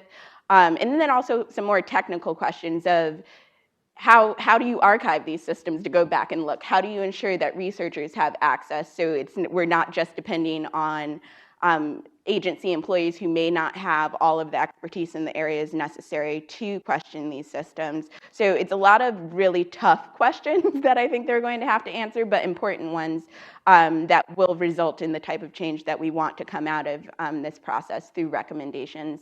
But it's also not all perfect in that there's difficult questions to deal with, but also assuming good faith in the whole process. So one of the largest challenges that I think is going to happen is that all of those questions that I just outlined that the task force has to grapple with, and also the enumeration of the systems that are being used, is dependent on cooperation of all government agencies. And that's the assumption that all government agencies will comply, and there's definitely a lot of agencies that are welcoming this process, but there's also a lot of agencies that don't necessarily want to be transparent, or there's too many bureaucratic barriers that would make cooperation very difficult and may not be the cost-benefit analysis that they want to, that would permit cooperation. So there's definitely some challenges that the task force will face. And then to just end, there's a bunch of work that's happening around, so it's not simply this task force is going to happen and then recommendations will come in 2019, but there's also a lot of advocacy that's happening right now. Legal Aid, our NYCLU and the ACLU, as well as the host of this event, BetaNYC, is working with a lot of researchers and organizations to ensure not only the efficacy of the task force, but ensuring that this issue stays in the public discourse. So we had up the hashtag, and I'll say it again, but hashtag NYC algorithms is what we're using to sort of make sure you stay part of this conversation. So that's one place to look for some of our work, but also we're going to be doing a lot of work to not only ensure that the task force is effective, but also raising things that are important to us, like are there uses that should just be off the table? And how should we be talking about that? How should we be engaging communities that may be affected by these systems with, and not have to wait from 2 years from now to see what the best solution is? So there's definitely a lot of work to be done, both using this process and afterwards. So it's really important for you all to stay in tune, add pressure to the administration and necessary officials to make sure that something happens, because I think this is a great opportunity for New York City to be a leader, but it's also obvious from this panel that these are difficult questions and issues that we're grappling with, so we want to make sure that we're doing it right, especially if we're going to be the first. And I'll stop there. And we'll open it up for questions. So are we going to pass the mic? No, I'm gonna do this here. So who has questions? I want to see hands so that way they're all clustered right over here. Great. I don't think you've asked a question at all in here, so I'm going to let you go first. Hi, my name is Will. I'm an organizer with the Democratic Socialists of America in New York. And thanks to NYC's open data around campaign finance, we were able to determine that the replacement chair of the City Council Committee on Technology, Peter Koo, along with Kalman Yeager and others, took not insignificant funds from the PBA and the DBA police unions. And so you might expect that the police interests would have influence over the future of this legislation, as well as some of the special interests that you mentioned, as well as agency pushback. The mayor's office had some issues with the initial legislation at the initial hearing. So I'm wondering what we as the public can do to organize and to push and to exert our own influence over the council and over the city to make this. So sort of along the lines of what you were speaking out, if you could expand on that. Well, if I could say, whenever the city council enacts legislation, there are a multitude of interests that weigh in. Can I adjust your microphone? Yes. It's got to come up a little bit. So whenever the city council assesses legislation, there's a multitude of interests that weigh in. I would think that in the months and year and a half ahead, we're going to hear from many, many interest groups who are going to push the council in many different directions. I do tell you that this council, I think, is a very emboldened council. I think it is a very independent council. They were committed to the legislation I passed, and I do think that they will be independent in reviewing the facts. Where is the role of the average citizen? Well, you also have pushback power, and you have to be in the room.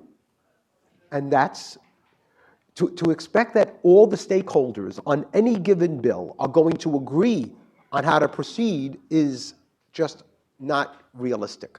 But you have to be in the room, and you being in the room and others being in the room means, hopefully, the council will be able to get a consensus as to how to proceed. Now, the administration is an important partner in this, but if the council in a united way starts to say that they're not happy with the recommendations that come forth, then I think that we can build upon that. Yeah, and just to add, I think there's like two pressure points. One, I think there's public pressure to ensure that the administration ensures that agencies are being cooperative, because I think you said, I've said, there is a concern. Like there's both legitimate and what I would think is illegitimate reasons for why an agency may not want to be cooperative, but it is on both the administration and the city council to push these agencies to actually comply so we can ensure that whatever the task force reviews results in useful recommendations. And then I think if you're dealing with a worst case scenario where the recommendations are kind of useless, then I think or even if they are good, there's going to be a certain level of advocacy and public pressure to ensure the right recommendations or right solutions are adopted. And I think what worst case and best case scenario can function in two ways, where if the recommendations are perfect, then making sure the city council actually acts on them and they're adopted. And then in worst case scenario, it's making sure that both the advocacy and research community are there to sort of point out what the best approach is and then pushing for the better approach to be adopted. I just wanted to... I'm sorry. I was just going to add, just so that there is no confusion, New York City is using predictive policing. They have been piloting HunchLab and PredPol and Palantir, which are companies that have created risk assessment instruments for predictive policing uses, but now they've come up with their sort of own organic brand, which you might have read in the news referred to as precision policing. So I want to be clear that there is predictive policing being used in New York City, even though if it's not by one of the industry companies. A really great book to use to educate yourself more about why predictive policing is so problematic is Andrew Ferguson's The Rise of Big Data Policing. And also, I would recommend following the Brennan Center's litigation against the NYPD for transparency around their communications with Palantir and other predictive policing companies that they had in coming to the decision they were going to create their own tool. No, okay. If I can just tell you where one area exists where I think the city is its own victim, and that has been the assessment of real property in the city of New York. And there is a lawsuit now pending because, again, no one knows how the city arrives at how much a piece of property is worth. And people found out that very expensive brownstones in Brooklyn have a real estate tax level or assessment level that is much lower than a small attached two-family house in the North Bronx. So there is a disproportionate tax burden. There is a real estate assessment system that is the most impossible to figure out. No one knows what goes into the whole assessment determination, but it's now in court. But this is something that the city has known for years that they have to address, and they've not addressed it. We have people, senior citizens and immigrants in low-income and moderate-income areas, such as the area that I used to represent in the Bronx, who are paying a disproportionate amount of taxes, while those who are very rich and very well off, in proportion, pay much less. That is discriminatory. And we have a right to look at that formula, understand it, assess it, evaluate it, and move on and do something about it. And we've not for years now. It's too much of a hot potato for anyone to attack. Well, the courts may be moving the needle on that based on their decision that should be coming down in a year or two, I would assume. So we have one question here. Yep.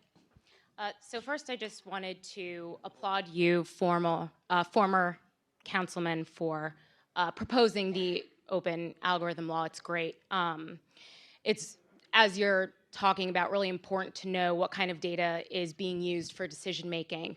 And it can also highlight injustices in the system that have been pervasive for years. The risk assessment sheet that's being used in, the pre-trial judgments, that's existed for a long time. It's just, innovation in tech and data and sharing has highlighted some of these problems. So it's not necessarily a quantitative problem about the data, but the qualitative problem about the kinds of questions that governments have been using to, make decisions or to influence law. I just want to take a minute to highlight that the great state of New Jersey, of which I'm from, has eliminated cash bail for minor offenses, and they are moving entirely to a risk assessment tool, which is not perfect, but it's really helping to reduce injustice in the legal system, because now you're not keeping people in jail because they cannot pay, they cannot afford bail, and it's also minimizing people who are, pleading guilty just to get out of jail, even though they may not be, which then is now on their permanent record, and they can't get a job. So you may want to look at New Jersey's most recent law that's done that. And in conjunction with the open algorithm law, I think there's a lot of learning to be done, like across state lines. But that law was really brought from the ACLU, and then New Jersey's prosecutor, I don't know what the division is, but it got the state prosecutor on board, the defense, then other grassroots organizations, human rights organizations, and then the governor, Chris Christie. It's like the one good thing he did was he agreed to put this on the ballot, and then New Jerseyans were able to vote to support that. So it was a collaborative effort. So I would just ask, have you looked at any of that? New Jersey's recent system, and they're minor gains. Like nothing's going to be a solve all, but I'm just curious to get your feedback on that, and if you feel like that's something you could implement. Sorry. Thanks. I've certainly looked at the New Jersey risk assessment instrument. So New York is really different than New Jersey in one really important aspect. Dangerous may not be considered when deciding whether someone will be released on their own recognizance or have bail set. In this really important aspect, we've been able to resist risk assessments being used in the bail determination system the way that they were implemented in New Jersey. And what I would say is that there should be a moratorium on the use of risk assessment instruments in the criminal justice context for a few important reasons. The most important reason being that all of the data that is used in order, whether it's in predictive policing or whether it's in the criminal justice system in the risk assessment instruments about pre-trial detention, they are all based on police and criminal justice system data collectors. I'm talking about police officers, prosecutors, judges, and correction officers. Those are not data collection experts. They are not sitting down with people and doing a 90-minute assessment based on a 42-question survey about someone's actual risk of re-offense, or someone's actual risk of flight, or someone's actual risk of dangerousness. And because we're relying on non-data collectors, on non-trained specialists, in order to make really important decisions about people's liberty, I would never recommend using any risk assessment instrument to decide whether or not someone goes to jail or goes home. And I just wanted to add another concern is the proprietary issue, and that often, like we talked about how the fact that some of these systems are going in-house and being developed by the agencies themselves, but often they're coming from third-party vendors. And often, and this is why I started off the beginning sort of saying these are black box systems and that we don't understand the internal mechanics or even what the factors that are being used, and often that information is considered proprietary data. So that's actually what raises some of the due process concerns, because if you don't fully understand what the system is using to decide that you should be receiving bail or you shouldn't, then how can you really challenge it? And that's, and actually Palantir is a great example because there ended up being a huge proprietary dispute about their system that they supplied to the NYPD, because when the NYPD transferred to create their own system, they said that Palantir didn't give them all the analytics for them to run their system, and Palantir said they did, and everything that they didn't hand over was proprietary. So you also end up in these systems or in these situations where if you start with a vendor system, mostly because most government agencies don't have institutional resources to build their own systems at first, and then you shift over to your own, then all of the sensitive data that's being put into the system, and often like flawed data, I'm like trying to narrow in all the problems here, are being lost, and then you have like these new systems that are like slightly corrupted because you don't have the old data. So it's just like a number of variables that contribute to risk assessment tools just not being a perfect alternative. So the same in that, like, I'm coming from the ACLU, so those were our partners that were working on that. And it's not to discourage what happened there, because it is an important reform that happened in New Jersey, but I think simply relying on risk assessment tools or really just any algorithmic system as the full alternative is not perfect, because we know these systems are flawed, and when you're not allowed to interrogate the systems, there isn't enough accountability to ensure that problems can be corrected, then we're just reinforcing the same problems, but saying they're technological solutions and not really discussing what's really going on. We had 1, 2, and then where are the other questions? 3, any other questions that are around? Okay. So the General Data Protection Regulation, which applies to all EU member countries, has a right to explanation, and that goes into effect in 2 months. And because the European Union is a pretty big market, I imagine it's going to impact a lot of the vendors that we're also talking about. So I'm curious if that is something that's being observed or tracked as far as how much that's going to have an impact here in the US, even though we don't have a national law. And also, I think the point on proprietary systems or black boxes, I think it's really important to make the distinction around like intellectual property protection versus black boxes, because the technology itself is intrinsically a black box, and machine learning, deep neural networks, that like those, no matter how, like, you know, if you ask, you know, Google or whomever, you know, to open up like their, you know, their deep learning, their, you know, their neural networks, like you can look in it, but it's like, it's not intelligible, right? So I think, is there a way to make the distinction where there's the technology itself is a black box and there's no way around that other than just recognizing that's the reality of the way that technology is moving, and using that as a point to offer, you know, appeals or other, you know, alternatives around that? Because, or, you know, in the medical community, you're using a lot of machine learning to diagnose things, and it's like you can't explain that, but you can verify it independently in some other way, right? So what are the ways that we can still work around that while taking advantage of it where it's applicable? That's a lot of questions. Yeah, I think about the EU, which is where we started, I think, I believe what I understand from briefly looking at that is that it's focused much more on privacy questions. Right, but less so on questions of group fairness.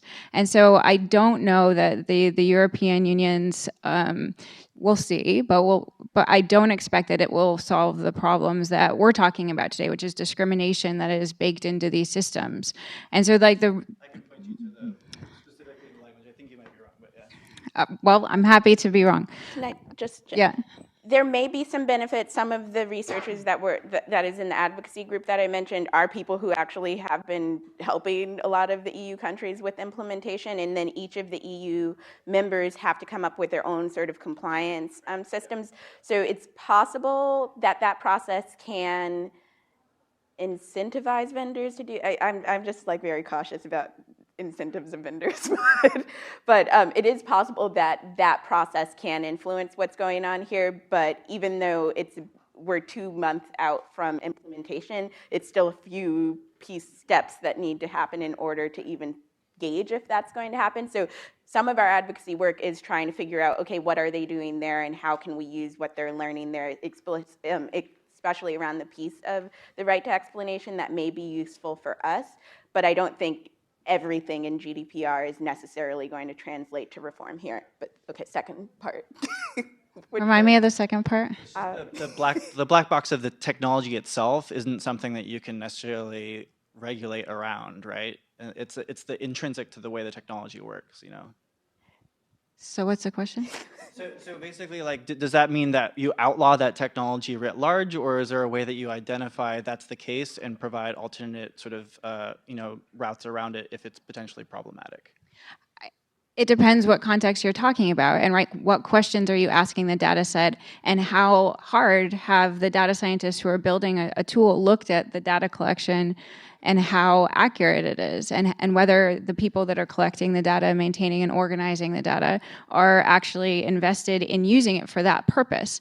Right now, in the criminal justice context, the people who are collecting and maintaining and organizing the data are not doing that for the purposes of data scientists being able to create a predictive tool, even though that's what they're currently using it to base on. So I think that the data science community needs to have a lot more conversations with stakeholders who maybe have different outcomes in mind other than the accuracy of predicting policing, right? Rather than just predicting crime or purporting to predict crime. And so I would encourage data scientists to think more closely with people in the system who can talk about the problems of data collection in the criminal justice system. So one really great example of this was Patrick Ball, who was on this panel last year, did a study where he took the Department of Health self-reported data on drug use in Oakland and found it really evenly distributed throughout Oakland, right? But when he took the data from the Oakland Police Department about drug possession, it was concentrated in just a handful of areas.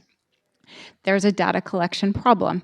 And so I really think that the questions about whether we should be outlawing black box machine learning tools in the criminal justice system, yes, absolutely, because we haven't figured out what data we want to be collecting. And honestly, do we as a society really want to collect accurate data on crime? That would require a lot of surveillance.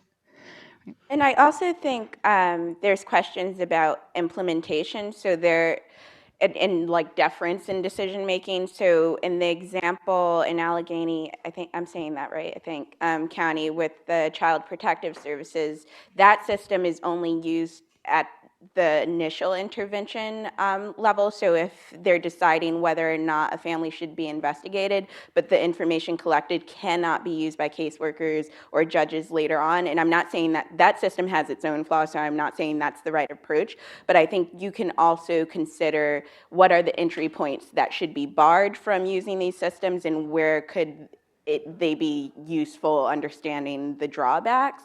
And then also questions around deference. So if a government agency is using this, is it only to inform a decision, or are they actually completely relying on the output of that system to make a decision? And can there be parameters put in that's like only 10, the thing is how this works in reality is a little bit difficult, but like really saying how much deference or even no deference that should be given to the system. It's just more another input, but can't be used to decide something. If I can say one thing, in all the discussions we had concerning this bill, and now that I listened to this discussion today, I want you all to know one thing that I have always stressed. Whatever we do must be understandable for the general public. We have already left many people behind when it comes to technology. Many of our poorer residents have unequal access. Many of our immigrant families, many of our senior citizens have been left behind. So when we establish policy, I want it to be public, I want it posted, but I also think that we face the challenge of making it clear to everyone what the policies are in an understandable way. And that's how we have to proceed going forth. Cannot be above their heads. We can't lose them as part of the process. Great. Well, Jimmy, you just answered two questions that weren't even going to be asked, or that they were going to ask them, and that's fist bump, dude. All right. Who has other questions? All right. Hi. I think one of the assumptions that we've seen here is that people are entitled to know what decisions are made and contest or appeal those decisions. And I agree with that, and I think that's a normative assumption that we agree with. But I'm not sure that on a procedural and legal level, there is in fact that, that is a normative basis. And so before these processes were automated decision systems, they were still decision systems with certain inputs and outputs and certain areas of discretion and decision points.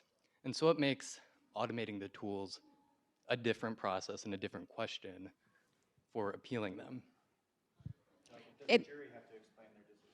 Right. Internet. Well, juries don't have to explain their decisions because they're making decisions on the facts only. But when you are automating decisions that usually would be made by a lawmaker or a decision maker like a judge, sort of a lawmaker, unelected lawmakers, a judge does have to make their decision in a way that is clearly able to be reviewed later. They can't just sort of make, in theory anyway, I'm not saying that they don't, but they are not supposed to just make sort of conclusory decisions. They're supposed to explain their decision-making process in accordance with the law as applied to the facts of a specific situation. And if we, as the advocates in the room, think that they have done that in a way that is wrong, that is not in accordance to the law, which in some ways is just another sort of algorithm, we can appeal that decision and have a different decision maker review that. Now, in the context of bail decisions, we have been able to march into writ courts and say to another judge, this decision was made poorly. It was not made in the correct information. They considered dangerousness and it wasn't supposed to be considered, something along those lines. We can have that decision reviewed because there has been a record that has been made. And sure, humans are not perfect decision makers. I don't think any of us would say that. But it is a thought process that is required to be explained. And that's what we really lose when we are using an automated decision process. Now, in the defense context, in the criminal defense context, you have confrontation rights. My clients have the right to interrogate the evidence that's being used against them. This model, by just sort of making the decision, especially if the judge is relying on it exclusively, it's really removing our client's ability to interrogate the decision maker. And another example of this is in the context of like a juvenile sentencing hearing, the probation officer who would be making the recommendation about whether someone should be detained as a young person, as a 16-year-old person, or whether they should get probation or whether their case should be dismissed and they can go on living their life and go to school, that decision maker is usually put on the stand. And the attorney for that young person can cross-examine the probation officer, the decision maker, about how they came to the decision or the recommendation. And based on that cross-examination, on testing the evidence, on testing that examiner, we can make arguments to the judge about whether or not that recommendation should be followed. When the probation officer brings in a tool and says, well, the tool says,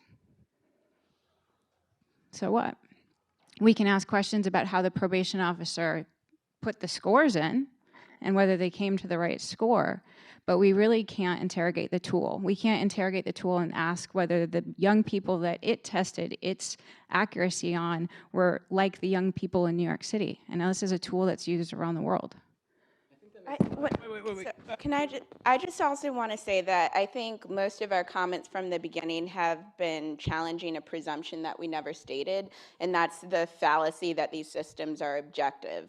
And from the beginning, I think we didn't say that that's a presumption that's often made, but it is. And that's part of the issue that comes up with deference, in that it's like, well, the system isn't going to have bias, so of course the system's going to be better. So that's, I think, something that obviously, like, we're advocates, so we're leaning in a certain way, but I think that's one of the presumptions that also your comment is getting at, in that, like, these are subjective systems, so they do need to be questioned, and when you don't have access to that information to question, then there is an imbalance.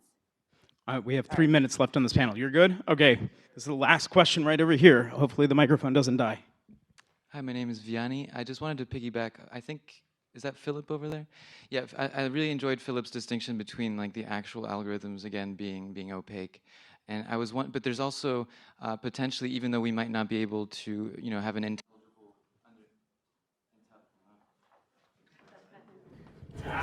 Knew that was going to happen. Intelligible. Speaking of intelligible. So even though we might not be able to verbalize what an algorithm is doing, to a certain extent, I was wondering if people are being able to have some transparency around, like, given certain inputs, can we publicly see the outputs? So, like, implicitly, everyone in this room, we could play a game of Mad Libs and, like, say, like, let's say I shoplift right now. I could be, that input can be thrown into one of these opaque algorithms, but I should, as a citizen, be allowed to see what the output would be in this sort of thought experiment. I'm wondering is anybody working on an idea around, like, sort of engaging some of these topics more individually and being able to go to a website and be like, what if I did X tomorrow or Y, and like what would that mean for me, to make it really personal? Because implicitly what these algorithms are saying is that we all have some kind of index, some kind of number that is associated with us even before we've committed anything. And I was wondering if, in terms of trying to bring, if there's some research going around this to try to make this discussion more personal so that people feel connected to it and see, some of the discrimination. Yes, there's lots of research going on around this. I think one example I'll use that's a challenge with government systems is there's layers of law. So some of this information may be hard for a government to share because if they're blocked by FERPA or other like federal laws, then how do you know what information is being used? So there is a group of researchers that's working on a system of how to create comparable data that could be used for us to, like you as a person and consumer, to interrogate, but isn't revealing too much information that may, that where a government agency would otherwise be violating some federal, state, or even local law. Yes, and thank you. I couldn't remember. So that is one area that I think is really important, because I think that's one barrier that has to be addressed in order to have access to the information. I would just add that there's another assumption I don't think we've spoken about, which is that the governments who are purchasing these tools themselves have audited them or done some inquiry into them that, I don't know, you'd get if you wanted a peer-reviewed article. And because that kind of inquiry is often not happening, and people are coming and selling these tools to government officials who are not always the most sophisticated consumers. And we often don't know what agencies have bought what in order to run their systems. We just don't know what is being run. And it's not as important in some cases to even have the algorithm itself, because what are you going to do with the equation? What we really need is what not law review, but what peer review articles would need in those studies, which is the training data or a set of the training data plus the algorithm, in order to really know, even if it is black box because of machine learning, what factors have been appearing for that algorithm and deciding what outputs it's producing.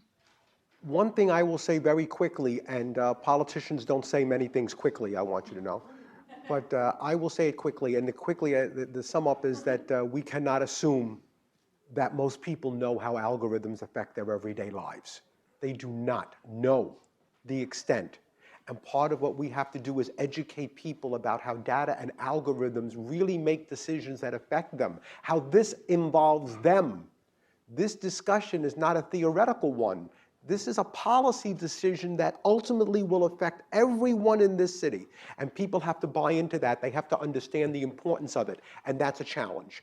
People are busy with their everyday lives. People don't know. People just know that they got a letter that they're not happy from a government agency. And do they really know how to pursue that and ask why and ask for the information? Many times they don't know what goes into those decisions.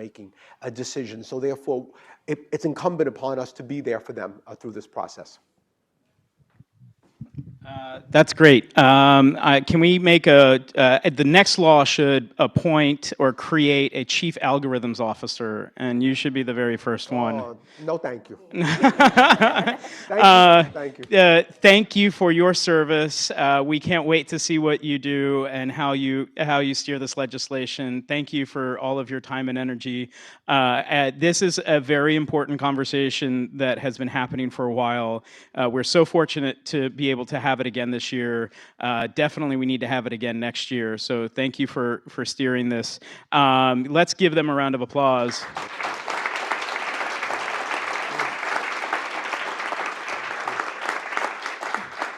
And to be timely, we have 12 minutes until the next session. The next session in here for you on the internet is a conversation on civic service design. So and enjoy, network. Thank you, Noel. Thank you, Jimmy. Thank you. I enjoyed it. It's great. Oh, man. Can we get 4 more years of you? Oh, thank you. Come on. I miss the council. I miss everything. Yeah. But the teaching is great. I'm doing okay. That's why invite me. If I can come, I come. I enjoyed it. I will. I Thank will, you. without a doubt. Thank you. Thank So you. Hope I can make a contribution. I plan on calling on your advice for a few other things in regards to figuring out funding for the next steps. So, Okay. Yeah. Let me know. Did you meet? You met Miguel Gamino, right? You spoke to him. Yeah. Gotta get to know the administration. Yeah. We're talking between MODA and everything else. So. Okay. Okay. Yeah, you're gonna get slammed. Can I have you take this conversation? Yeah. Come. Hey, let me say hello to you. Oh, you want my thing? A handshake would be great. It's all right. Thank you. My pleasure. That's easy. All right. Where's the wallet?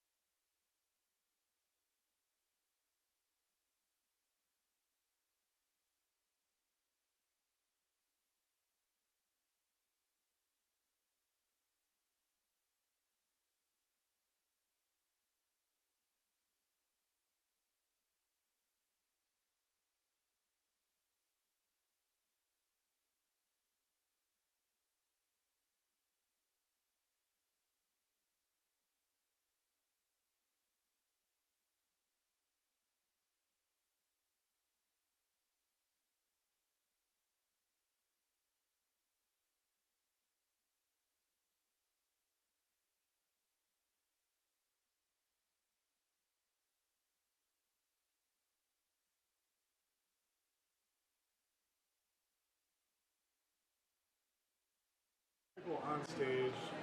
Ideally, we can also have another mic for questions. If people need to pass a mic around, that's fine too. These two.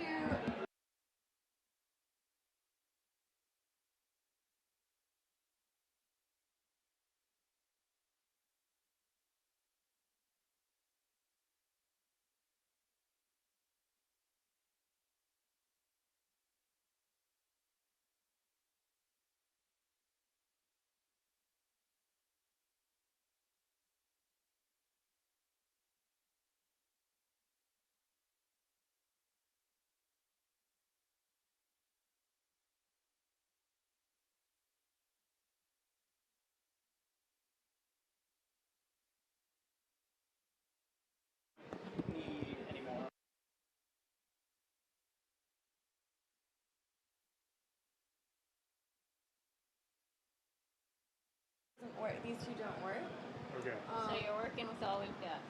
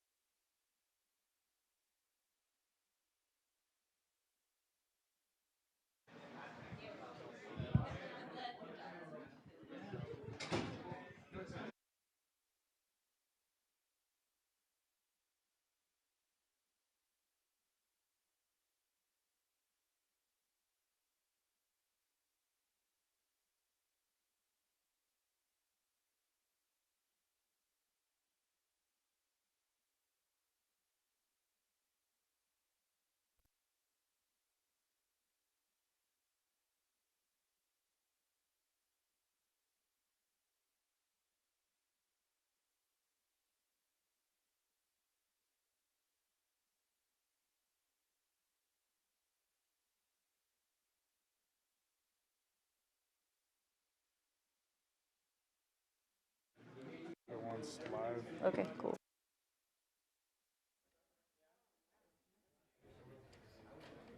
I shaved my head because I realized when I woke up yesterday.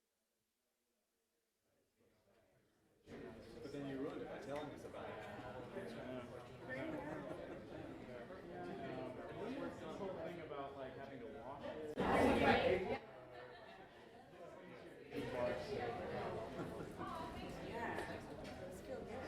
Yeah, you should try it. The only button. The only button.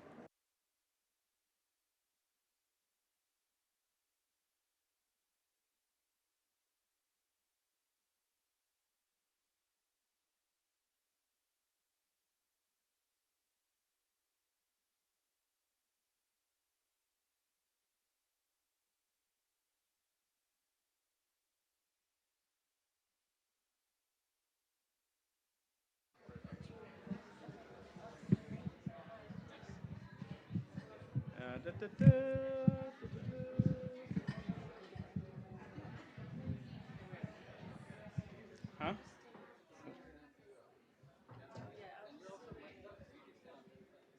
Oh, you have two mics? You, I have this. okay. Are you green? No, not yet. You're going first? Okay. Oh, like Hello. Irina, can I ask you a favor to close that door? Thanks. Are you ready to rock? Can you smell what the rock is cooking? No, wait. Or does he go like this? How does he do it? Like, does he always put his hand up to the ear? Right? Can you smell what the rock is cooking? And then but your ear doesn't smell. Well, I don't know. My ears don't smell. So hi, internet. Thanks for staying there all day. How many of you had a chance to go upstairs and check out the hack hall? Woohoo! How many? So wow. So those of you who's been sitting here on the second floor, you can stand up right now, get the wiggles on, shake them out, because this is going to be a really exciting conversation, and I want to make sure that you've got all the blood flowing in every single limb. This is a real honor and treat. 4 or so years ago, 5 years ago, Ariel Kinnan came back from her Code for America fellowship and was able to join the mayor's office and teamed up with Matt Klein, who was the executive director of Blue Ridge.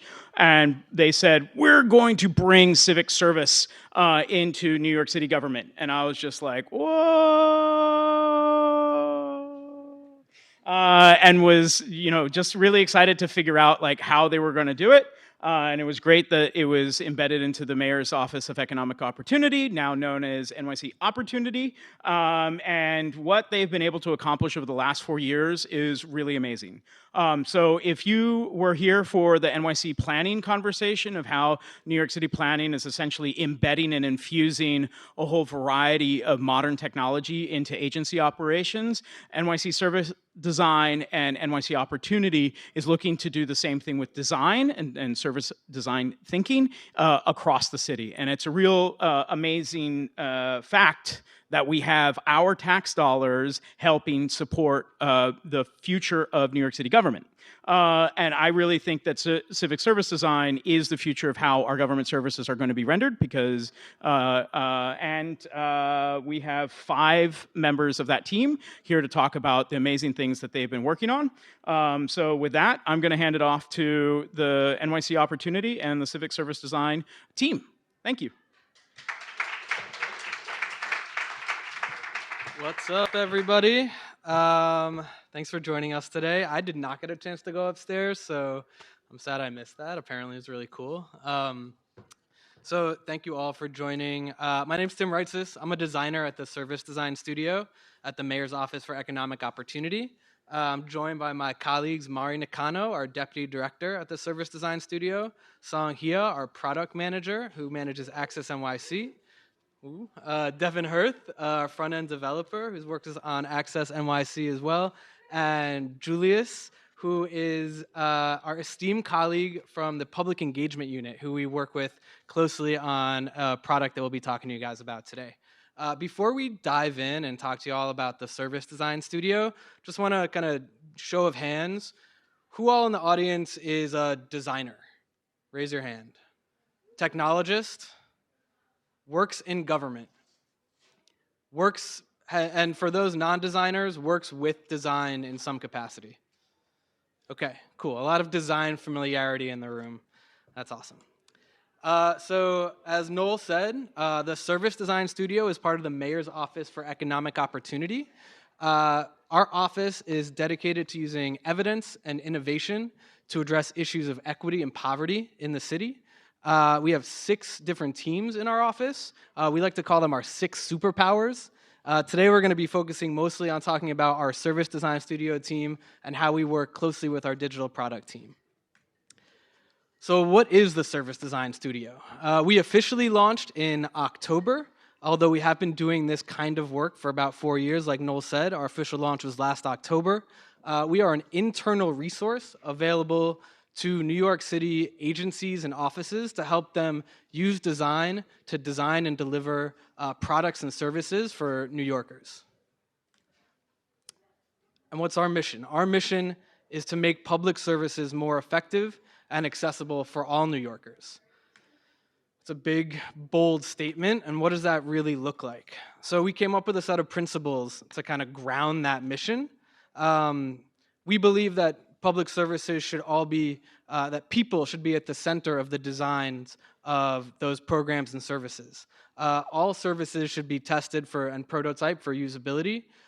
We often hear the word prototype and we think digital products, but we prototype and test all services, so digital, physical, they can be conversations, service interactions, communication materials, you name it, we test it.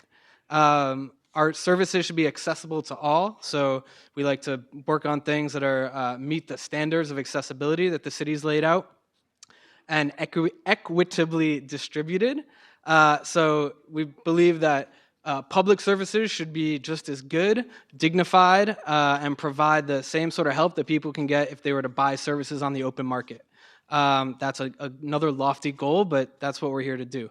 And we also believe that services should be rigorously tested and evaluated for effectiveness and impact. That kind of goes without saying, but evaluation is a big part of the way we think about design, and our office writ large thinks about design too. So we call our practice, as Nola alluded to, civic service design. So what is civic service design? Again, a show of hands. Who all is familiar with the term service design? Okay, cool. So really service design means that we look for solutions that are rooted in the holistic experience of people that are affected by the services that we're working on. And we believe that design isn't just about how something looks. Design for us is really about how things work. So people, process, information, and technology are all the things we look at that go into the work that we do. Now, as designers, we want to solve all the challenges, and there's a lot of them out there, but we have a city of 8.5 million people, about 300,000 public servants across 70 agencies, and we are a team of 5. So we can't possibly work on all those things. We have limited capacity, which is why our other goal outside of working on projects and direct service delivery is to build design capacity inside city government. So we want to provide tools and support for non-designers and those design-curious public servants so that they can use design to tackle the complex problems and challenges that they're working on in new ways. So here are some of the ways that we're doing that. We have tools and tactics. So a toolkit that Mari will talk about in a minute is one of those supports. We host weekly office hours at our studio in downtown Brooklyn. I will talk a little bit about that after Mari. We hold regular events for public servants, design-curious public servants. We're working on a design curriculum for public servants as well that we'll be kind of launching later this year. We're also doing something called the Designing for Opportunity Partnership, which you'll hear a little bit more about later in this talk as well, where we're really fully engaging with an agency partner on a 12-month service design project. And then we work really closely with our NYC Opportunity digital product team, who are well represented here as well, and you'll hear some about that too.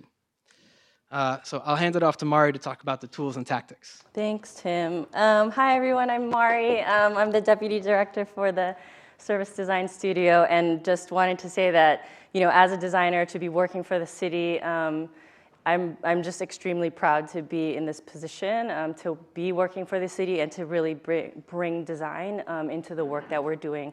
I'm just going to give you a quick overview of some of the work that we're doing. So Tools and Tactics is a toolkit that the Service Design Studio put out a little while ago, and it comes in the form of a website, it comes in the form of a binder toolkit, and it comes in a small, really cute field guidebook. But all those tactics and all those tools these are the foundational pieces, and these all tie back to the principles that Tim had brought up. I'm not going to go into these in too much depth, but these don't have to be done linearly by agencies. These are different types of tactics that we really try to talk about, we really try to train folks with, we really try to infuse that in the conversations that we're having when we're talking about initiatives and when we're talking about challenges that we have in the city. The first one is really about setting the stage and just really understanding your institutional knowledge and the research that you already have to understand what the challenges might be around your initiative. But the big one here is about talking to people. So this is something we tend to skip sometimes, but really going out into the field, talking to residents, talking to service providers, public servants who are trying to deliver these products, talking to them one-on-one, talking to them in groups. We really emphasize this piece, and we also try to build in different types of tools to help guide people to build those types of, the research or the ways to talk to people. And when you have all those kind of pieces together, you both understand sort of the quantitative information, but also the qualitative information. It's really important to understand people's fears or reservations about a service or what they might be getting into, and those really inform the end product at the end of the day. And so we take all that information to really connect the dots, to really map users' journeys, understand how many stakeholders are involved in some of these challenges and initiatives, so we can really understand what to focus on, because some of these things are huge. They can take years to really achieve, and so those things really help sort of set strategic plans for a lot of our agencies. And the other thing is trying things out. This is really in the vein of prototyping. So talking about how do we do lightweight prototyping of technologies, how do we do lightweight prototyping of services so that it's low cost, we don't waste the city's money, and really understand what is effective so that way we can continue to iterate and bring in some of the best services and continue to improve them. Now, the big one is also on focusing on impact. As you saw that, designers don't know everything, but we are part of a big team of 60 folks that are focused in research and evaluation and understanding how to measure those things. And so by being reinforced by that bigger Mayor's Office of Economic Opportunity, we're able to really look at the work that we're doing to really understand what impact that's having now and what type of impact it can have in the future as we create sustainable and scalable products. So here's a website. Check it out, nyc.gov/service design. We really try to put that awesome design, into the aesthetic to really make government feel cool again. Because it is. And this is the field guidebook. So this is a small pocket book about this big. It's written in a way that's really approachable, that's easy to understand, something that you can read on your train ride home or have on your desk. And that really just helps do that small stimulation of like how you might think for the day with the work that you're doing. And lastly, a toolkit. So this is, if you come to our office hours, is something that you can use as a workbook. These have templates in it. Those templates are also downloadable on our website. And those help people really work through some of these designerly tactics that we have. And they're also written and they're designed on Word actually in a way so you can just download, use those templates, rejig them for yourself, archive them in here to get you going. Tell me if I'm taking too long or talking too much. I'll let Tim take over and talk about office hours. Thanks, Mari. Yeah, so Mari mentioned office hours. So we have 4 slots a week that we open up for public servants working in the city to come to our office, sit with us in our studio, talk to us about the challenges that they're facing in their work and how design can maybe support what they're doing. If you come to an office hour, you not only get our support, you get some swag, and we force you to take a picture in front of our design wall, and we share it here. So far, we've had a total of 50 office hours since October 6th of last year. We've sat with 128 public servants from across 25 different city agencies, 6 other governments, and 2 different academic partners. So office hours is a chance for us to provide support to public servants in the city. It's also a chance for us to learn, as designers do, what people are struggling with, what kinds of support they're looking for from us so that we can iterate on our own process and improve how we're supporting folks in government using design. So we take really good notes in office hours. We have a very extensive Excel tracker where we keep a lot of data about this stuff. And as designers do, we took some time to unpack all of that data and sort it out into different patterns and find some themes so that we could better understand, like I said, people's challenges and the supports that they were looking for from us so that we could hopefully improve on the way that we're supporting them. So some of the things that people were coming in with that we found, not going to read every one of these for the sake of time, but testing programs, creating enhancements, building digital products, getting buy-in from folks. Some of the kinds of support that they were asking for across those different kinds of projects. Embedding design into an RFP. This is a big one that we see pretty often. So people are really interested in human-centered design and how it can help the program or service that they manage, but they want it to be not just an add-on or an afterthought. How do you infuse that into the program that you're delivering? Or if you're creating an RFP for kind of a version 2 of a program that you're already running, how do you build that into the RFP?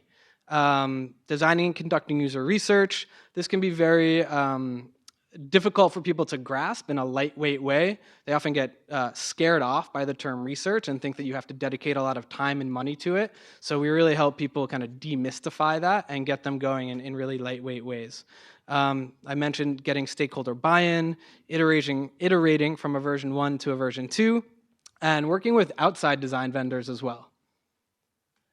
So I started talking about some of the stuff that we're doing to support these folks. So implementing service design, I mentioned kind of the demystification and operationalization of some of our design tools and tactics. So really getting people comfortable with and getting them started building research plans and thinking about how to do user research in lightweight ways. Building a stakeholder map, which is really just a list of all the people that your service touches, can be a really impactful thing for teams to do. Facilitating multi-stakeholder collaboration. This is something that a lot of teams come in wanting support for. We've started offering what we call a workshop, where we bring teams in for follow-up office hours to run a workshop for them to help them create an agenda and facilitation tactics for them to run their own workshop and create buy-in across stakeholders. And then just giving these teams who don't necessarily always have the time a space to come and sit and think strategically and think in new ways about the challenges that they're facing has been a huge impact.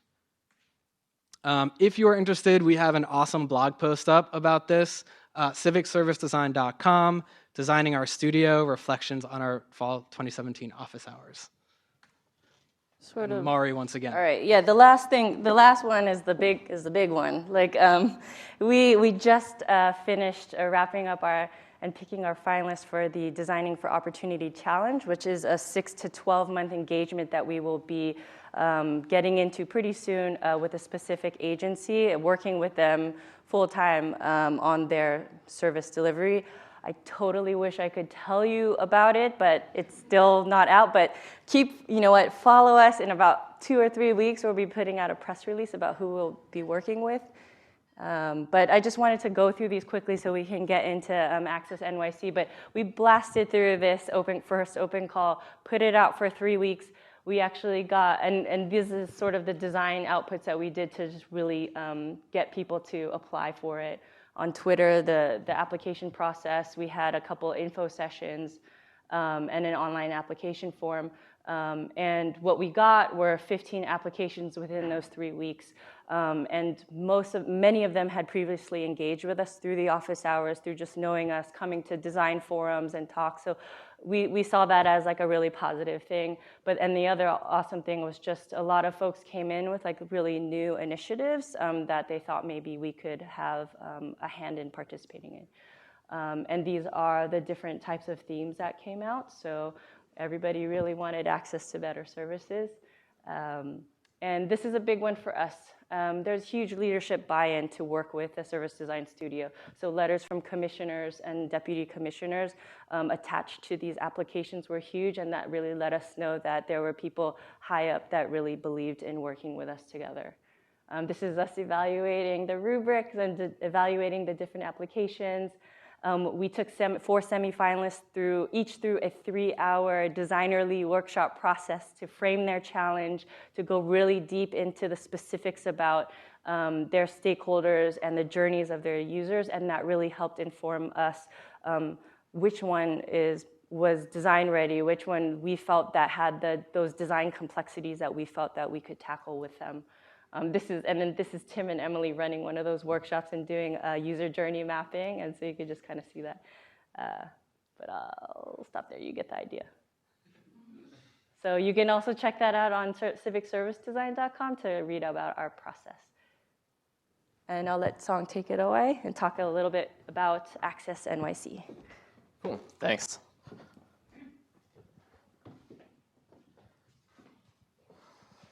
So today we're going to talk about prototype-driven product development in government and how that's worked for our team at NYC Opportunity.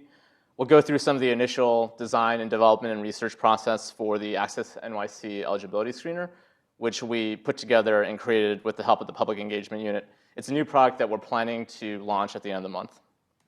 But first, I'm Song Hia. Again, I'm a product manager with Access NYC. It's a mobile-friendly front door to the city's benefits and resources. It features a 10-step eligibility screening program that determines the eligibility for 31 different benefits programs. It features comprehensive information for 40 different programs, including things like how to get help, basic details, required documentation, important dates, and it's available in 11 different languages. It also features an interactive map featuring service centers where folks can actually show up in person and get assistance with these programs. You can check it out at nyc.gov/access-NYC. Hey everyone, my name is Julius Goldberg-Lewis. I'm with the New York City Public Engagement Unit. We're housed within HRA DSS. Our mission is to reorient the face of government. What that means is proactively doing outreach to New Yorkers to connect them with city services and then case manage them through the process of accessing those services. So our vision is to meet people where they're at, whether that's outside their bodega, at their front door, or just talking to them on the street. And once we've identified someone who might need help accessing services, whether that's help being secure in their housing, accessing health insurance, things like that, we're going to case manage them through that process to ensure that they can navigate the sometimes difficult and confusing landscape of getting those services. So the Public Engagement Unit is a personal entry point to the city, and Access NYC is a digital entry point to the city. We thought this would be a great opportunity to equip the Public Engagement Unit with Access NYC as part of your toolkit to do things like facilitate holistic, comprehensive screening for potential benefits, and to also facilitate the process of applying and enrolling in these programs. So I'm going to talk a little bit about the general framework that we use to develop this product, referencing the Civic Service Design Toolkit that Tim and Mari mentioned earlier. You can find out a lot more about it online. But to get started, we had a bunch of initial goals that we identified with PU leadership. At the end of the day, ultimately, we want to help support bridging and closing the enrollment gap for New Yorkers in need, connecting them with potential poverty alleviating programs. And this was going to entail us thinking about using this product in a very different context on different devices. This naturally led us to a lot of new questions. What are the constraints that PU specialists and their clients are dealing with? When might screening fit into case management? And what does an optimized screener look like? And what are we optimizing for? Given the sensitivity of the population and how resource and time deprived they might be, we really wanted to proceed with thoughtfulness and sensitivity. We knew that traditional tech industry mantras like move fast and break stuff weren't going to necessarily apply here. So the first step was just talking with people. What did that look like? This was a pretty hot day in August, and I really wish I had worn shorts. We spent a couple of days shadowing the public engagement unit as they walked up and down fourth floor walk-ups in different boroughs to proactively help residents with their tenant-related issues or help them enroll into rent freeze programs.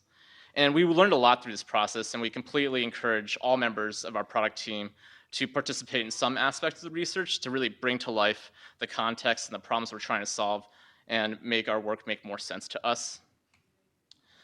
Here's some of our former apprentices, Victor and Stephanie, working with Amelia, a PU specialist, to do a card sorting exercise to get her perspective on the way questions are currently framed on Access NYC. All in all, we did a bunch of research bringing members of our team ranging from our developers, our designers, our training and outreach leads, our business and program analysts out into the field to participate in some aspect of research, whether it be going into the field, shadowing door knocking, going to events, and looking at what events look like from the perspective of clients and the specialists, listening to phone conversations that were part of case management, and doing lots of interviews, whether they be formal or informal. And with all this information, we synthesized this into a number of initial themes that we knew were important and we wanted to explore a little bit more. One is context is everything. We heard that and we saw that for a lot of folks, maybe having a conversation about your household composition, your finances, your savings was going to be really difficult if you've just met someone who came knocking at your door and wanted to help you. We knew that the PU specialists spent a lot of time and effort to really build the trust of the clients that they're serving. One problem at a time. We learned that for the PU specialists, and given the nature of the type of help they're providing, that introducing additional processes, additional programs, additional screening into that process was going to be a potential liability if they're already trying to case manage a client through a specific type of urgent issue. We learned, you use what you know. We learned that for PU specialists, if they're making referrals to external agency programs or other benefit programs, they're typically doing this from a standpoint of familiarity and experience with that specific program so they can authoritatively ask questions and really help someone through that process. And so we thought that Access NYC might be a great way to bridge that gap of information.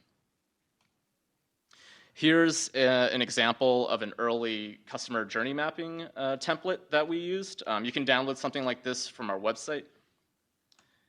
And I'll let Julius speak to the experience from his perspective. What did that look like? What did that feel like? And what did you maybe learn? Yeah, so as you can see from my thumbs up there, it was a successful journey mapping session that we did, plus all the sticky notes. This was one of a few journey mapping sessions that we did at PEU with some of our specialists. That's Jerry on the right, who's one of our tenant support specialists.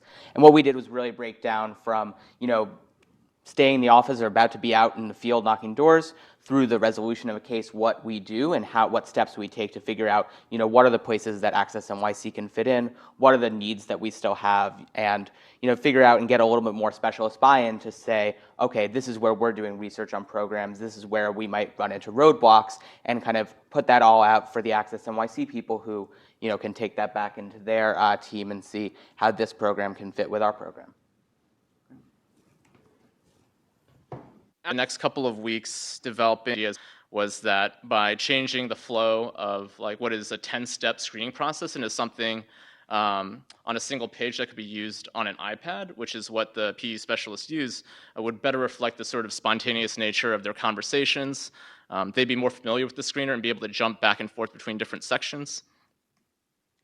And so we started off with clickable prototypes, testing and validating that main hypothesis, but also learning a lot of new things about the interaction outside of the screen, also learning things about what information is going to be really important. How do we better prioritize the large amount of information that Access NYC presents?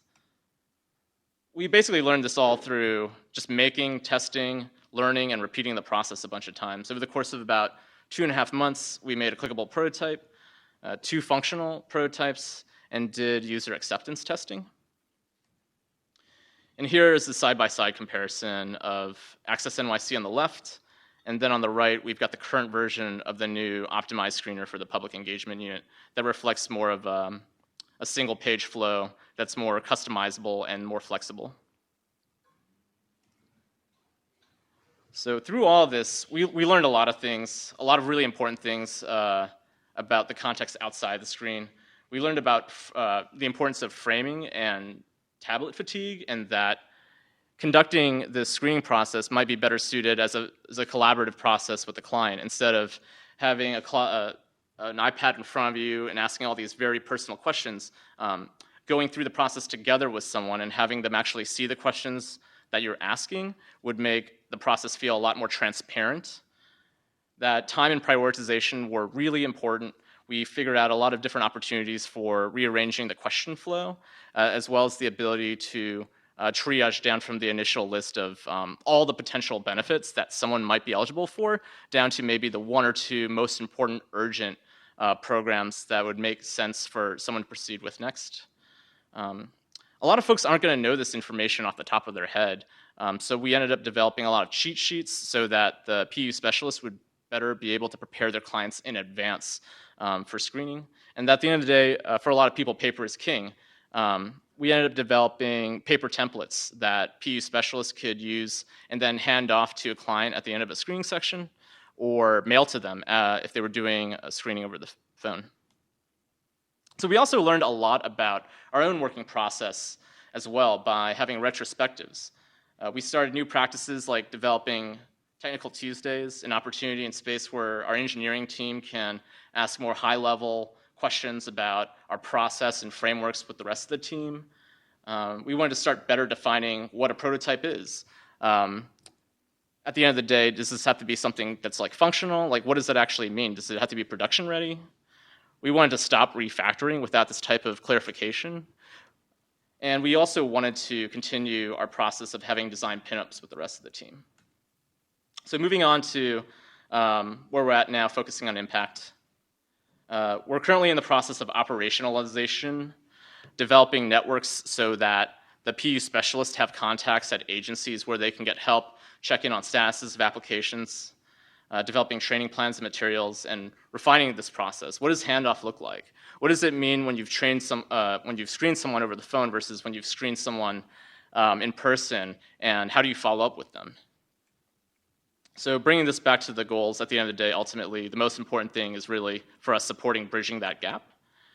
And so we're looking at measuring a couple of different numbers to see, are we making an impact? What type of impact are we making? So at a high level, it includes things like measuring screener completion rates, enrollment rates, looking at how the tool is being adopted. Is our process in place? Does it all make sense? Is it easy to do in the context of the life of a PU specialist? And bring us to what's next. After launch, we're going to continue to do analysis, interviews, provide support and iteration on this product. We're also thinking about scaling this product and process for additional service providers, other city agencies, and community-based organizations. We're also thinking about turning our rules engine, which is a system that actually lets folks know what programs they might be eligible for, into an API. So you don't actually, in theory, need a screening process. If you've got the right data in a database, you can format it in such a way that we can determine eligibility without having to necessarily talk to people. And then finally, improving our practice, looking at our frameworks, our technology and tools, better being able to measure the things that we want to measure, and spoiler alert, thinking about a design system, which leads us to the next portion.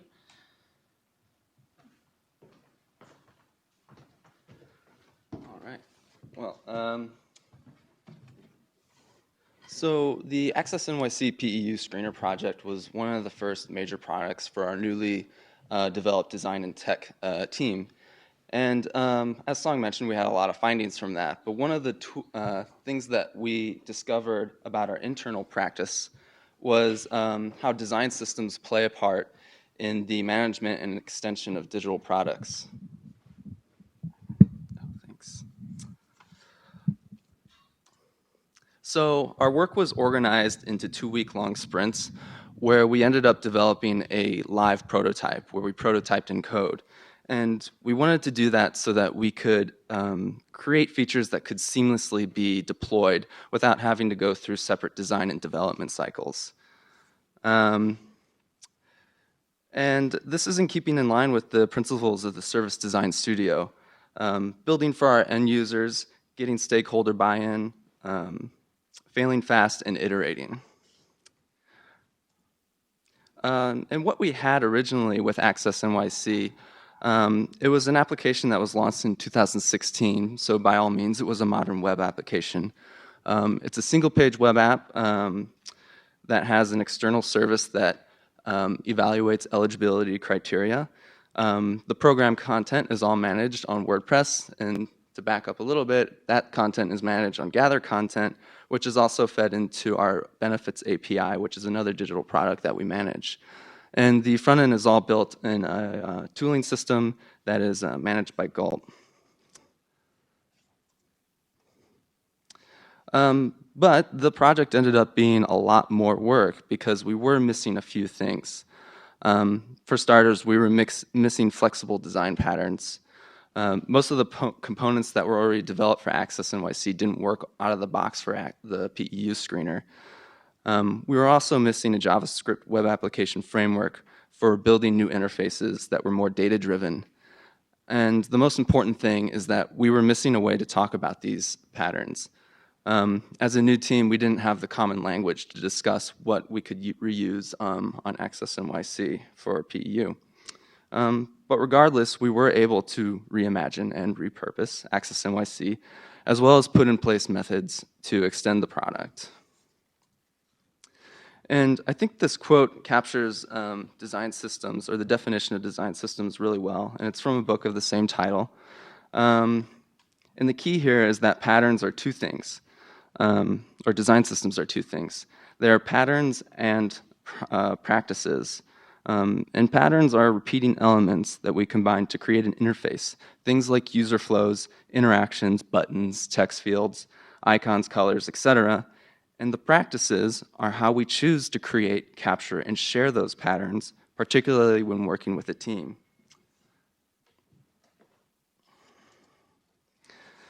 In digital products nowadays, whether they are private or public, are utilizing design systems to adapt to the rapidly changing environment of the web. Design systems help us break the cycle of thinking about web pages as static assets. And this thinking helps product teams collaborate, share, and deliver better services more effectively. And so by going through the PEU project, we had embraced design systems thinking by necessity. And this meant that we could reuse and repurpose elements of the application in new ways and scale it more easily. And so now we're taking it all the way by formalizing the common language around the patterns of our product. As a team, we went through each component and discussed the naming convention and created new names that made sense to the entire team. And now with that agreed upon organizational method, we can map those names back to the source code, plus add additional features such as a static site generator for displaying documentation on a web page. And we've ported the pattern library into a separate repository that can be plugged into other Access NYC products in the future. And some of the other things that we're thinking about with this pattern library is how we can integrate it into design tools, particularly Sketch. And that will help us bridge the design and development tooling gap. But at some point we have to ask ourselves, why go through all of this extra work? Well, our goal is to empower the team internally and create something that can be shared. We aren't exactly looking to create a new standard in design systems, but we hope others will find this example useful. Our guiding North Star is to reimagine access to health and human services, and we think that the design system is going to play a huge part in that, in how New Yorkers navigate the journey of benefits access. And so with that, we'd love to hear your thoughts on this. What can a design system do for you? If you have one, how do you use it? And how could the Access NYC design system be useful to everyone? Thank you.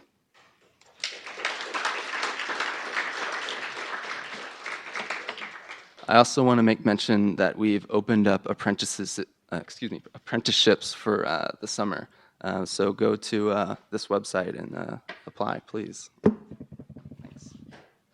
Time for the chairs? Yeah. And we're psyched to open it up for questions and conversation. There's and for regards to those apprenticeship programs, there's design, product management, and development.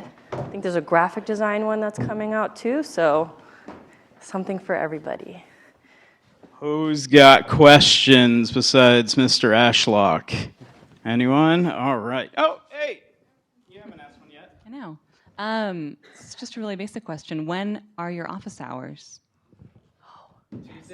Tuesday mornings and Thursday afternoons. If you go to, Hold on. The internet.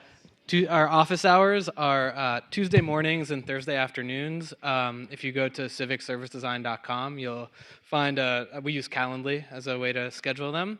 Right now, we're only doing office hours really with folks that work in public service. So if you are, we're looking forward to talking to you for sure. We encourage everyone else here and out there to sign up as well.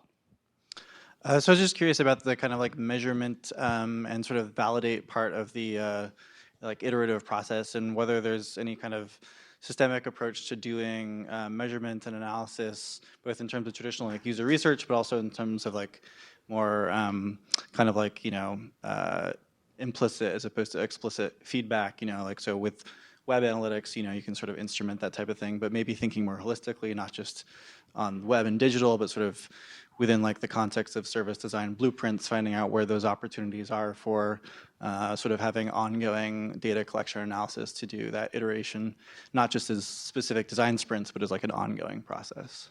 Yeah. Song, you want to talk about some of that? You don't have to for access, because you're still working on KPIs. Yeah. And then I can talk about it from the design perspective.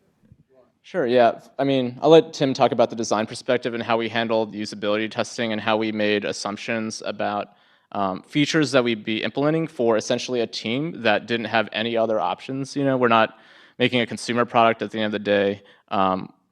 We hope they're going to be using this tool and working really collaboratively with them to make things that are going to be useful, and useful was our general approach. In terms of metrics, it's something that we're still very much figuring out as a new team at the city, exploring different measurement options, but at a high level, just identifying what are we trying to do at the end of the day, and how do different aspects of our digital products ladder up to our high-level goals or can serve as proxies, because data is a huge, I think, challenge from my perspective and the team's challenge. There's so many gaps, With Access NYC, we can tell things like, the percentage of people that started the screening process versus the percentage of people that completed the screening process, but at the end of the day, we still don't know things like, did this person successfully enroll in getting SNAP or getting their rent frozen? And there's so many things that happen outside of the screen, and so with working with the public engagement unit, one big important piece of data for us is going to be able to start to connect the dots between what's happening with the screening process in a digital tool with the help of like human services, and actually being able to tell how many people are actually successfully enrolling in products, or sorry, in programs. Does that answer your question? Kind of? Yeah, hey. For the web people. I would just love to talk with you all about this in more depth afterwards. I mean, I'm sort of like trying to. Hey. For the web people. I would just love to talk with you all about this in more depth afterwards. I mean, I'm sort of like trying to see if we can sort of have like more of a well-defined sort of discipline around service design analytics as like a field. So yeah. I'll also add, like, we as a relatively new studio, we're engaging in a formal evaluation with the help of our NYC Opportunity Program and Evaluation team on the studio itself. So we just finalized a bid for that. So we're excited. We're also looking at that as well. So yeah, catch us after. Yeah, and just to add to that, I think this is a big, I have one. This is a big question that constantly comes up right now about how do you measure the impact of design in these spaces. It's very necessary, practically speaking, to get funding, right? We're a small studio. We're also looking at how, if we can measure these things, then will that then allow, more the scaling of design teams in agencies, or making a bigger team for ourselves, which we would love to have. But having a formal evaluator come on is a big one, is a big step. We've never seen that before. But also looking at every sort of program we're doing. Office hours, we are going through and looking at who's coming, what are their themes, is it even junior level, mid-level, senior level people coming in, evaluating those, even actually pull quotes from the impressions of people to understand what they're thinking. And if there's any behavior change in the way they interact with us or how they're spreading it. And the other thing is just really, I call it design osmosis, but how can we track that in government? How can you really see if there's the attitude of a person is more designerly, and so that's difficult. It's very qualitative, but we understand that, and we're just, for now, capturing as much data as we can, even if it's minute, and just tracking it. And then I think we'll start to be onto something. So yeah. Thank you. So my question is about when you start working with an agency, maybe for the first time, how do you make sure that you're starting off on the right foot, if you will? Because I think service design is a pretty new concept, especially in government. And I think so many people who work in government might feel overwhelmed or intimidated by it, or sadly have the wrong impression of it, like designers just make PowerPoints look pretty or something like that. So how do you start off well? A big part of... Hey, hold on. Let's just change. No, it's going to take too long. Okay. I think a big part of our role is educative, as well as kind of programmatic. So kind of demystifying the concept of service design and getting people to understand the value behind it is something that we're constantly doing. So that's why we have so many touch points, office hours, our design forums, things like that. We also, like Mari talked about, like we have a ton of interest from the commissioner, deputy commissioner level, which is really cool to see for us. It's very empowering to see that kind of buy-in from the leadership level so far. It's just a matter of like, how do you like put that to use and operationalize it?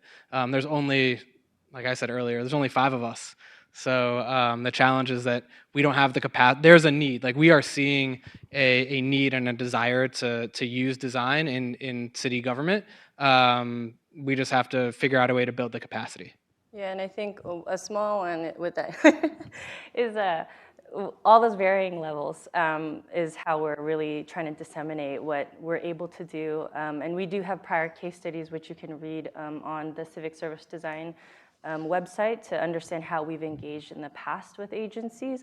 But I think one of the other things is we're trying to celebrate and empower the people we work with. So one of the things that actually Tim initiated was articles like Design Champs. We've been actually interviewing folks that we really feel have that excitement, and really asking them how they're using the tools and tactics that they've come across, and to celebrate them. And I think by doing those things little by little, then that really, we're giving permission to people to use these sort of these ideas that maybe aren't so strict, right? It's about breaking rules and being creative and all those things. So giving that permission that you can do that in government, and also just like really putting them forward. So we're there as public, we're serving the rest of our agencies. So we don't try to be the one in the front that's like, oh, we're the design leaders, follow us. It's how can we help enhance you and get you to where you need to go. So. And we have a lot of great buy-in from people who have seen our amazing digital products that these guys are responsible for. A lot of people come to our office hours, they're like, oh, Access NYC is amazing. How did you do that? So that helps too. Oh, hey. First of all, I love that this exists, so you guys are awesome. I was wondering, did you guys pull any inspiration from other cities? Are there like established cities that have like a strong design culture, or specifically civic service design? I know New York is obviously like a very unique city, but This one has. At least you're getting your workout. Yeah, you should see how many steps I have. New York City is obviously a very unique city, but how is New York City compared to other, like even globally? Like how are they tackling civic service design and stuff? Do you want to talk, Urban? Oh, you don't have a mic. I can start. I mean, the Dutch are awesome. The international, some of these international folks like Denmark, those guys are just kicking butt already. So we look up to them. They have beautiful work out there. But at the same time, our service design studio is perhaps the first municipal service design studio in the nation. So we have a lot of pressure for that. But we're really, and New York in general, right? New York is like this kind of creative space that puts out a lot of these sort of things first, right? So we have a lot, of responsibility in that way, but we are really working closely with other government agencies in the U.S. and in Canada and international abroad, to really understand what they're doing, for us to exchange our tips and tricks with them, so we can move together. We don't want to silo ourselves and say just do what we do.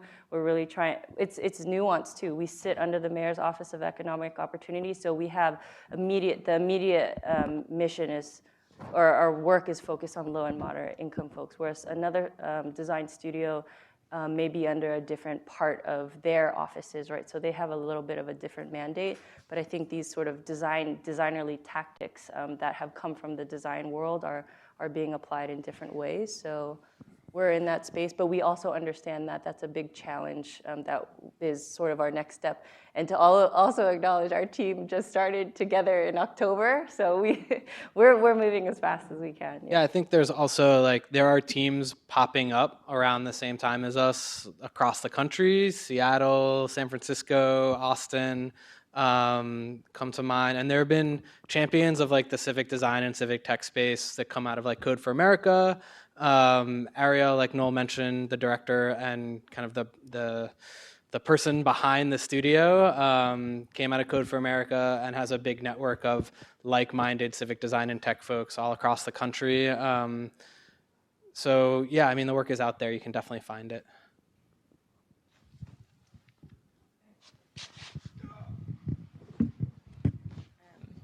Is this okay? So maybe along the same lines of all the stuff that you guys have been talking about, but I'm really curious and intrigued by the idea of wanting to get at the communities that you're trying to serve, which are majority minority communities or low-income communities. And I'm wondering, because you're mentioning a lot about working with government agencies, but I am curious if part of the long-term planning is to also maybe work with grassroots community groups and nonprofits or any agencies within that sector. So a lot of almost most of the direct service delivery done for human services in the city is done by their CBOs. So agencies will manage and fund a lot of that work, but their boots on the ground are those teams. So we want to help the agencies and offices supporting those CBOs support them in the right way for them, right? Through using design. I don't know if that answers your question or not. As far as working directly, we are part of the mayor's office, and kind of our MO is working with the city. I don't know, actually, do you want to add to that? I can take a little bit. Yeah, so I mean, a big part of this also was having the NYC Opportunity team and the design studio team shadowing our specialists when they're out in the field, and the people that they're speaking to are the people that we're trying to touch and trying to affect with this product. So they are people who have trouble making rent or don't have health insurance and things like that, and those are the people that we're targeting. So our specialists have also kind of informed a little bit about how to make this product a little bit more usable. So one of the things that we had talked about a lot was transferring from a linear screening to a kind of more flexible thing, because when you're in a conversation with someone, they're giving you information that isn't always fitting to this kind of linear model. So figuring out, if they're kind of popping in or out, or you're trying to call them over a set of a few days, what's the most important information you can glean to make sure that, it's impacting them? And then also making sure that, because a lot of people, also know about these services already, how do you make sure that we're targeting, the services that they might not know about, they might not have accessed, or, might not have gotten into in the past. In the back. 5 minutes. Hey, I have a question about product management. So is product management, is there, can anyone speak to the landscape of product management for the city? And is this the kind of the same, are you guys also the product leaders for the city? Do you want a mic? Oh, you have a mic. He's like, I'm thinking about this. I mean, that's a good question. I joined the city about a little over a year ago, so I'm completely new to working with government, but I definitely come across a lot of folks who are trying to make change, dealing with very large problems, and thinking about how they can best make an impact in a lot of different ways. And I think, product management, I'm still figuring out what that means. I think if you ask a lot of product managers, you'll get a lot of different answers, but I do think that within the landscape of the city, we're trying to do a lot of similar things. We're just using different vocabulary. If you're asking about like quote unquote like modern tech product management practice, my sense is that given the way I've seen the city develop technology and the sorts of constraints it's traditionally had, that it's a relatively new practice within the city. If that answers, I don't know if that answers your question. I think it's a lot about translation, right? Like the design team is there to help translate really complex ideas or huge long-term initiatives in a way that can be simplified and understood by all the users, whether it's government jargon and us trying to translate that, or whether it's what the end user or a resident might need, and really understanding that something that a resident might say is just as important as someone with government speak might say, and putting that all and leveling that, I think from my experience, not having product managers on a team, it's been detrimental because you expect the UX designer to just tell the development team that you're contracting to make the thing, and it's like there's this big moat in between of how to bridge those two together, and someone like Song is someone that can do that and that actually then at the end of the day makes products scalable, makes it move more quickly, and people like him can be on stage and talk about that, So, and the fact that we have staff lines now for product managers is a huge, it says a lot, I think, about the city being open to bringing designers and product managers and all these sort of different people that normally aren't titled in the drop-down menu when you're trying to click like, who are we here? So. Yeah, it's definitely a new thing, but it's incredibly valuable, and we'd like to see more of it across the city. Yeah.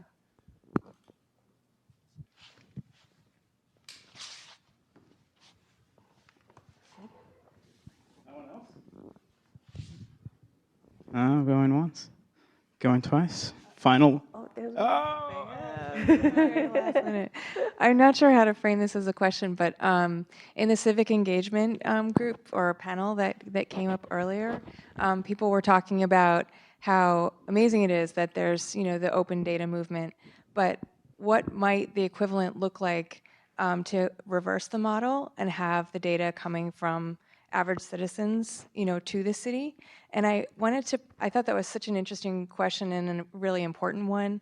And people talked about why people might not be engaging in that one, the language barriers, the access barriers, something I'm sure you all encountered in your work, in addition to just background barriers, immigrant populations, fear around deportation and all that's happening in the city. So I guess I wanted to ask that question to you as just, have you had thoughts? And I think that's one of the principles that we put up there is services should be designed by the people that receive, deliver, and manage them. I think that's one of the principles that we put up there is services should be designed by the people that receive, deliver, and manage them.